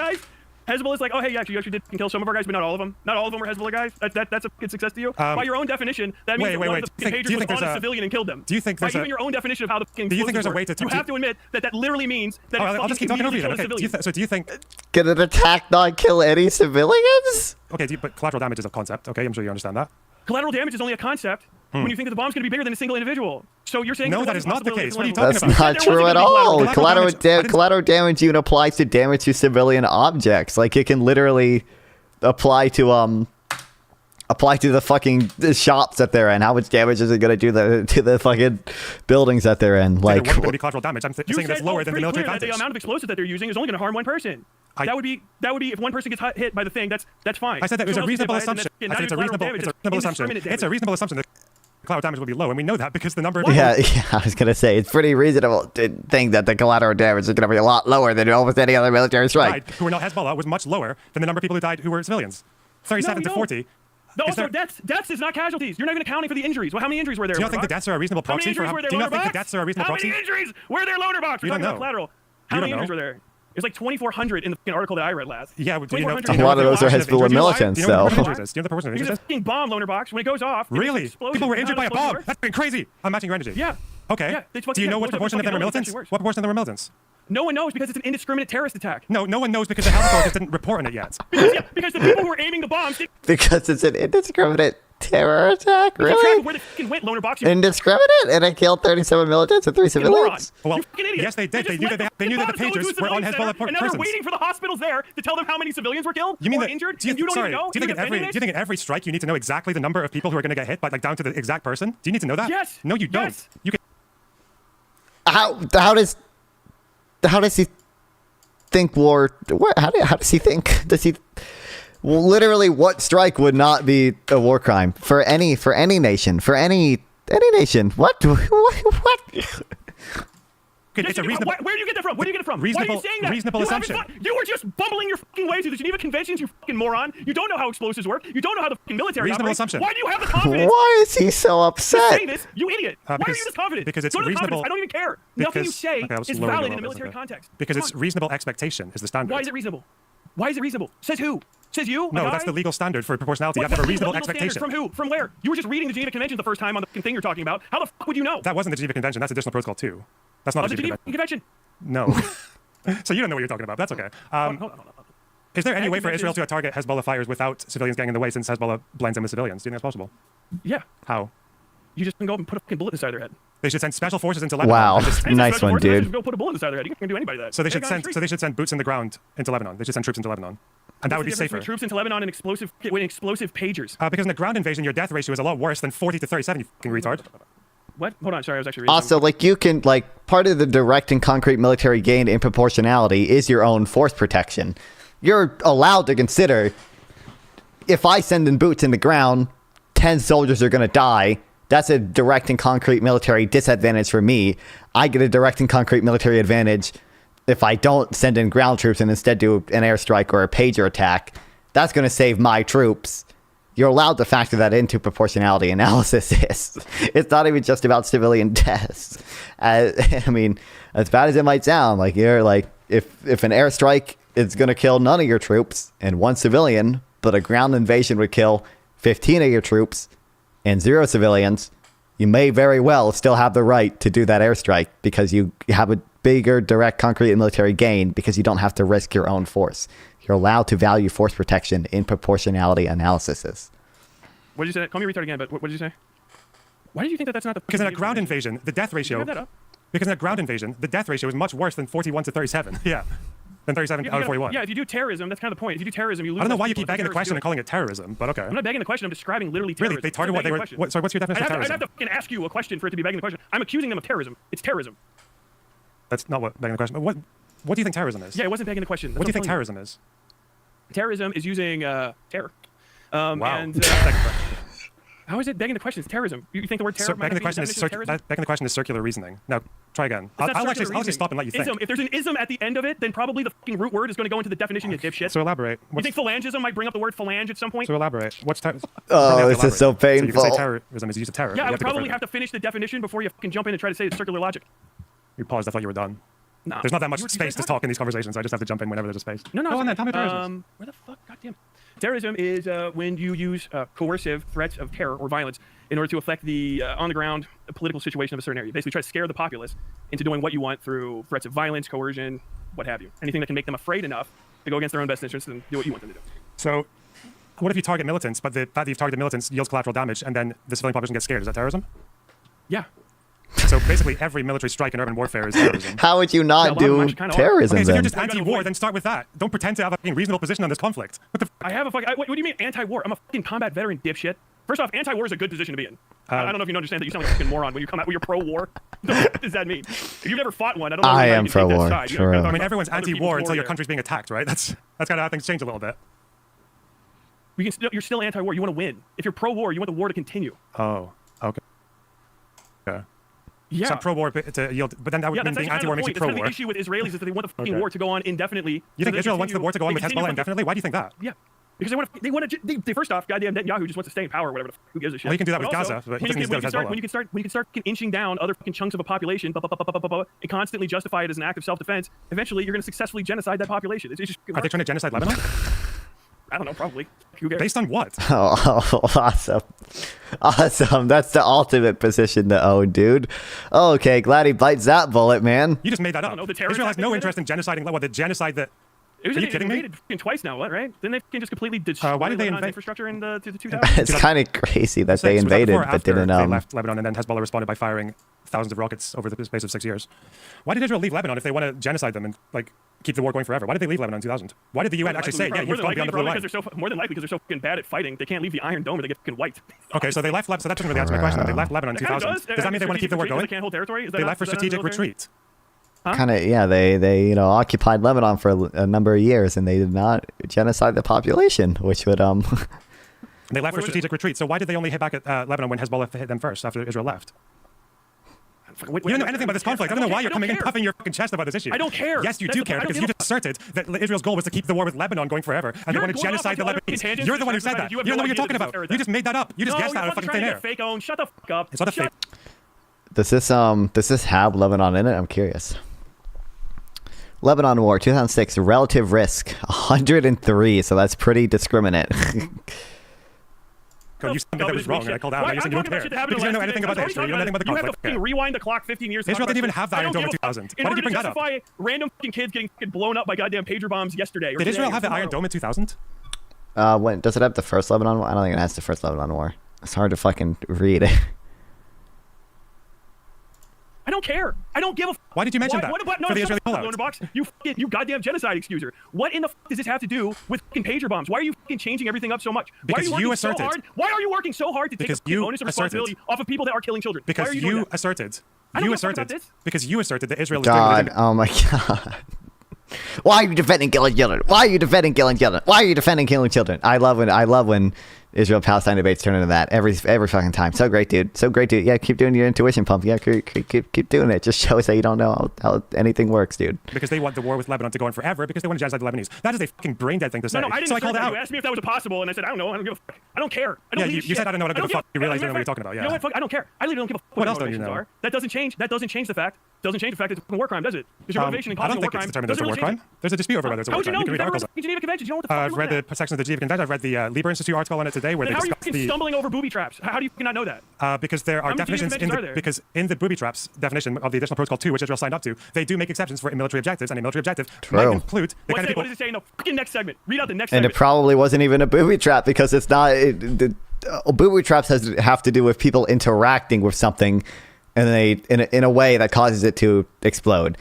This wasn't the case with this. It was a remote detonated explosive. Like booby traps always have to do with interaction, an interaction between an individual and the device, and in a way that they expect it to be safe, but it turns out it fucking blows your head off, right? But this wasn't that. If the pages were like detonating based on the ordinary use of them, like you press the fucking message button on the pager and it blows up, then maybe you could argue it's a booby trap, but. Wait, I know where you are. The either or part. Are you confusing the either or part? The warning part, yeah. The warning, or you can do a warning, yeah. That's the next part. No, there's a part literally in that subsection that says you cannot create a fucking booby trap device that you can pick up and take with you that looks harmless. That's the previous section. What comes after that? That's the bit I just read to you. Doesn't matter. That's a subset. No, it's not a subset. It's the next paragraph. There's nothing that comes up after that that defeats that. So what the yes, there is. How does it count? That's the entire discourse. I can send you legal scholars talking about it if you don't trust me on it. Do you want me to do that? We can read it together. That's what I like doing. You read it the first time. I watched you just do it on stream. I don't want to bring it up. I can't find it. I'm on it. I'll show you. Hang on. This is the kind of show I like doing, by the way. I like just reading through things, okay? Because I don't think you even know my position on this. So I don't care. I don't care what your position is. You're reading the prohibited to use booby traps apparently harmless objects, but I think the bit after it, which does actually introduce nuance, is without prejudice, the provisions of Article 3, it is prohibited to use weapons which this article applies in any city, town, village, or other area containing similar concentration of civilians in which combat between ground forces is not taking place or does not appear to be imminent, unless either A, they are placed on or in the close vicinity of a military objective. Yeah, these were placed. You're wrong about that, by the way. These were placed in the close vicinity of a military objective, i.e., the soldiers who were attacking Israel. How were they not? In an armed conflict with Israel. That's not a fucking military objective. Yes, it is. Personnel are different. Soldiers. Hang on, I'll find you. What? Personnel aren't a military objective? Really? Are you sure about that? Are you sure that there's no precedent for anyone describing combatants as military objectives? I don't give a fuck. Telling me I about can't. the Are you telling me precedent. Wait, is what somebody else fake that precedent? justified war crimes and they Fake got to precedent. They got to shake it off. I got this from the Red Horseshit Cross. precedents that can mistake the fucking the rule of war. So I can get this from the Red Cross website. What on earth? I know you're also reading this shit piecemeal, so I have to double and triple check it anyway. I don't trust anything you're actually saying. That's why I said I can show you sources. That's why I actually got this from legal scholars. I got this from the Lieber Institute article. Yeah, okay. Military objective means, in this, so far as objects are concerned, any object which by its nature, location, purpose, or use makes an effective contribution to military action and whose total or partial destruction, capture, or neutralization in the circumstances ruling at the time offers a definite military advantage. It doesn't say people. And you're not... Okay, that's the Rule 8, right? Definition of military objectives. And I can show you case law where people say things like insurgents who continuously take part in the armed conflict, the example used here is the Taliban, are not civilians but legitimate military objectives. You know, there's a difference between just reading the letter of the law literally as a layperson versus precedent. There we go. Yes. They are placed on or in the close vicinity of a military objective, or measures are taken to protect civilians from their effects. For example, the posting of warning sentries issues. Yes, either or. Yes, either or. But President Article 3 is prohibited to use weapons. Also, this does not change anything about the previous prohibition because it's just a different subject. It's prohibited to use booby traps or other devices in the form of portable objects. Unless Why would they add a part to say it's prohibited to use weapons, which this article applies, which would be booby traps because the article on booby traps, and then mention exemptions for military objectives? Hold on. Actually, we're kind of fucked up on this. Do you know what a booby trap is? Yeah. Yeah, this is probably the regardless booby They trap. work in a few ways. One can be that it's triggered just by like opening a door, as in like you don't trigger it remotely, or they can be remotely triggered. They list examples above. I don't think remotely triggered works unless it's manually, unless they do like the manually in place thing. But I don't even. It's probably not even a manually in placed. Like. Yeah. Do you know what placed in this means? It means they even say here kitchen utensils or appliances, except in military establishments, military locations, or military supply depots. So even they make exemptions if there. If it's not one of those things, it doesn't count, right? That's also, where the military objectives come from. The second one, you're missing it completely. It doesn't justify anything. It literally means you can't be able to pick up the fucking explosive device because it looks harmless and then take it somewhere else. That's the prohibition. You can have a booby trap near the guy, which means you can place it by him somewhere. You can even put it on him if it explodes on him, but he can't fucking be able to pick it up and take it somewhere. Do you know why? Can you say why that's bad? No, tell me. Because other people can too. Because anyone can pick it up, and then it can blow up somewhere the fuck else in a non-military area. Yeah, and it seems to be that there's explosions out of uncontrolled areas. And it seems to be that there was a reasonable.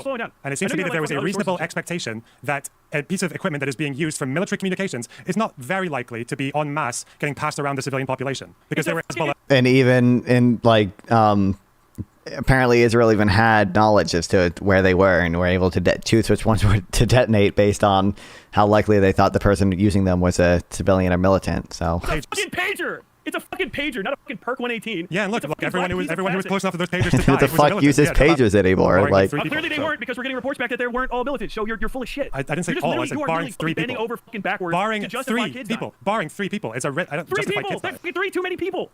So it's only a legitimate strike. It's only a legitimate strike if it's 100% killing militants. Yeah, like literally. So you think Israel should never actually attempt to fight Hezbollah ever because Hezbollah dresses up as civilians? Dude, Israel's fucking dog shit. They're one of the worst militaries that's ever existed. Thank you. True. So it's always like yes, okay. They're bad at fighting Hezbollah. They never stopped them before. It's always option 2. Israel should just let Hezbollah fire rockets at them indefinitely and just hope for mercy one day. Right? That's what they should. No, they should not try to stop. They should not try to stop the people who are attacking them. They should stop trying to ethnically cleanse Lebanon. That second option is the only fucking option. You piece of shit. I mean, in your case, it is. I mean, you came there all by yourself. You said it all by yourself. Diplomacy with Hezbollah. What diplomacy supposed to happen with Hezbollah? They ignored Security Council resolution after the war. There was intended diplomacy. Hezbollah ignored it. You didn't know that. What diplomacy is Israel supposed to engage in with fucking Hezbollah? I want to hear that. You made that claim. You had a 10-second cut. I didn't put it hear out there.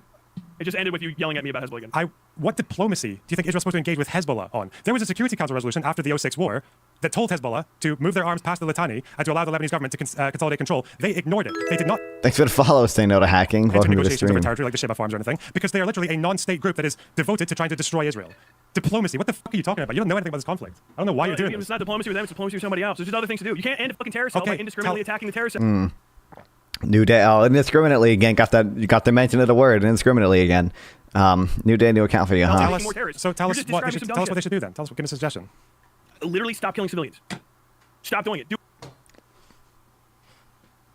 I didn't consider that one. No, I bet no one in Israel's ever considered that one before. The Israeli mind is so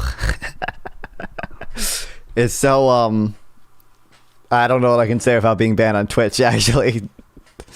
They've never considered that one before, I bet. Do everything in your power to stop killing civilians. Which also means don't even attempt to target Hezbollah, because Hezbollah hides in the civilian population. You might as well be your biological hide among father. civilians. You can actually just do whatever the fuck you want then, can you? Kind of, yeah. That's kind of the point of hiding among civilians, is that other people, normal human beings, don't fucking kill all of the civilians. We had to deal with this when I was in Iraq. You know what we did? We fucking aimed through scopes and shot the guys in the fucking head. They didn't hit anyone else. The American army didn't hit other people in the Iraq War. What are you talking about? I was not in the army. I was a Marine. Okay. But obviously, a lot of thank you for your service. Obviously, a lot of. I don't. Civilians What, died in those the are Iraq a War. bunch of made up words. Also, Welcome to Iraq the was stream, not- US. Iraq was not bordering. They died when we did indiscriminate attacks. That was a fucking mistake. Why is Lonerbox talking to these people? No clue, dude. Iraq was not. Obviously, Iraq was not bordering America and launching attacks. It's for so I can get sweet YouTube reaction views out of it. So Hell America yeah. obviously and vowing to destroy the country. So the stakes are slightly different. The stakes are slightly different, though. They weren't for me. I was fucking there. Oh damn. Uh-oh. Did you know that little kids died? I think the one little girl died, yeah. Germany should have won over two little kids died. Dude, is my Wi-Fi shitting itself again? Are you fucking kidding me, dude? Why?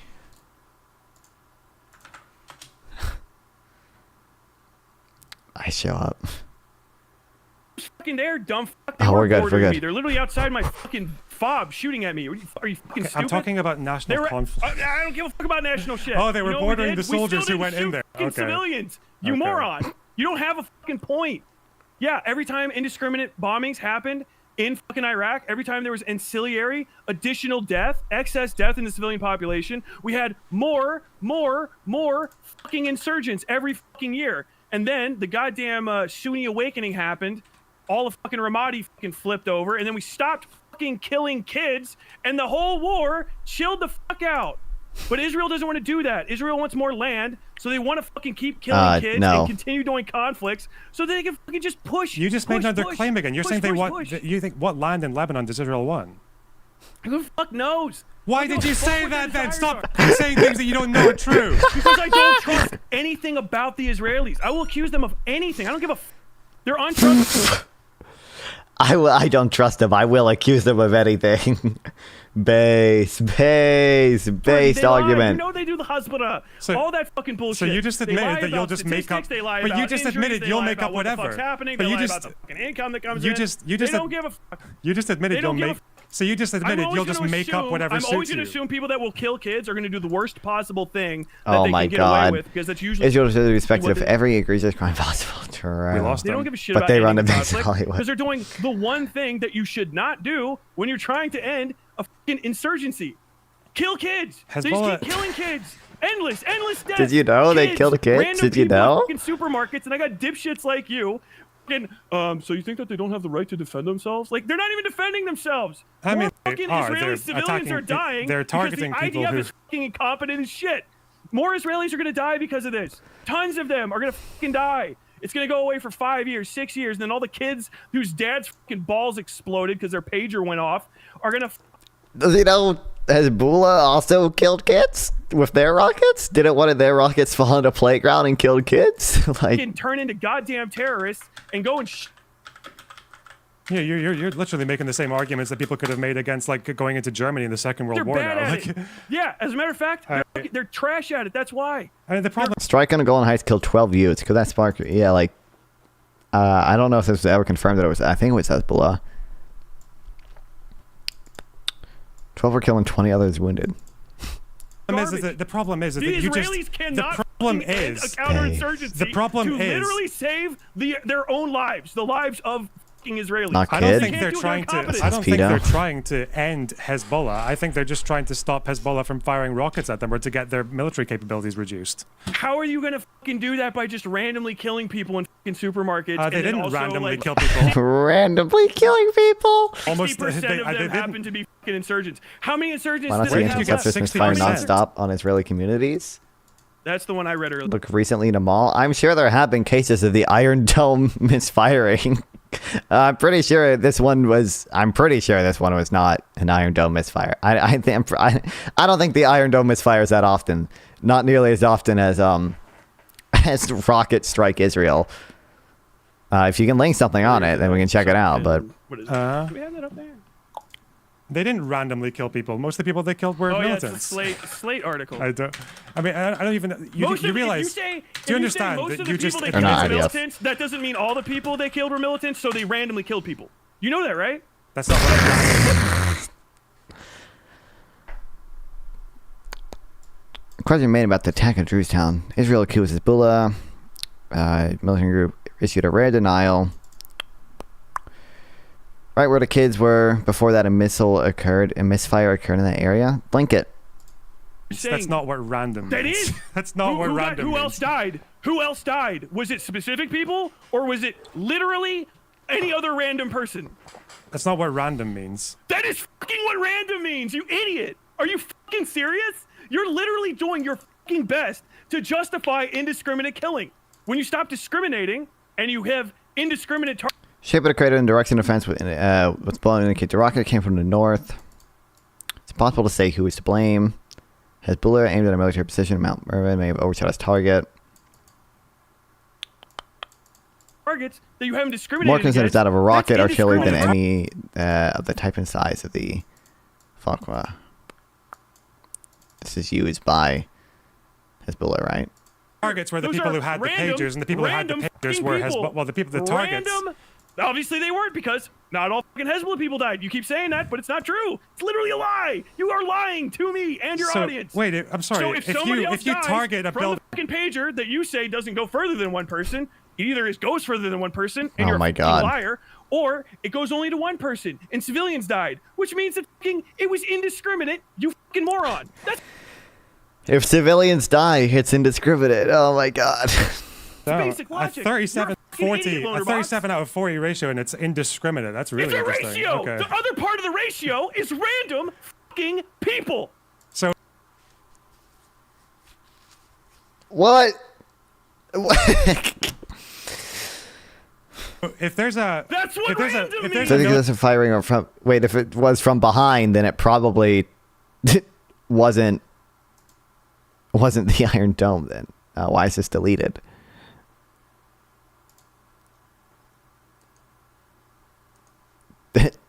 The missile probably came from the north, right? If it was behind, well, I guess behind could mean. I would assume behind would mean from the south, but I guess I don't know. You might have been something else, but. if there's a military objective that has like 7 soldiers and 1 civilian, and you hit it, is that an indiscriminate strike? Yeah, if you didn't discriminate against that civilian, it's indiscriminate. Okay, that's. Should be But just link something. If it's just like literally anything. I don't think we have enough information to know for sure. But like literally, just like something. I'm not like. Okay. Discriminate. That's between fine. If you civilians want to own and that position, combatants. that's fine. That's okay. what that fucking means. That's. That's Well, I haven't seen Tiki yet, but. Hezbollah responsible either way? That's also kind of true. Like if Hezbollah launches a missile and Israel tries to shoot it down and their shit misfires, I still kind of blame Hezbollah. That's still probably mostly Hezbollah's fault. They're not like directly responsible for the deaths of kids, but they launched a missile and Israel's defense system failed to intercept it. Ended up killing civilians. Like some of that responsibility, more of that responsibility is on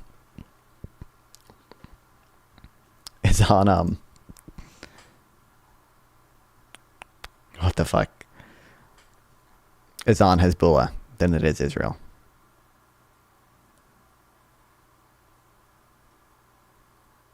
Democratic challenge will always win because morally and intellectually superior Republicans the more energy by 3-1 margin at least.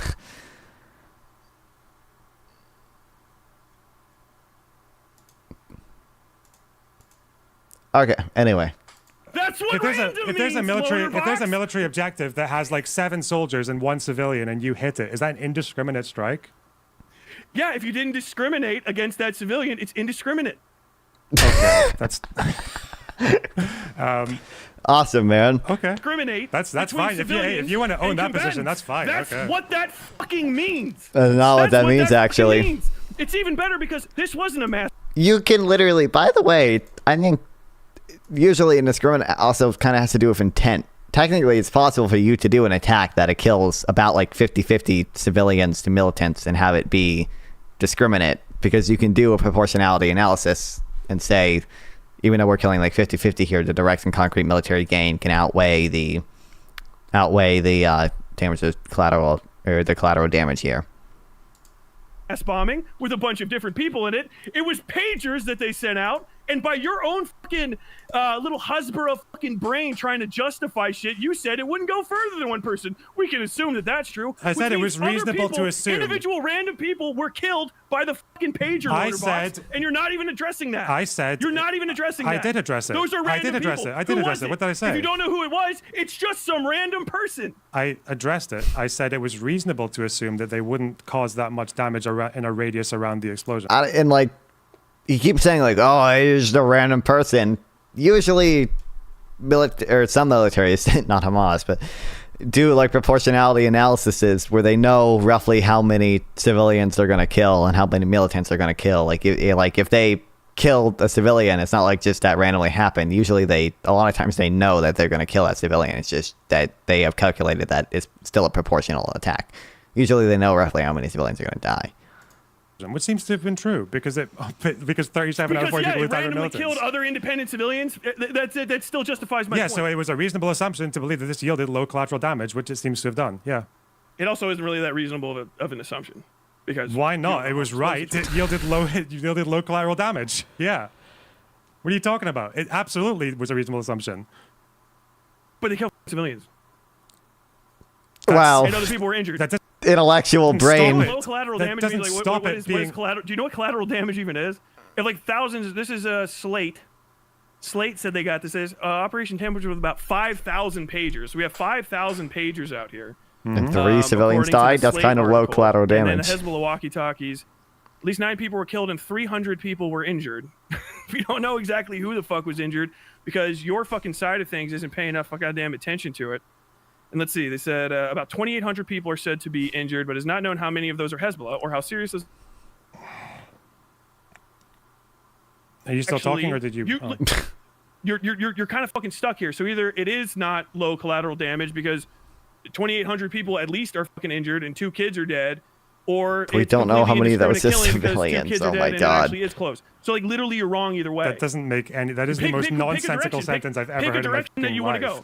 No, it's not. It's not. You just have to pretend it is because you're getting fucking owned right now. Like literally, what in the? It's good that you keep reminding people that I'm getting owned because everyone would oh no. forget otherwise. You need to do that whenever you remember to. Don't forget. I will. Yeah. You're getting fucked right now. It's funny you say that because you're getting fucked right now. It's funny because you even anyone with like a very basic standing of how IHL works, or even with just like a reasonable, just like a brain that functions, will kind of know that he's not getting fucked. Anyone with a brain with at least 30 IQ that can follow the conversation, or 30's too low. He's probably like 30 IQ. We'll say like 90 IQ or something. That you don't know or care what Israel's intentions are, so you'll just make them up. That's why. No, seriously, no, literally. I fucking not only do I admit it, I'm triple downing on it. Triple down. I don't give a fuck what their intentions are. They're killing kids. I don't give a fuck. Do you care? What do they say that lets them kill kids, Lonerbox? Are we really intentions don't matter at all? Really? He doesn't care what the intentions are. How are you so morally blind that you think intentions don't matter? What's the minimum level for you to fucking watch a child die? Have you ever done that? That's a real appeal to emotion. I got to listen. Right No, seriously, check this out. Like this actually happened to me when I was in Iraq. The insurgents missed a mortar, and I listened to a woman scream over her dying child for like 4 hours. Well, I guess no war should ever. Well, I guess no country should. Well, I guess no country should ever. Just link it. Oh my God, link it, Malibu County. Holy shit! So no country should. I want you to imagine a child owner box, and I want to watch you. I want you to imagine watching it die. Don't try to hold fucking dead Lebanese children in front. Hey, sorry. How you get there. Stop standing on fucking Arab grave to try and get a point out of me. Is this what you need to tell your audience that I'm getting owned right now? Oh, this guy's getting owned. By the way, think of the children. This is the fucking hell I live in, baby. I know the fucking horrors of war. This is all. I can tell you processed it in the most healthy fucking way possible. Jesus Christ. I have because I'm anti-war and I'm anti-killing kids. You wouldn't do that shit, and you fucking are you're cool with it. Yeah. So no. Don't stand on the dead Arabs. Bro, you're fucking trotting over them to justify Israeli war crimes and terrorism. You're fucking garbage, man. Yeah, because Hezbollah never treat you nice about this because they pay him. Tell me, just like they pay me. The eyes of an imaginary child and tell me the minimum an imaginary child that you can give to that kid and say like, hey kid, look, I'm gonna fucking put a bullet in you for an Israeli today. Just tell me what you need to get there. You realize that I know you're not going to let me talk because it's just like I know. I'm anti-war. If the German Nazis invaded my country, I'm putting my family in death camps. I won't resist. I know. Arguing that no country should ever fight another country ever. Yes, they should never retaliate to anything ever. No one should ever fight any war ever because some kids might die. That's the argument you're making here. You should literally avoid conflict. Ukraine shouldn't fight with Russia because some Russian kids at all costs. Yeah, who knows? Ukraine is fighting with Russia because Russia is invading Ukraine and they're trying to get them to go. Yeah, Ukraine didn't want to fight Russia at all. Ukraine wants the conflict to end and they want their fucking but territory now back. you need to produce. But I mean, I don't know. I mean, like, if Ukraine keeps fighting, some Russian children are gonna die, right? Like, Ukraine is literally killing children. Ukraine could just end the war right now if they just surrender. What are you talking about, bro? It's evidence that Israel wanted a war with Lebanon. Why did they leave in 2000?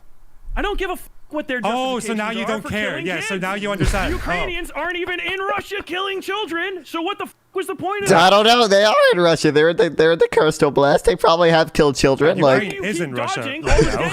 Ukraine is in Russia right now. Some Ukrainian strikes have killed civilians. We know that. The Kursk Bridge, and the Kursk Bridge, civilians died there, right? If one of them was a kid, should they have not done that strike? You should have avoided killing the kid at all fucking possible costs. But at all costs? You mean it's not possible to? Did they actually look? You mean it's did not? They do drone warfare as they do? Because the fucking entire border in Ukraine is covered in fucking drones. Accidents do happen, and you fucking have to live with them for the rest of your life. So why is what Israel did not an accident? You don't send. Why is what Israel did not an accident? Pagers in there. Why is what Israel did not an accident? Ukraine didn't do a fucking terror attack. They attacked a legitimate military target that was being used by civilians as well, like the Hezbollah soldiers who were legitimate military targets. Well, who were doing After listening to this guy, I'm joining the IDF. You know full well that is not the way you discern whether or not someone is a legitimate target. You know full well that in non-international armed conflict, people like Hezbollah, their soldiers of Hezbollah would have a continuous combat function. It doesn't matter if they're in the market or not, they are still targets. If they're on civilians, what that does is it just means that there has collateral estimation. Man, fuck them kids. Oh my fucking god. How can you just appeal to emotion so much? Oh my god. Same with Ukraine and the Kursk Bridge. A kid might have died. They did it anyway. How would they have possibly known who was crossing the bridge at that particular point? Bro, Jesus Christ. I mean, you've already admitted that you think Israel is the one that started this war with Lebanon, so I don't even know. When you say Ukraine, Ukraine's allowed to fight because they're getting attacked, but Israel can't fight Lebanon even though they're getting attacked. Yeah, so I think actually repeatedly. So it's okay for Ukraine. It's okay for Ukraine to respond to an aggressor, but not Israel. Are people like this good faith? I have no clue. I don't know. I don't know who Westside Tyler is, so I don't know. He could be bad faith, but I really don't know. He could just be morally blind. It's 13,000 subs. I have no clue. Sonya used the audience to justify terrible talking points. Ethan roasts Hassan's worst orbiter. How is this guy is anti-Hassan? Dog walking Destiny's strongest room attendant over Israel terror attacks. You have 5,000 bombs. Why did this guy upload? This guy uploaded a. Why would he upload this? Yeah, you know. Okay, it's fine. The way that you actually can respond is the case because Ukraine didn't send a bunch of pagers with bombs in it into a civilian area. Now, did they? The Kursk bridge attack. No, they just blew up civilians on a bridge.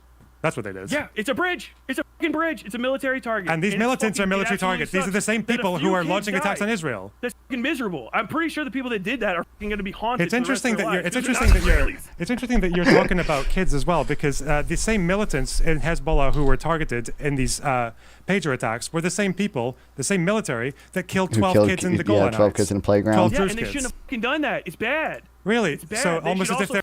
So why was the? But Israel can't respond. So why are you trying to justify what Israel does by letting them also do more terrorism that's already bad? So I have to pick between two fucking terrorists. You're just saying like, yeah, Israel can do this because the other terrorists did another terrorist thing. We have terrorists versus terrorists. Tyler, when will you stop handicapping my country? Oh, man. I thought terrorist activities. I mean, I thought so. The bridge wasn't terrorism because it was collateral damage with a legitimate military target, but for some reason, it's not with Israel, even though the people they hit were legitimate military targets. I don't understand the dissonance here. Because the people not making any fucking sense at all. You're a fucking mouse in a maze. No, they're not. Hezbollah soldiers are not legitimate targets. You're literally making shit up. Hezbollah soldiers are not legitimate targets. Why? You're completely changing the way that the military operation even was undertaken. Oh my God. Sending pagers, literally to Hezbollah militants that were then remotely detonated based on whether Israel thought they were militant or not. Harmless items into a civilian center and then having them randomly explode when you can't. Oh, that's actually a good analogy. Yeah. What the is going to happen? It's an indiscriminate terrorist attack, and you're justifying the Cursed Bridge is a civilian bridge. Is attacking a fucking bridge. The Cursed Bridge is a bridge the Cursed Bridge is used by civilians as well. Someone can actually make the decision about attacking the bridge because they can see the fucking bridge before they attack it. Oh, so they targeted the civilians on the bridge then, because they saw. So they saw civilians on the bridge and hit it anyway. Is that what Ukraine did? Probably. I guess if they did, then they did. So they made it collateral and made a direct attack. They did. That's collateral damage. That's just as the Israelis seem to. How is Israel not collateral damage? What? Might change, no, they have not. They seem to correctly identify that most of the people who would die in these hits were. Because each a different attack. There's one bomb hits the fucking bridge. You have 5,000 bombs. 5,000 fucking bombs in Lebanon randomly exploding fucking anybody. Randomly? Somehow they knew that it would be a 37 to 40. There's no difference between two completely different military tactics. One of which is completely standard and above the board and is disgraceful in its loss of human life. That's collateral. That fucking sucks. And another 5,000, one which doesn't 2,000 take pound the loss bombs, of human life into account at all, other than to say we're going to have Lonerbox excuse this for people here later down the line because we are for certain going to randomly kill any fucking person that picks up one of these things. We have no fucking idea who it's going to be. Okay. Do you think the people who were on the bridge were on the bridge? They saw them. Do you think didn't see who had the fucking pagers? Do you think they got lucky then? Do you think they got lucky? Do you think they just got lucky that 37 out of 40 people who died from those pagers were Hezbollah? That's not luck. If it was three people that did. 3 people did. Also, what about the thousands that were injured? Thousands injured, Lonerbox. What about them? Well, we don't know about how many. Probably mostly Hezbollah militants. Me, God damn it! I got to use the one number that's like 37 out of 40. Well, we have to use the number that we know. Yes. 4,000. I know. Yeah. Or whatever the. 37 out of 2,400. That's a little harder of a fucking number, isn't it, Lonerbox? Well, we have to use the ratios we know. 0.001% success rate is a little bit more difficult to fucking deal with. We have to. Jesus Christ! It's like did you just assume people that and sending them into a village. Can we not infect people? They were a military target, and then they get everybody sick. You're just doing. You just assume. Apologia. Well, why did you assume that most of the people injured were civilians? Why do you keep assuming that? You're guessing. Because until you fucking discriminate that they're enemy combatants, they are to be assumed civilian, you fucking monster.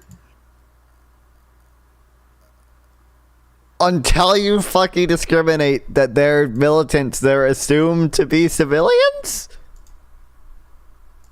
You don't shoot someone unless you know who the they are.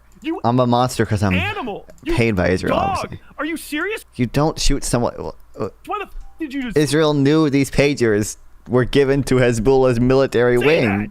Are you out of your... And then apparently had knowledge and they could of approximately where they were and could choose which ones to detonate. You just came out in support of war crimes, Lonerbox. That's not even close to what I did. Against them. That is the the most pagers. Disgusting thing I've ever fucking heard. Like, I'm actually ashamed of you as a human being. Oh, how do you know the 2,400 people? How do you know not all of them are civilians? Are you fucking serious? Yeah, I'm on the guest side. I think Israel seems to have likely fucking dropped the goddamn pagers off. Not know. This wasn't.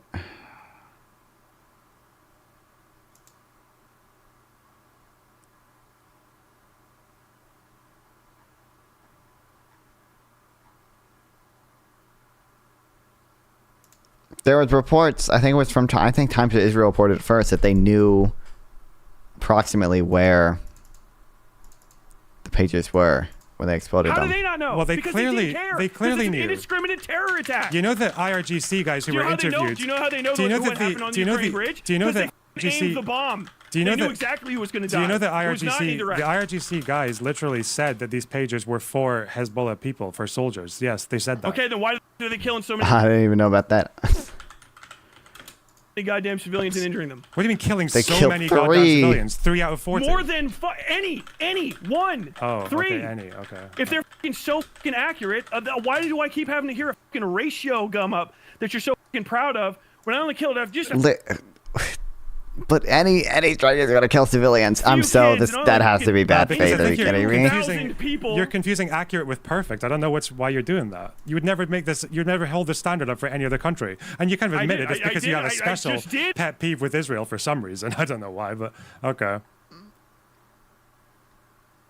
you out of your fucking mind? I literally upheld that standard. No. Stop treating You're gonna seem to hold it to Ukraine. Unpowdered baby bitches that they fucking are. What the fuck? So you can do the theatrics and then get back to trying to tell me why it's different. You still haven't explained why the collateral estimates for Ukraine is different. For some reason, it's collateral when Ukraine does it, but when Israel doesn't, it doesn't make any sense. That's very confusing. Because literally they're not using indiscriminate attacks. Dumb. It wasn't indiscriminate. It was indiscriminate. That's why you don't know who got hit, because they didn't discriminate. I keep saying that. You're a fucking idiot for not accepting it. No, it's because the health authorities haven't said yet. You can either discriminate and then you know what you're shooting at, or you can shoot wildly and then it's indiscriminate. When you just hand out pagers and then random fucking people that you didn't intend to die died. It's reasonable. It's reasonable expectation.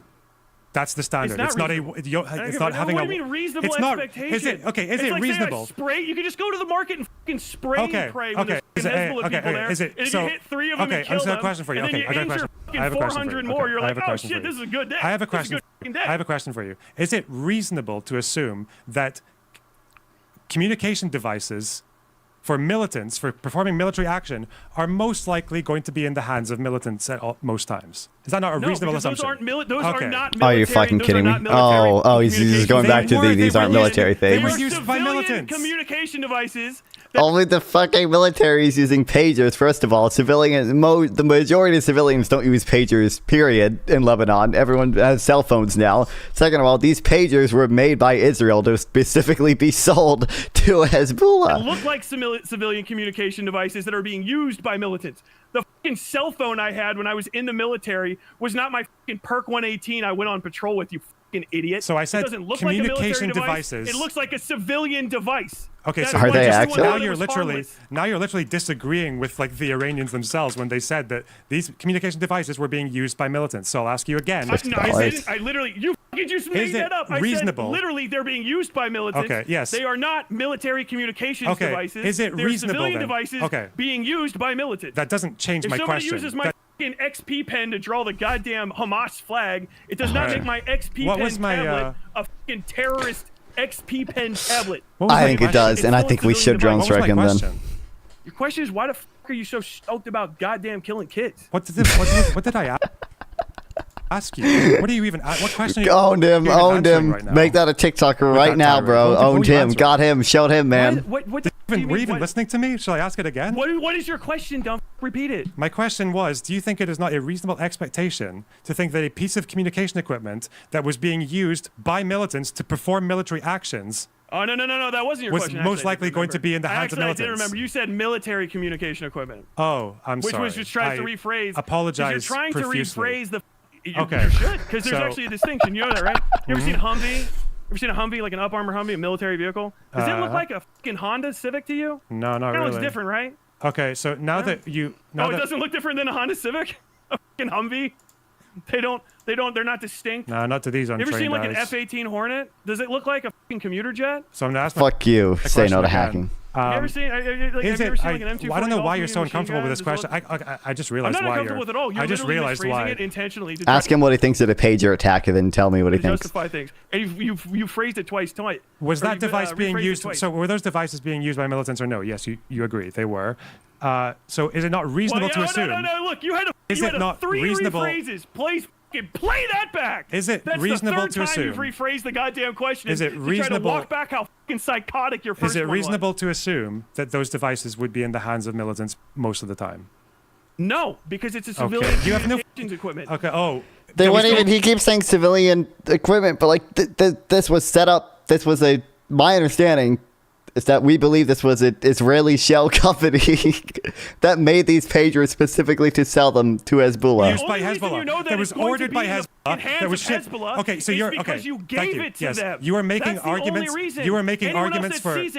You were making arguments for Hezbollah that they didn't even make for themselves. They admitted that these communication devices were used by the military, that they were exclusively for the militants to use for their operations. I want the source on that. Under the made pages kids. I want the source on that because that's one thing I can't find a source on is were they only used for the military wing or were they also used for the political wing, which those people would not have the continuous combat function required to be a fucking liable for status-based targeting. You just made an excuse for terrorists. You just made an excuse for. You just made an excuse. You just made an excuse. I did not. You just made an excuse for Hezbollah that they didn't make themselves. You just made an excuse for baby killers that they didn't even make themselves. That's what you did. I think that they're trash too. I put Hezbollah. But then why are you making excuses for them? Hezbollah before I started shooting. So you think it wasn't? A few kids in for good so you think measure. it wasn't? I don't know where he got the source for that from. Reasonable for Israel to believe that these devices were in the hands of Hezbollah. No, because they can't follow the fucking goddamn. Maybe if you toss it to the guy and you see him, and then he fucking set it off. Yeah, okay, I can see him. So when the guy fucking leaves your sight, you're no longer guiding the munition. It could go fucking anywhere. So you think they might have given these pagers to Hezbollah somehow and had the level of information to get Hezbollah to get pagers from this particular company, from this straw company, but they didn't. But then what? Like Hezbollah gets the pagers and then a guy just like gives it as a fucking birthday present to his kids? What? Sure. How do you know that it didn't happen? What if he just probably takes because it out most of the people who died were Hezbollah. What if he just takes it out of his pocket and sets it down on the kitchen table, Lonerbox? What if he drops it? Well, that would be. What if he hands it to his friend? Hey man, can you check that for me real quick? So I did. Blop, blop, blop, blop. What fucking attack would not be indiscriminate by this definition? People can pick it up because it doesn't look like military. What if literally anything bad happens? Somebody in the military using something does not mean it is immediately military technology. That's why I said. When I walked around on roads in uniform, it didn't turn it into a military. Cosplay. That's why I said mostly. You weren't listening. That's why I said most of the time. The mostly is pointless. It's not reasonable to assume. The other side of the mostly, it's not pointless. That's how you make a collateral estimation. Children with you. That's how you make a collateral assessment. Is like trying to get yourself past fucking 51% so that you can put a few more bullets in fucking children. It wasn't 51% by the looks of it, but okay. Doesn't necessarily have to be 50 or anything. What, like but half of the Hezbollah fighters would be giving their pagers to other people. These are pagers that they're using for military operations. How often do you think a fucking militant in Lebanon is using their piece of equipment that they're using for military operations and just dishing it around the civilian population? Where's your phone? This is not a reasonable expectation. Lonerbox, where's your phone? Where's your phone? I'm not a militant. But you're a human being, right? How do we know that? Where's your communication device you carry with? Is it in your pocket? Is it on your table? Has your wife ever picked it up? Your girlfriend, boyfriend, whatever you got? No, it's a good thing I'm not militant. Has anyone you know ever picked up your cell phone? Have you ever left it sitting somewhere? And yeah, it's a good thing I'm not attacking another country while I do that. It's a good thing also that it wasn't full of fucking explosives, and then if somebody touched it, it fucking blew up in their face, you idiot. Yeah, good thing that it didn't explode if they touched it. Actually, was remotely detonated based on its location. It's a good thing that if I ever attack or when Israel acknowledged, not based on its location, when Israel knowledge of its location. What's the counterexample to the reality of leaving fucking explosives that look like everyday objects, putting 5,000 of them into a random country and not telling a fucking soul about it? I don't know. Hey, guys, we got like at least 27 of these guys. There's thousands injured, thousands fucking injured. Now, who gives a shit? Hey, everybody, well, hold on. Lonerbox said it was a good ratio, okay? Lonerbox said it was cool. Go fucking get up, give that kid like a little one-armed kid. You're just guessing. For some reason, I don't know why you keep doing this. You're assuming it's an indiscriminate attack. Oh, it's an indiscriminate attack, so you don't know. That's the point. They attacked communication devices that were exclusively held by militants. Look at him, he's bleeding to death. Boom. Got him. But if I just start like aiming a gun, the communications device themselves are also a military objective. Like I mean, obviously, I'm pretty sure the intention was also to harm Hezbollah militants. But because otherwise they would have just made the pagers, the battery explode or something that wouldn't necessarily cause an actual explosion. It would just damage the pager. But like damaging the pagers is also a military objective. That also factors into the indiscriminate thing. And the indiscriminate attack is, I think there are three things. I remember two of them. It's either an attack that is not directed at a specific military target, or it's an attack like attack of such type that cannot be directed at a military target, because it's like cluster bombs can't really be directed at a military target because cluster bombs go flying everywhere. I think there's a third thing as well, but I forget it. Clearly, these were directed at a military objective just by nature of being inside a military objective. Gun into a fucking classroom and blah, blah, blah, blah, blah, blah, blah, blah, blah, and then I hit like 1 or 2 people. I have to guess how many people I hit until I actually count the bodies, because I was indiscriminately attacking them. You understand that, right? We're going to keep going back to this again and again. You can try to take it off fucking ramp, talk about fucking 10, 15 years ago, talk about anything else. Oh, well, you don't care about the conflict? No, I don't give a I don't think there's anything that justifies you sending bomb pagers into a civilian area where kids can get to them. I think it's I guess it's quite. I guess this is part of the whole like. You have to. I think you're a fucking weird dude, Lonerbox. I guess it's just interesting that like. Well, I don't know why you just give yourself carte blanche to make stuff up. Then you're the one who said that Israel's doing this because they want more land. You fucking moron. You're the one. I can fucking war game it. You're the one. If you knew you're the counter, one. If you had actually paid attention, they had paid attention who got killed, I would know. You're the one. No, we specifically got these guys. I got it on camera. You're the one who said that Israel is doing this. Where the fucking camera goes down and hits the guy, even when it's collateral damage, that means we know who we killed. But you're the one who said that. We can say what happened. You don't know. You don't fucking know. And you're just saying, oh, I'm gonna guess it's for the best. I'm gonna guess it's for the best. So wait, it's hang all on, good. hang on. If they had good intentions, so if any kids are dead, if anybody's dead in the market, if anybody died where no one knows because they had a fucking pager on them that they picked up, pickpocketed from a guy, found on the ground, got from their dad, got from their brother, who the knows how they have it? They're bleeding to death in a fucking alley right now because no one told anyone that there's going to be 5,000. Oh my God! How many times can this guy appeal to emotion and just saying, "You're insane for defending killing children. You're insane for defending killing children. You're insane for defending." For coming out ahead of this. Okay, so if you take a long time to say not that much at all. So if they knew that it was going to be. I accused you of being a weird guy who's cool. So if they, which you're going to continue defending right now. That's not a lot of nothing.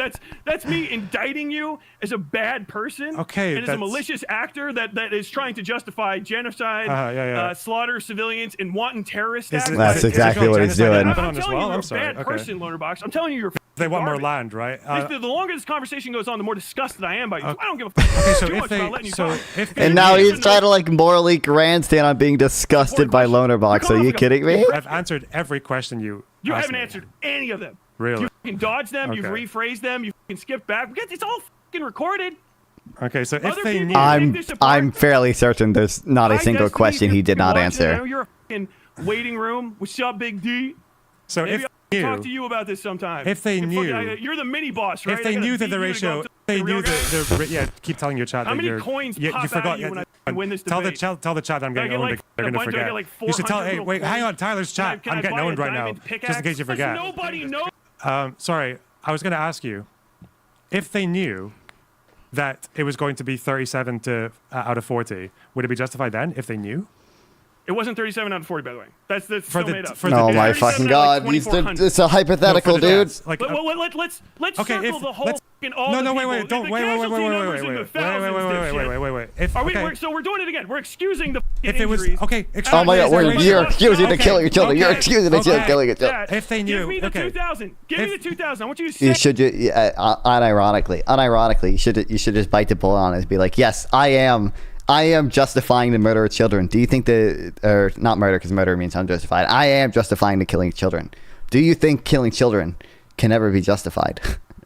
And then, depending on how they morally grandstand, they might be like, absolutely, you should never kill children. Then you can do the switcheroo. So, if there were 100 Hamas operatives in a room, along with one child, and Israel knew that those Hamas operatives were planning an attack that would kill 500 Israeli children, can they do the strike? Say it. All right, let's say 2,400. Okay, say it. That's not how any of that works. Lonerbox, say 37 out of 2,400. No, that's a false stat. That's not a true. You fucking idiot. Ratio. Why is yours right? That's not a true stat. Why is yours right? The Israelis say, I don't know if you know this, guys, but October 7th happened. They need to kill some kids. I'm good. I'm not going to mention any of these fucking injuries. I'm not going to say any of this shit. I fucking come out against every fucking dead child we talked about. Every fucking civilian casualty. I'll just ask the question again when you're done. Okay? True. Every dead child is equally bad, by the way. America it was not justified in killing any civilians in Iraq, which I participated in. I live with the guilt of that. It's disgusting that we killed any fucking civilians at all in that war. It's horrible. All right, let's say the still go through is bad. Okay. However, I got you here, some fucking uninvolved third party, trying to talk about me parading on fucking Arab kids' graves. I'm just turning him down. Parading on Arab kids' graves. Turning him graves. down. I'll wait till he's done. Is he still talking? Damn. Say they knew. Oh, is he? I'm just turning him down. I'll wait till he's done. Dipshit. I don't care. I've got my audience. What's the point of me just letting you ramble? Can I ask my question again? Yeah. Okay. Let's say that they knew. Let's say they knew it was going to be. Let's see if he answered this time. Let's see if he engages. Let's see. Willie. Hypothetical. I'm asking hypothetical. Would it be okay? No. Why not? First off, the entire operation is fundamentally flawed. So I'm not even going to give you that there would be a acceptable percentage. Oh, okay. So the entire operation nothing they do against Hezbollah. Okay. So nothing they do. Nothing. Okay. So you want Hezbollah to win. That's what you want. You want Hezbollah to just fire at Israel with impunity, even if they kill 12 kids in the Golan Heights. 12 Druze kids. Okay. That's what you want. Oh, sneak. Oh. Yeah. They'll have a much harder time of doing it now that their communications are and that they've lost potentially 1 or 2 thousand. They invaded once, right? They're still going. Israel has never successfully stopped terrorism. So they defeated like several. What? So with Egypt, they got Egypt to make peace with them. They got Jordan to make peace with them. They got the Saudis to make peace with them. You just made something up again. Wait, has Egypt never? Okay, now they're rambling super fast. Egypt to make peace with them. You just made something up again. Wait, has Egypt never got a country to make peace with them through war? Egypt. Jordan? You said that they've never been able to stop terror or like stop an enemy. Yeah, they did with Egypt and with Jordan. I said terror, not an enemy. Again, changing the goalpost. Terror. Oh, so okay. Well, terror then. Okay. Well, I don't. They already ran through this conversation. He defines like basically any military attack as a terrorist attack. I don't know what attack he wouldn't describe as a terrorist attack. Let's use terror as an example. Was Hezbollah firing more rockets at Israel before or after the 06 war? Is Hezbollah still before? around? It was before the invasion. No. Oh, now you know they didn't annihilate Hezbollah. Did they just have to carry out a terror attack to try to slow Hezbollah down again? Well, they stopped the rockets for a good while. Didn't really fucking stop the fucking terrorism, did it, Lonerbox? Did it stop it? So generally, if you're a civilian in northern Israel, did it achieve its military objective? No. It did stop the rockets. It did. It stopped the rockets for years. They're still coming. They're back. They're back, and more are gonna happen. So you're not even able. So you're not even able to slow them down. How many kids do you have to kill for 5 years of no rockets? You realize if they trade-off? Well, the difference is that it's in the Golan and kids do you have to kill? Oh my for God! The difference is that kids in the Golan and Israel don't get rockets on them. Give me like 5 years, no rockets. Well, I guess the kids in northern Israel should just take the rockets then, right? It doesn't stop it. The terrorism that they did in Lebanon. Oh, okay, yeah, just tell the kids. Yeah, okay, well, you should just tell those Druze kids. Oh, I'm sorry. Tell the kids. Tell guys. Sorry. Oh, sorry, guys. I guess the rockets they can't slow that. We can only slow them down. So there's no point. Just keep having rockets going over your heads. Okay, why not? Tell the Druze kids that in the playground. 12 of them, by the way, are completely indiscriminate attack. It didn't really stop because they got killed because Israel keeps doing Israel shit and the terrorism keeps continuing. And then Israel keeps doing Israel shit. Remember your 06 war that didn't work? And it failed to stop the terrorism. So if you can't completely defeat the military, you just have to slow it down. In 15 more years, 10 years, 20 years, whatever, those next set of kids that die because Israel's incompetent at stopping, slowing down insurgencies, ending terrorism because they continuously. Well, I mean, they slowed them down. You already said that. Murder children. Who did they antagonize? Relentlessly attack civilian centers. They pulled out of Lebanon. More Israeli kids are going to die, and then they're going to try. Oh God, how are we going to stop this? How are we going to stop this now? Why do you keep saying they keep antagonizing? Israel left Lebanon, and then Hezbollah fired at them. Why do you keep on thinking about that timeline? They're antagonizing like human Israel life in general in that area. Oh, so they didn't actually antagonize Lebanon after 2000 when they left. No one's making these points. I don't give a fuck. You just said it. Stop. Why do you keep saying? Oh, I'll just say something completely incorrect. Ascribe something. Get the history wrong. Oh yeah, sorry. Oh, I don't give a fuck. No, it's okay. Let's get back to it. I love it. You just get to be wrong and say you don't give a fuck. You just get to say you're wrong and don't give a fuck. How does it? You just keep saying we don't agree that it's indiscriminate. It doesn't change anything. Never has. Israel. We don't agree that it's indiscriminate. We're still doing terror attacks. Still happening. Oh, so as long as the war is ongoing still, then as long as they can't wipe out Hezbollah completely, Israel should just like do nothing. Well, because remember I sent you the counterinsurgency manual. You should read it. It's impossible to kill the entirety of an insurgency. It's literally impossible because it's an idea. I don't think anyone said anything about destroying the entire movement of Hezbollah. I don't know why you're saying that. You just said it. How many times did he say that Israel is slowing Hezbollah down and not completely destroying it? Oh my God! You said that because they can't destroy the insurgency, they shouldn't do anything to it. They shouldn't attack any infrastructure. They shouldn't attack any militants. They shouldn't do anything. Didn't say that. What should they do then? Okay, what kind of military operations? What kind of military operations? What kind of military operations? What kind of military operations is Israel okay doing in Lebanon then? Ones that don't indiscriminately target civilians. Well, you just said what can they do? Hezbollah hides among civilians. Civilians will always get hurt in this operations. They change their tactics, don't they? Because if they keep doing that and killing civilians, then Hezbollah's never going to go away, Lonerbox. It's basic counterinsurgency, dipshit. So what do they want? Like what technology do they have? Let me blow your mind. What if Hezbollah? What technology? What if Hezbollah wants them to kill civilians to swell their ranks? What technology? Hezbollah has no problem swelling their ranks. Hezbollah is the biggest non-state military in the world. What are you Israel keeps killing Muslims. No, it's because they're supported by Iran. That's why they're. That's the only reason. It's up to him. I don't mind. Iran doesn't like it. Can I ask you a question? What side, Tyler?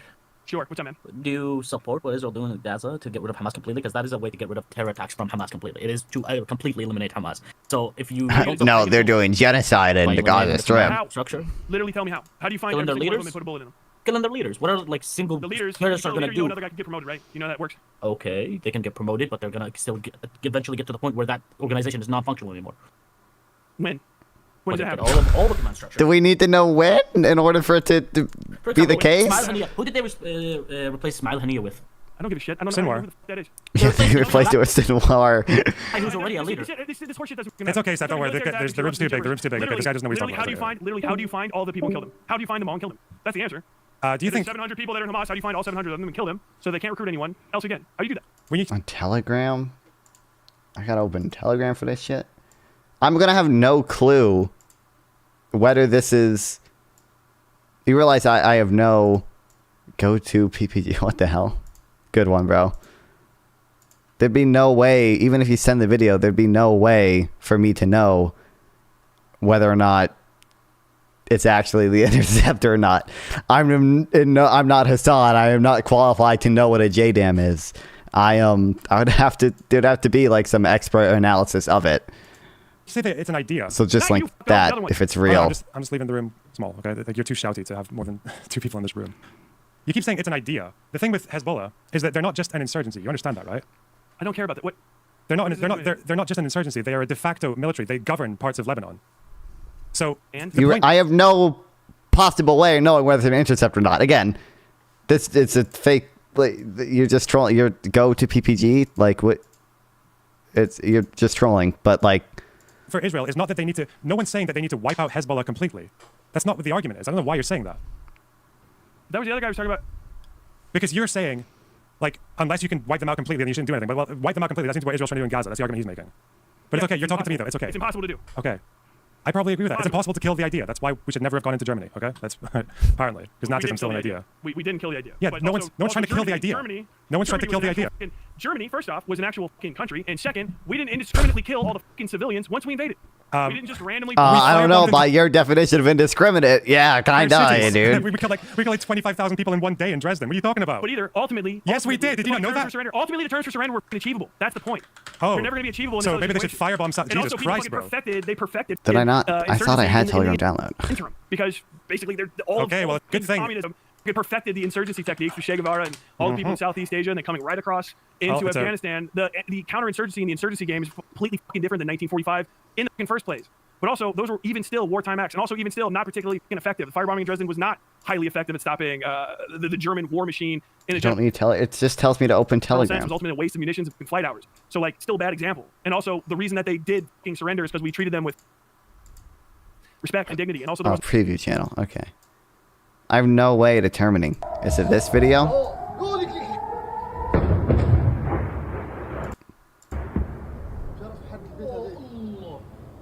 I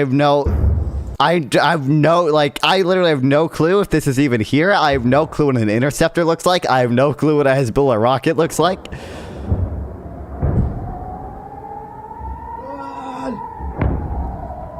You'd have to provide way more than that, because again, I have no clue if this is even here. I have no clue if this is in Israel at all, for that matter.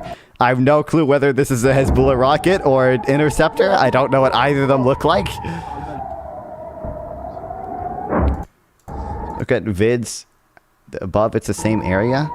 I don't know what vids above. I don't know where this is either.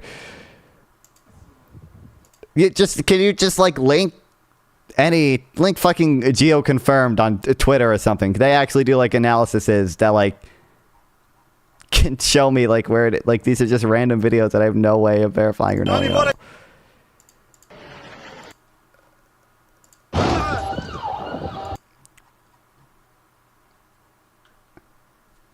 Israeli interceptor landed at public school. Principal's car. I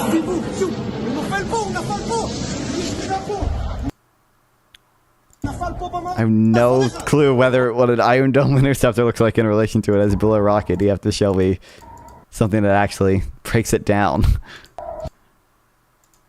There's a massive cultural divide between two completely disparate religions Yeah, but and it also wasn't the fucking Holy Land, and it also was completely contextually different in almost Actually, I every wonder single if way. Geo in Israel, confirmed Palestine. that it's Yeah, it's a good thing that Israel isn't. It's a good thing that the goal, and I've never said that, is to eliminate the idea of Hezbollah. There's a Shia population there. They're part of the civilian population. The goal is to disarm them as much as possible, or to reduce the attacks on their own civilians, to protect their civilians.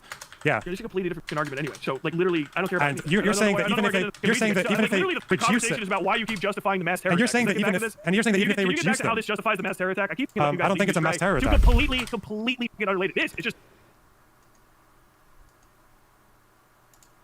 definitionally a mass terror attack. How easy? I don't know why you're making it like you keep saying the mass terror attack. I don't think it was a mass terror attack. I think we're given that. I think Geo confirmed did one on it. Given how Hezbollah fights, Yeah. this seems to be. Given how Hezbollah fights, like, would you think this would have been more or less civilian damage if they just targeted them with like fucking hellfires? Like, what the are you talking about? Sorry, I gotta cut this soon anyway. I'm about to be done. You should learn a few more things about the past I between did Israel hear and Hezbollah. like the last 30 seconds. You cut out. Okay. Bang. Are you seriously committing to the idea that just because Israel's military operations in Lebanon reduce rocket fire, that's not good enough and they shouldn't do it if it kills Lebanese civilians? Yeah, literally. Okay, so that's so some lives matter more than others, I people in guess. the future. Okay. Yeah. It's bad counterinsurgency. Okay. It's not an That's pretty insurgency, much but it. okay. Why, if they're afraid of the rocket attacks, why not attack the rocket Again, teams? Why not do that? You realize If it you takes don't like rocket attacks, attack the rocket it takes an teams. entire net because you don't know how Hezbollah operates. Again. Tell me what about Hezbollah operating that's somehow different than every fucking insurgency group in mankind. What do they do? What do they do that's different than Al Qaeda? Because Hezbollah are also a de facto government of several parts of Lebanon. They are very, very heavily armed and well supplied by Iran. They have the capacity. I haven't finished talking, please. I haven't finished talking. They've got very good technology and the ability to basically. It wouldn't matter that much if it's a interceptor or not particularly. The reason why it would be somewhat relevant here is because I think earlier we were talking about that they were just so morally grandstanding on the killing children. And I think Lonerbox mentioned, Hezbollah also killed children. I think I mentioned that before he did as well. But yeah, that's the like either way, I would hold Hezbollah more responsible. But yeah. Emerge out of like civilian areas, even houses in some cases, to bring a rocket up from under the ground from like reinforced bunkers and tunnel systems, fire their munitions, and then go back underneath. And their communications were one of the ways that Israel was able to do this. Without their communications, they cannot conduct strikes in the way that they could as effectively. That's why Hezbollah communications are far more sophisticated than the likes of Hamas or even the Taliban. It seems I'm not too sure about that. The pagers were highly sophisticated communication systems. You don't think they can work past their that? way of the reason that's how they communicate. Because their communication infrastructure is the way that they're able to coordinate these attacks. Why, who cares? Come back and just start shooting them. I fucking tell everyone, all right, well, like. You know, if you have a schedule, you can work around all of these things. It's not going to stop the rocket strikes. It's probably going to piss them off more, and they're going to do more. Like, they can't talk to each other. The rockets are still there. The rocket teams are still there. The rocket technique is still in place. You haven't stopped any of that. And now you have dead civilians that are going to swell the ranks of Hezbollah. Like, they accomplished nothing. Like, still, yet again, you have not justified the terror attack, the mass terror attack by Israel, and we're talking about other bullshit. They've also lost combatants. These are people who would otherwise be able to fire rockets. Yeah, like, what, 37 are dead? And the injured ones, okay. Who knows how many wounded? Okay, yes, these are people who could otherwise fire rockets, yes. Yeah, so how many people, like, what are even the... And they are targeting rocket infrastructure as well. If it's one of the most complicated attacks, well, you took out 37 guys, the rocket teams are done now, they can't get pagers. No, they're doing airstrikes for that. But you're opposed as well, because civilians die in the airstrikes too. But yeah, they're airstriking the rocket teams as well. That's what they're doing right now. They're airstriking infrastructure. The communications is part of it, because obviously when your communications are fucked, it's harder for yourself to deal with, like, future attacks against the rocket people, yes. There's like a million different ways to attack communications anyway, so how does that still justify doing a mass terror attack? Like why is that the way that you did it? You keep on saying it's a mass terror attack. It is. I mean, it literally just is a mass terror attack. Like, how does it justify that? It doesn't seem like it's actually going to long-term achieve that goal, and you're going to have more Hezbollah fighters, which you haven't really answered for. Like, you slow down rocket attacks for a second. You know what a Pyrrhic victory is? Like, where you think like you got to win, but it actually completely defeats the purpose of your entire objective. I think it seems to me like the issue is that you seem to think that Hezbollah actions against Israel are only a response to Israeli actions against Lebanon. Do you think Hezbollah, if Israel didn't think... I'm not talking because you don't understand. Because you don't understand that Lebanon, because you don't understand that Hezbollah's attacks against... To their strike years ago, right after the incident occurred? Years ago? What? Nazareth admitting accident that led to the death of civilian due to their strike years ago, right after the incident occurred. Right after years ago, right after the playground incident occurred, they admitted an accident killed civilians. It'd help if you spelled shit correctly. I am 100% certain that an Iron Dome misfire has killed civilians before. That's not really... that's not relevant to whether or not this strike was a Hezbollah or Iron Dome misfire. Like, I am also 100% certain that Hezbollah missiles have hit Israel before. Israel. are not just because I don't know what you think you're proving with that. by Israel. When Israel left, Hezbollah's attacks on Israel went up, not down. As in, when the effect of Israeli soldiers and when Israeli soldiers against Lebanese people reduced by them leaving the country. So you're saying they're incompetent? So you're saying they're incompetent? So you're saying they're incompetent and bad at fighting Hezbollah? How does that justify a mass terror attack in a civilian center? Like literally, I don't think it was a mass terror attack. It seems to have been so far, based on the data that we have, based on the data that we currently have. I told you my opinion. This could change, by the way. But based on the data we currently have, it seems to be like there's a fair level of discernment in that. When you look at the death ratio, it seems pretty close. It seems like they basically limited the civilian harm as much as you can against Hezbollah. You really just want to believe it is what it is. No, we don't know the ratio. It's still just a violation of the convention. I'm pretty sure no, that's still it says that at the top of the page. That's by the way. still I don't know why. contested, by the way. Yeah, that's still contested because of the article that we read. Contested we read that by people that are pro-genocide. You know what I mean? Oh, if these legal people can't disagree with me. They must be pro-genocide. That's a really convenient tactic you got there. I mean, yeah, I'm anti-genocide. Well, I think clearly not. You think Israel shouldn't do anything against Hezbollah because Hezbollah puts the civilians in harm's way. Yes, you do. That's kind of the implication of your belief. Actually, the implication of your belief is that like almost no country should ever do a military strike. Oh, so if they, well, no, I asked you. And they should halt operations if they can't continuously. Okay, I just said that a bunch of times. So you've walked back your previous answer then. You've walked back your previous answer because I asked you. I didn't walk back any previous answer. I asked you. Are you going to rephrase another question? Because I asked you if they knew the ratio would be 9-1. Was it okay to do it then? It's a hypothetical based on nothing. And also 9-1 is still bad. No, because 9-1. A 9-to-1 ratio where 2,400 people could be injured would be, if it was all the way up to fatalities, would still be like hundreds of people. It's a hypothetical. Hundreds of people. It's a hypothetical. The hypothetical. It's a bad hypothetical. Because even the hypothetical, I'm saying no. I say no, that's bad. Ukraine. What do you mean? Ukraine conducted that. Ukraine conducted. You said it was okay for Ukraine to conduct a proportionality assessment. Why did I say it was okay for Ukraine to do it? Why did I say it? Because they knew. Where it happened. Yeah, because they knew. But now I'm asking. Because they knew. Yes, because they knew. Oh dear God. Because they knew, which is why I'm asking you with Hezbollah. If they knew, why is it different? They didn't. They didn't. That's why I'm asking you hypothetical. And you're scared. Oh my God, he won't engage with anything, dude. In my imaginary world where I'm right, wouldn't that be right? It's not as clever as you think it is. Because you don't want to bite the bullet. Hypothetically, you can answer a hypothetical question. There is no bullet to bite. The bullet to bite is in your imaginary world where it's a hypothetical. It's very easy to answer the inherent issue that I have with the operation, which is that it violates the convention against the use of booby traps, and it's a mass terror attack on Oh dear God. No, the additional protocol. The additional protocol. Unless it's 100%. 100%. Okay, the addition that's not written anywhere, but the additional protocol clearly makes exemption from military objectives. You're literally asking we read it already. That's me answering your hypothetical would be only 100%. Only 100%. Oh, so for some reason Ukraine is allowed to assess collateral, but not. You're doing it again. You're trying to be a rat. Only when this specific tactic is used, it would have to be 100%, which is still just luck because you're using luck to get all of these bombs to where they're supposed to be, as opposed to a guided munition where you've actually weighed the casualty assessment and you know who's going to fucking die. You know those 2 civilians are going to die. And you're gonna well, if Hezbollah said it, it must be true. Wait it out, as opposed to Israel, which is going to send fucking bombs. And like, do you think it's the case that Israel has taken responsibility for killing civilians in the past, but it's also possible that like Israel won't admit to killing civilians right now? Like, you would never apply this same logic to Israel. Hey, this is a Lonerbox hypothetical. What if the number of civilians killed was lower? Would you be okay? Behind door number 3, even less civilians. Come on, can we come on down? How many war crimes can we get on Israel today? That's like what this whole thing feels like, again and again and again. I think we're gonna have to wrap it up, by the way, because we just said the same thing like 15 times, and I gotta go eat dinner and say goodbye to my people. Damn. Okay. Well, hopefully you learned something or anything about this conflict or with the people who were involved. And you did. Yeah. Hopefully you'll be a bit less retarded next time you talk about this. But don't jerk yourself off. Come on. Bye. Okay. Cool. Nice Damn. One. That was a waste of time, but okay. It's always it's the proportionality of smugness to incorrectness. But what can you do? What are your disagreements? Oh, I think it's good to know things about the conflict before you talk about it, and he doesn't. That's probably the big disagreement. Oh well. Base. I can't believe I just had that guy screaming at me for an hour about these explosions hitting people or being expected to maim or kill people next to the people. But like, there's 3 people right next to this guy. 3 people, and you can't see on the camera if they're injured or not. Bro, these 2 guys are clearly well enough to just run away really quickly, and this guy's just sitting there. He's just like, what the fuck's happening here? Look at him.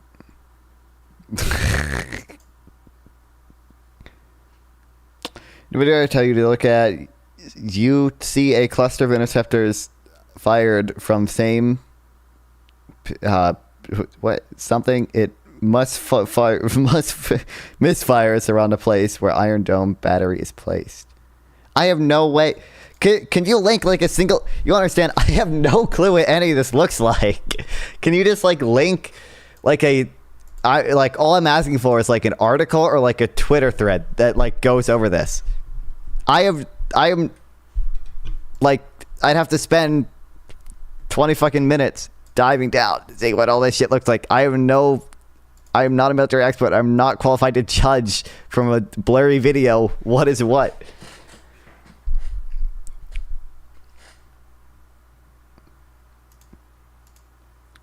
Look, I have not got Twitter. Okay. Well, you find something and maybe I'll look at it tomorrow. But can we at least like acknowledge that like if this is an IDF misfire, which I'm sure again I'm 100% certain that there have been cases of the Iron Dome misfiring and killing civilians, that is radically different than what Hamas does and Hezbollah does, which is intentionally kill civilians and use inherently indiscriminate attacks. Like this is literally Israel firing an interceptor to stop a missile from hitting its civilians and it accidentally killing civilians versus Hezbollah intentionally going after those civilians.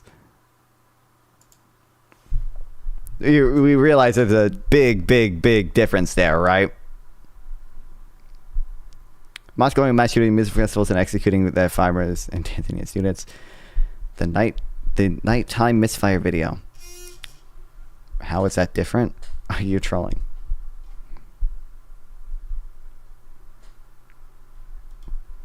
We could acknowledge there's a big moral difference there in the intentions, right? Right, Malibu County? Right, all right. You know, I wonder if actually...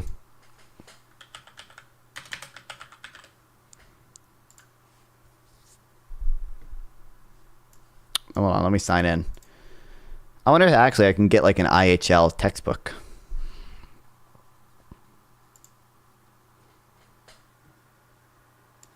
I mean, I can just pirate them if I can't. Oops. How do I access it? Oh, I don't even have to fucking log in. I can just go here. Oh my god. Oh no, my school email got leaked. Oh no.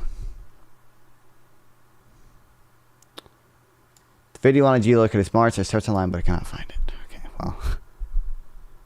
I mean, I can just pirate this if I can't, but like, can you acknowledge that there's a big difference in the morality there between Hezbollah and Israel, even if this is an IDF or Iron Dome misfire, rather?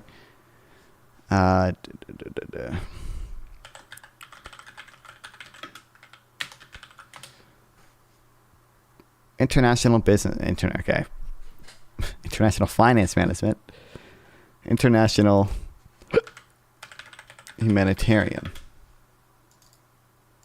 law. Oh, damn. Well, there's definitely some that I can just pirate.